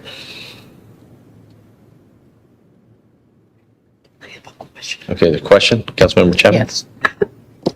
Question to the city manager. did I understand you say you are going to be doing a study? Yes, the study is for special events for the rest of the departments. So this is specific to Creek Walk pricing. Okay. Okay. I can support an increase. So you still have the floor. We have a motion, do we have a second? You had it, Colin? I want to support an increase. It's $8. Is it easier? They made a comment about, $5, it's flat, give me $5. It's easier to work with. So if we double it, I feel an increase would be in order. Why not just say $10? Bam. I love the support, and certainly we wanted, as the mayor mentioned, kind of find that delta, what will still keep people wanting to come out, because we want to kind of find that balance. So, I obviously leave it to the council, but I will note that we did survey folks at last year's Creek Walk, and folks were very favorable and thought $5 was very reasonable and would be easy. If there's, an increase desired by the council, we would obviously appreciate that as well. We have a motion, can we second? Vice Mayor Silva? Vice Mayor Silva? No, I don't second. I have a different motion if that. Okay. Motion doesn't carry. So do I have a second motion? So motion $5 with the pursuit to allow opportunities for additional sponsorships from businesses to help curtail the cost and maybe sponsor veterans or teachers, whatever it might be, seniors, so on and so forth. Well, and I think we can give direction to staff. This is about a fee, so we'll separate that, but I think we can all agree. The ability to create creative ways for sponsorship, right? The city is not immune for being able to negotiate ways to increase those offsetting costs because it's in your budget here, the sponsorships. So being creative would be the encouragement for sure. But we have a motion to raise it to $5. Do I have a second? Second. I'll second it with a comment. Okay. So we have a motion, a second. Comment? Yes. Yeah, my comment quickly is just, I don't want to see this go away. I know that we're deficit spending. I worry about making sure that we are able to continue to have these events. And so it sounds like we're all going to agree to subsidize this, but I want to make sure that if we get to a point where we're going to lose this amenity for our community, that you come back to us, because I don't think $3 more is unreasonable to make sure that we continue to provide this opportunity for families to attend. That's it. And Councilmember Chapman? Quickly, about how many sponsors do you have? We have some that are spread across, I would say exclusive to Creek Walk, maybe around 8 to 12, depending. Yeah. But some of them are quite large. Yeah. So Kaiser sponsors every year generally, and that's a $10,000 sponsorship. And then the rest, the amount varies, but they're usually a lot smaller. Okay, thank you. I would like to speak with you on your sponsorships. So we do have a motion and a second. All in favor? Aye. Opposed? I appreciate it, and I think that the takeaway here is you can get creative on the sponsorships. And I mean, some of us who've been to other events, Kaiser probably sponsors Ball the Rock, but you create the VIP treatment, people will pay for it. You create these experiences, they will pay for it. So there is that, what you would call that donor level experience that it may just not be something that we've done in the past, but you can do it. So I think it's just important maybe for staff to just kind of be creative, do the slight increase, and then let's find ways that we can actually offset it with a better experience. So thank you. We'll go on and move on to our last item. Our last item is a presentation on Foundations in Housing, Series Number 1, The Spectrum of Housing, Understanding the Types, Needs, and Legal Foundations for Housing, and Housing and Community Services Director Tamara Colden is here to present.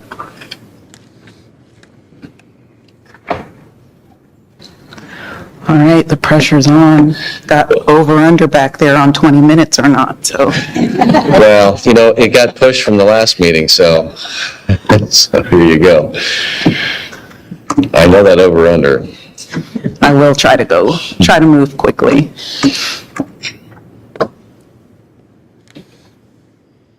Well, while I wait for this to open, this presentation represents the first of what I've designed as 3 series to try to help get more information out there to the public about housing, why we're required to build housing, how it's built, how it's financed, and then how it helps support economic activities for the city. Housing is something everyone needs, we all know that, and very few people get to see or understand how it works. So tonight, what I'll be focusing on is the different types of housing that exist, who it's designed for, what affordable means, and the laws that shape how the city is required to plan for housing and growth.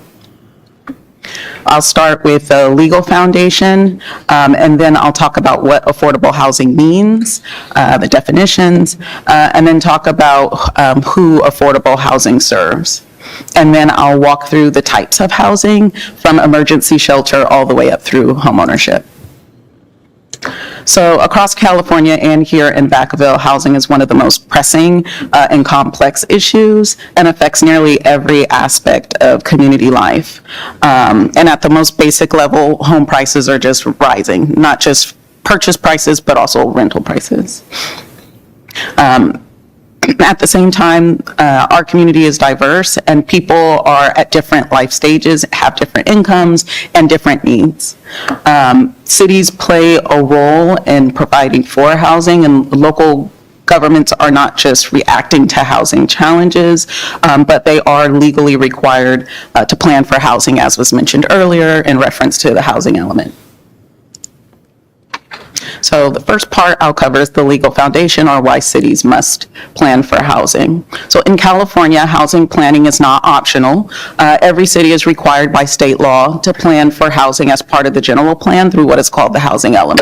The housing element is updated every 8 years and it does not require cities to build housing themselves, but it does require that cities demonstrate that they have enough appropriately zoned land to accommodate housing across a range of income levels. State law is very clear that planning must account for very low, moderate, and above moderate income households. And it's about capacity, cities creating capacity and opportunity, but not necessarily guaranteeing that every unit is built. Part of what the city is required to accommodate for is the regional housing needs allocation. In simple terms, that's just the number of housing units that the state assigns to each city over the 8-year planning period. Those numbers are not random and they're not negotiated project by project. It's developed through a regional process and then broken down by income levels. And again, that's very low, moderate, and above moderate. And so for Vacaville's current housing element period, our assigned RENA number is 2,595 units across those income categories. So again, it does not mean that the city is building those units itself, and it does not mean every unit will be built, but it means that we are required to plan for a way that makes that level of housing possible during through our zoning and policies. So this slide is about just where we're at today and in relation to our RENA numbers and obligations. Again, it's tracked over the 8-year cycle, and progress is measured primarily through zoning capacity, approved projects, and building activity. Some units count towards RENA when they are permitted, and others when they are built, depending on the income category and the program. But the important takeaway here is that RENA compliance is not just a single moment in time, it's just something that we track continuously throughout the RENA cycle, and as a matter of fact, Community and Economic Development just did a presentation on where we're at in our RENA cycle. At the federal level, the Fair Housing Act makes it illegal to discriminate in housing, and this includes who can rent, buy, or access housing, and it applies nationwide. This slide just goes over why it is a core part of housing planning. California law goes a step further. In addition to prohibiting discrimination, California requires cities to affirmatively further fair housing. So this means that we're expected to actively address any barriers that might arise to housing choice, patterns of segregation, and access to opportunity through our planning and policy decisions. The California Fair Employment and Housing Act reinforces these protections at the state level and expands the classes of people who are protected from discrimination. So again, planning for housing is covered by a variety of areas, both at the state and federal level. California law now clearly requires every jurisdiction to make room for emergency shelter and navigation services through zoning. It's not optional, and it's not something that cities can defer or avoid. So Senate Bill 2 requires that cities allow emergency shelters as permitted use by right in at least one zoning district. This means shelters cannot be subject to discretionary approval or treated differently than other residential uses in that zone. AB 101 builds on that by requiring cities to allow low-barrier navigation centers by right as well. And these are facilities designed to connect people experiencing homelessness to services and housing without imposing unnecessary entry requirements. AB 2339 reinforces these obligations by requiring cities to clearly identify where shelters are allowed in their zoning codes rather than relying on vague or indirect provisions. And again, the takeaway here is that state law expects cities to proactively plan for shelter and navigation services as part of the housing system and not respond to them only when proposals come forward.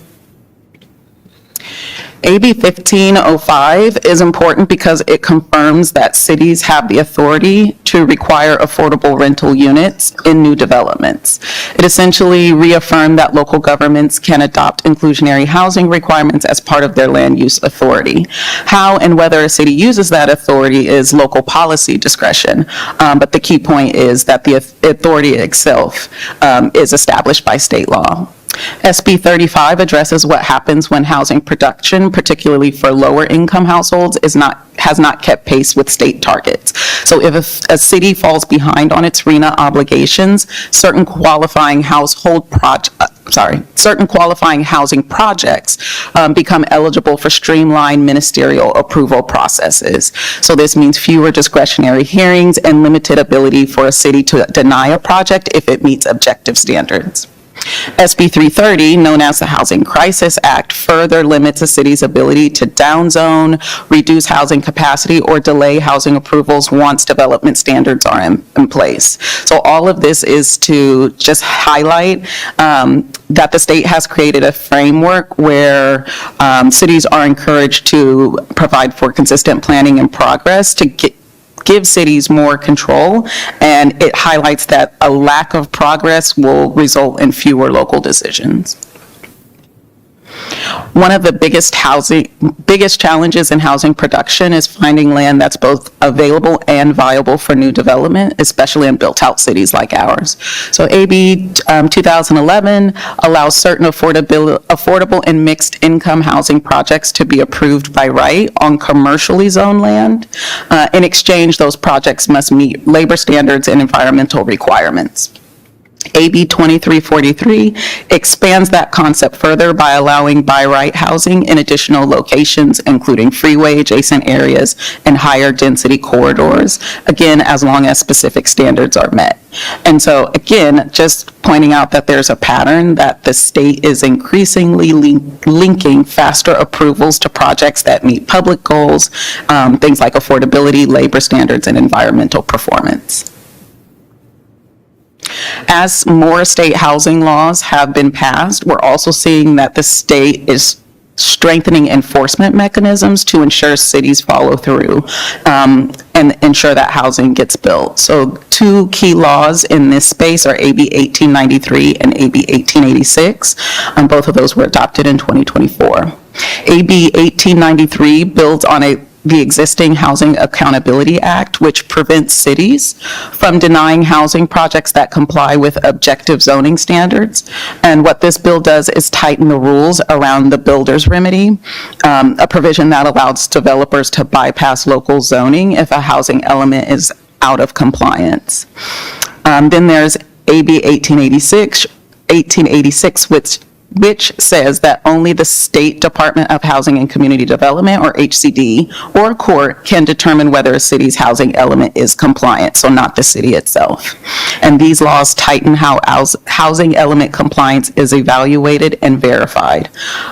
So in some cases, compliance is not a local determination. It can only be made by HCD or a court. Another area where the state has stepped in is local fees and parking requirements, both of which can increase the cost of building affordable housing. So AB 2430 limits the city's ability to charge ongoing monitoring fees on 100% affordable housing developments. The intent is to avoid adding operating costs that can undermine long-term affordability. This has been something that my department has been looking at in reviewing some of the affordability agreements that we have with current projects to determine whether or not we can continue to charge monitoring fees to ensure continued compliance or not, and does impact some of the revenue that my department sees to monitor those projects. AB 2097 eliminates minimum parking requirements for residential projects located within half a mile of major transit. This recognizes that mandatory parking can significantly increase development costs and reduce the number of units that can be built. And AB 2553 builds on the concept that expanding what qualifies as a major transit stop and broadens where parking relief can apply.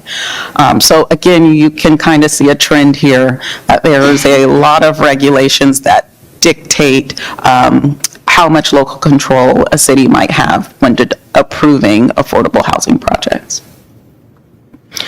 One housing bill that's passed in recent years is SB4. So SB4 allows affordable housing to be developed by right on land owned by faith-based organizations or higher education institutions as long as certain criteria are met or conditions are met. Those conditions are important. Projects must meet affordability requirements, comply with labor standards like prevailing wage and apprenticeship programs, and follow objective development standards.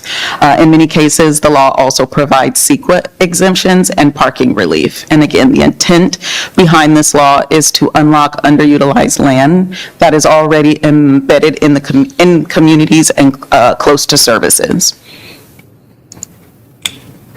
And finally, I just want to highlight a few important state and federal incentive programs that can help cities like ours access funding, streamline planning, and support comprehensive neighborhood development.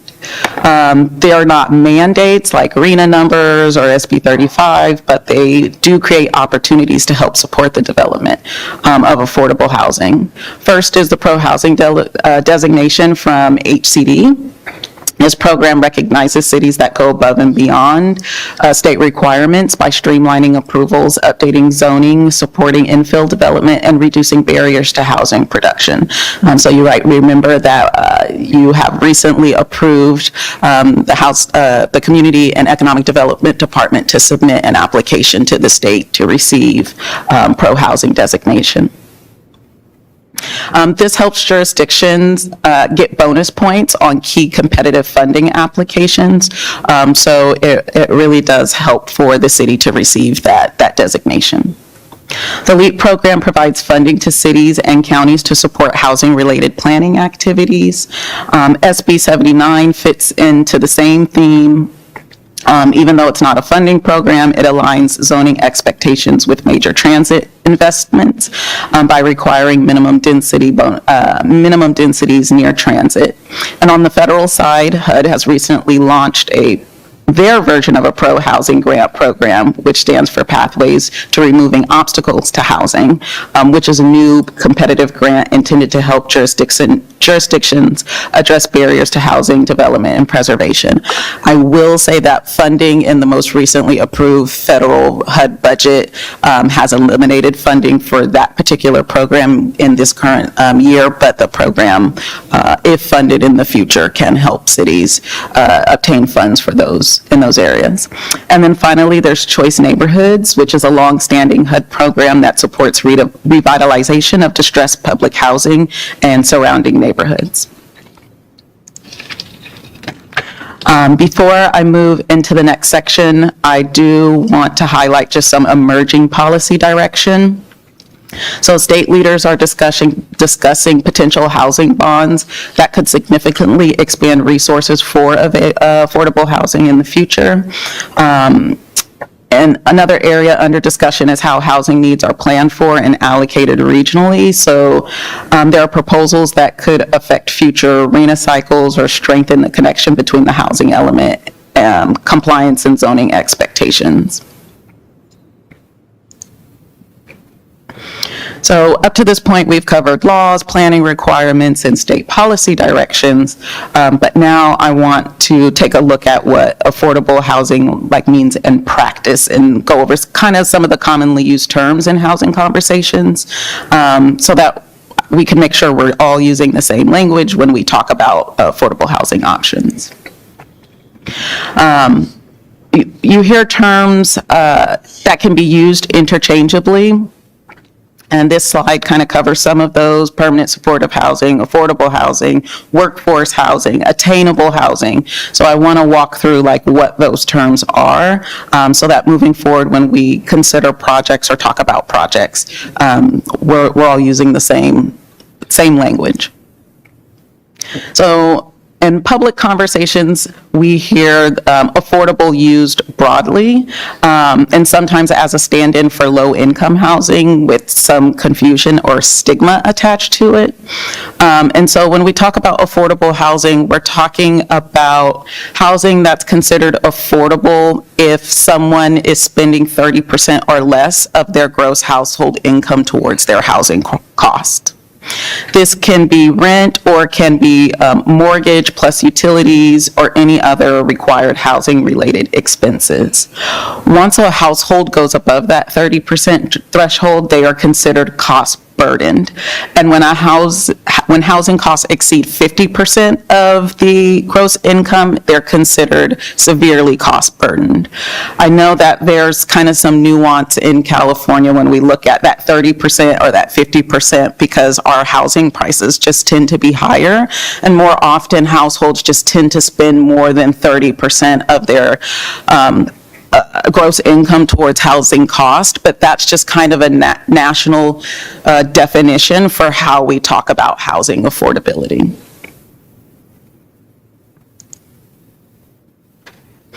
When we talk about affordable housing, we talk about housing that's really income-based and based on adjusted monthly income or area median income. So AMI is calculated annually by the federal government through HUD and reflects the median household income size by region, and then it's adjusted by household size. So this chart kind of shows you the percentage levels when we talk about the categories of affordable housing. So acutely low is housing that is affordable to those earning 15% or less of area median income. Extremely low is those earning up to 30% of area median income, and so on. So when you hear that in our RENA numbers, we have to develop a certain number of units that are affordable to those at extremely low or very low, it means that a household earning up to that certain percentage of area median income can afford to pay approximately 30% of that income towards their rent.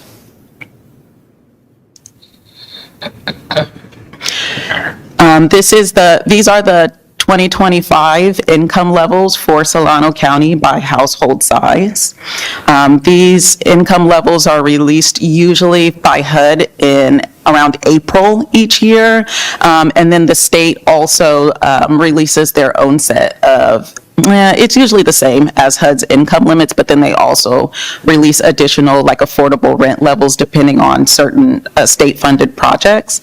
But this is just to demonstrate that when we look at area median income for Solano County, a household of 4 at low income, which is 80% of median, is earning $109,000. So there are families that are working, that are doing their best, and still are considered very low or low income households here in our jurisdiction.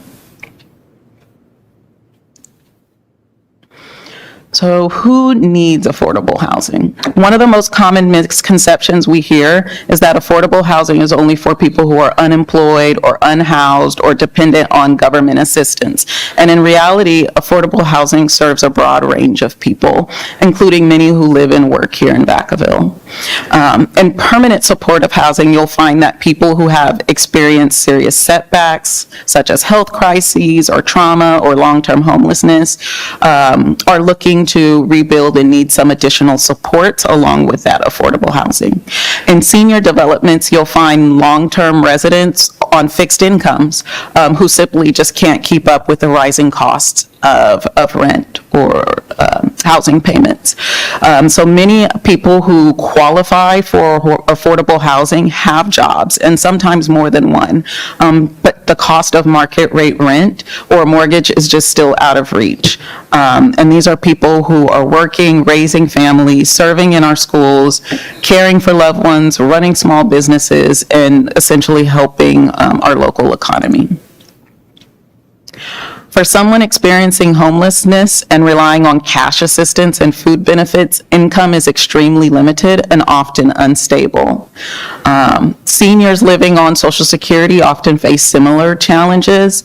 Their income may be steady, but it's fixed. It might not increase. Their cost of living might not increase as much as necessary to keep up with the cost of living or rent. This slide is just to give some examples of what that income could look like for some of those persons here in our community. People living with disabilities who receive disability benefits also tend to have very limited income, and veterans receiving disability benefits, although they might have a slightly higher income depending on what their disability rating is, still may struggle to afford housing without support. This just demonstrates that for households on fixed incomes, affordability is not about budgeting choices. It really is just about the limited income that those households have the ability to earn. So the last slide, we talked about those that might be on a fixed income. This slide gives an example or examples of those that are working in our community that are still considered low income. These are common jobs in Vacaville, the kind of jobs that keep the community functioning every day. And when we look at these incomes alongside housing costs, we can start to see why affordability is not just an issue for people at the lowest income levels. It can really be a concern for households at a variety of income levels. Many of these workers earn too much to qualify for traditional subsidized housing, but they still don't earn enough in order to be able to pay for market rate housing. This is where terms like workforce housing or attainable housing come into the conversation. This gap is important to acknowledge because without housing options that align with these income levels, workers are forced to commute longer distances, which we are a commuter community. They double up in housing, or they spend a disproportionate amount of their income towards their share of rent or mortgage just to stay housed. So this just gives, again, a visual of what a family might look like that's working here in Vacaville that's still considered low or very low income. Low income is not a judgment about work ethic. It is just a technical term tied to income relative to housing cost. So many working families, again, earn too much to qualify for deep housing subsidies, but still fall into low or moderate income categories when measured against the area median income. When housing costs rise faster than wages, even full-time employment is not enough to make housing affordable under that 30% standard. In Vacaville, this includes families working in retail, food service, healthcare support roles, just a variety of roles. And households that are working, paying taxes, and contributing to the local economy, yet they still struggle to find housing that fits within their income level. So again, this is why affordable housing is not just limited to one group, but it expands across income levels and across different households throughout the community. So now I want to focus on what kinds of housing we're talking about when we talk about affordable. It's really a spectrum of housing types that are designed to meet people depending on where they're at and what their needs are. So on one end, we have crisis-oriented housing like emergency shelter, which is short-term and intended to provide a safe place to sleep, basic needs, immediate support for people who have nowhere else to go. Then you have transitional housing, which is typically designed to support someone for up to about 24 months, and often serves as the next step for people who might be exiting homelessness or out of an emergency shelter or other institutions. Could be foster care, they might be leaving a domestic violence situation or other forms of crisis. It offers temporary stable housing along with intensive support services like case management, employment counseling, or even mental health care. And the goal is to provide that bridge between that emergency housing and permanent housing. Unlike emergency shelter, however, transitional housing usually offers more private or semi-private units, whereas emergency shelter is more of a congregate setting. Typically, it could have on-site services as well. And while the model has evolved, many programs favor either rapid rehousing, which is usually a monetary way to support people finding permanent housing, or permanent supportive housing models. So transitional housing over the last few years has had limited financial or grant opportunities, either federal or state funding available to support transitional housing. And that's where over the last few years, we've seen, really over the last decade, we've seen a gap between emergency shelter and permanent supportive housing with this needed transitional housing options. One of a more effective model in the housing spectrum is permanent supportive housing, or PSH, which is designed for people who might have experienced either chronic homelessness or face significant barriers to housing, such as mental illness, physical disability, or long-term employment due to some type of trauma or instability. What makes permanent supportive housing a little bit different is that it combines deeply affordable units or subsidies with on-site services. So things like case management, behavioral health support, or life skills coaching. While the services are mandatory, the fact that they're on-site does make them more accessible, and that's what helps people not just get housed, but maintain their housing options. Residents in PSH units typically pay no more than about 30% of their income towards their share of rent and utilities, and usually that income is Social Security, disability, some type of part-time work. And while some may receive housing vouchers, there are others that live in units funded by either low-income housing tax credit or other state homelessness grant programs. permanent supportive housing is not a shelter or a group home. It is permanent housing. So it is permanent, normal housing with leases, tenant rights, property management standards, just like any other apartment complex. It just also has those on-site support services to help, again, to help people who are residing in these units with the support to maintain their housing. When we think about affordable housing development across California, usually what we're thinking about is some type of income restricted rental housing. So these units typically serve households that might earn too much for like permanent supportive housing if the AMI is usually around 30%. But then these households might not make enough to afford market rate housing. It can, again, serve a wide range of people, working families, seniors, people with disabilities, veterans, etc. And these tend to be restricted units, anywhere between 50 and 60% of AMI. So again, that means that someone earning up to that level of area median income can afford to pay 30% of their gross or of their adjusted monthly income towards their share of rent. The developments are professionally managed. They are subject to building and safety codes and typically integrated into neighborhoods and look just like any other multifamily housing. It's just that they have the income restrictions that go along with the funding sources that help build or support those housing types. You may be familiar with affordable housing communities already in Vacaville, like Kimmy's Place or Autumn Leaves, or even Lincoln Corner. These properties provide stable, long-term housing for residents, again, across a wide range of incomes and backgrounds.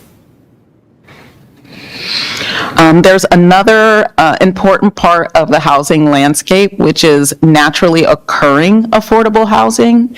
So naturally occurring affordable housing typically consists of older market rate units that are usually affordable because they're older or they might not be in the best condition, or the location in which they are located just makes them more naturally affordable for residents. These might be smaller apartment buildings built before the 70s, older duplexes, fourplexes in lower density neighborhoods. And again, rents might be affordable to those that are considered low to moderate income, but that affordability is not guaranteed. There are no regulatory agreements or subsidies that come along with these properties, so they tend to be more susceptible to being lost to the community whenever they're repurchased, rehabbed, improved. It tends to make those rents go up, and then it displaces families who were used to paying those naturally occurring lower rents. In most cases, housing prices are dictated by the market, and rents and home prices are influenced by supply, demand, land costs, construction costs, financing, et cetera, et cetera. So this means that when the market does not adjust pricing based on, it means that the market doesn't adjust based on what a majority of households can afford. So workforce or attainable housing sits in a space where the market does not naturally produce a lot of options. So these are households who earn moderate incomes, but whose wages have not kept pace with rising housing cost. Typically, workforce or attainable housing is considered affordable to households earning 80 to 100% of area median income, and they can come along with they may or may not be income restricted. So as an example, Montesa, the junior ADUs that fall within a regulatory agreement that we monitor, those are median income, moderate income units. So households earning up to 120% of AMI are considered eligible for those units. So they are income restricted, but up to 120% AMI. And if we think back to that chart, that's pretty high for, that's still a pretty high income for our area.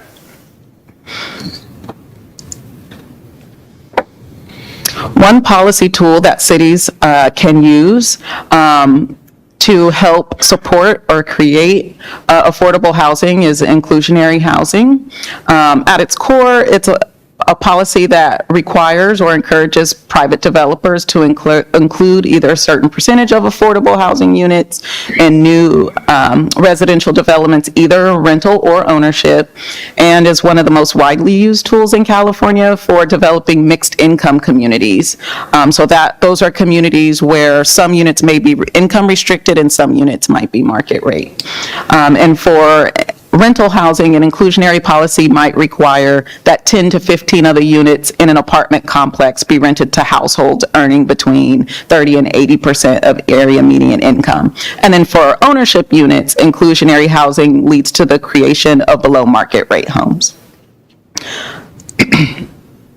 So this slide kind of brings together that housing continuum that I've went through, starting on the left from emergency shelter for individuals and families with nowhere else to go, through transitional housing, all the way up through naturally occurring affordable housing and below market rate affordable home ownership opportunities.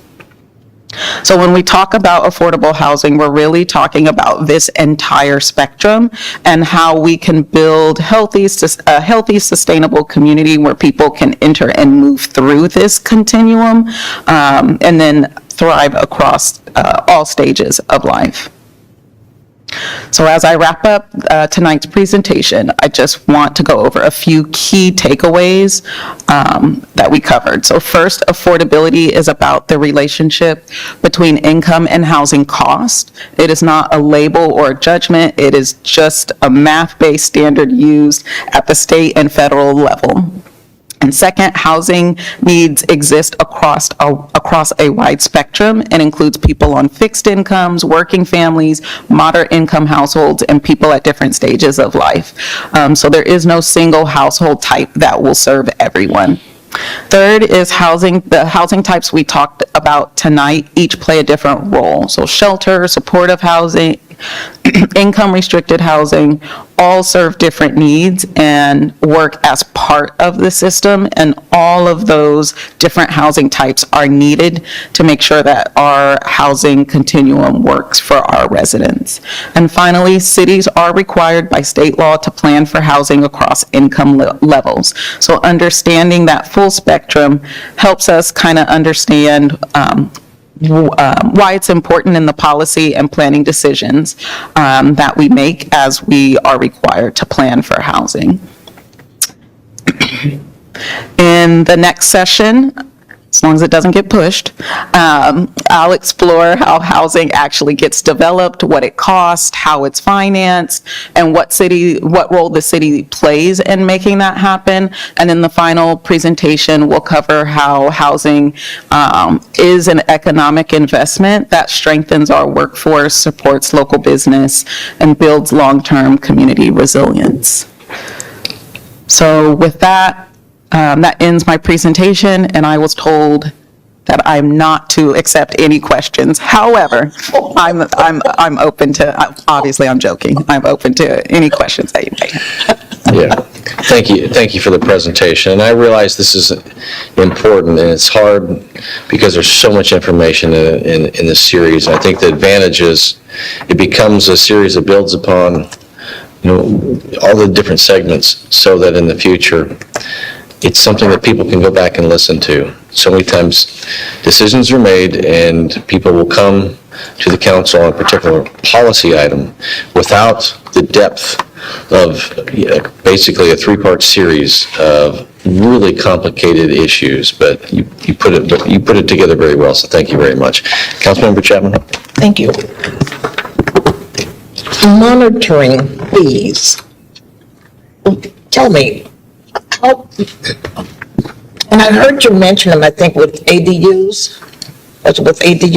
However, what gives us the right to monitor and charge fees? What is that based on? Yeah, so in order to ensure that a project, if they agree to provide affordable housing units for our residents, then our department monitors that agreement that that developer executes with the city to ensure that, number one, they are verifying income for those that are applying for those units. It could depend on the funding type as well. So as an example, when we apply for home funds in partnership with a developer, the state requires that we monitor that the project remains compliant with home standards.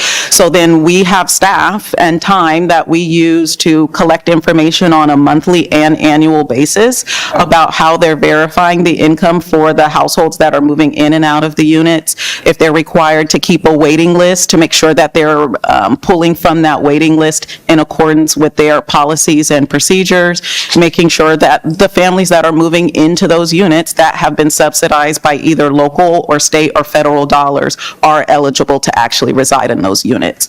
So we assess a monitoring fee that just helps cover the cost of the staff and the work that it takes to do that on a regular basis.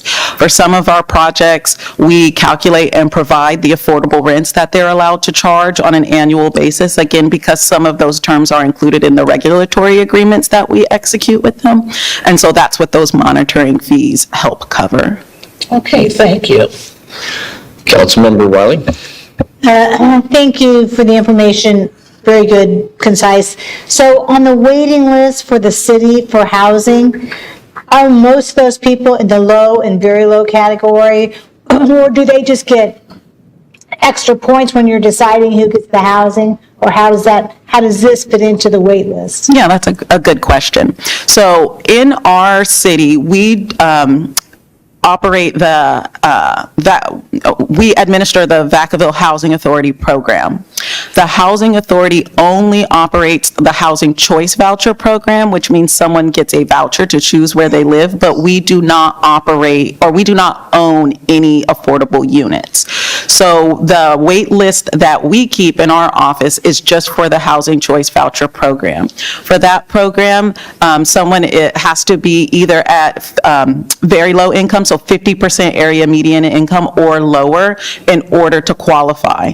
Then the preferences that we have determine in which order we help people on that list. But they definitely have to be income eligible.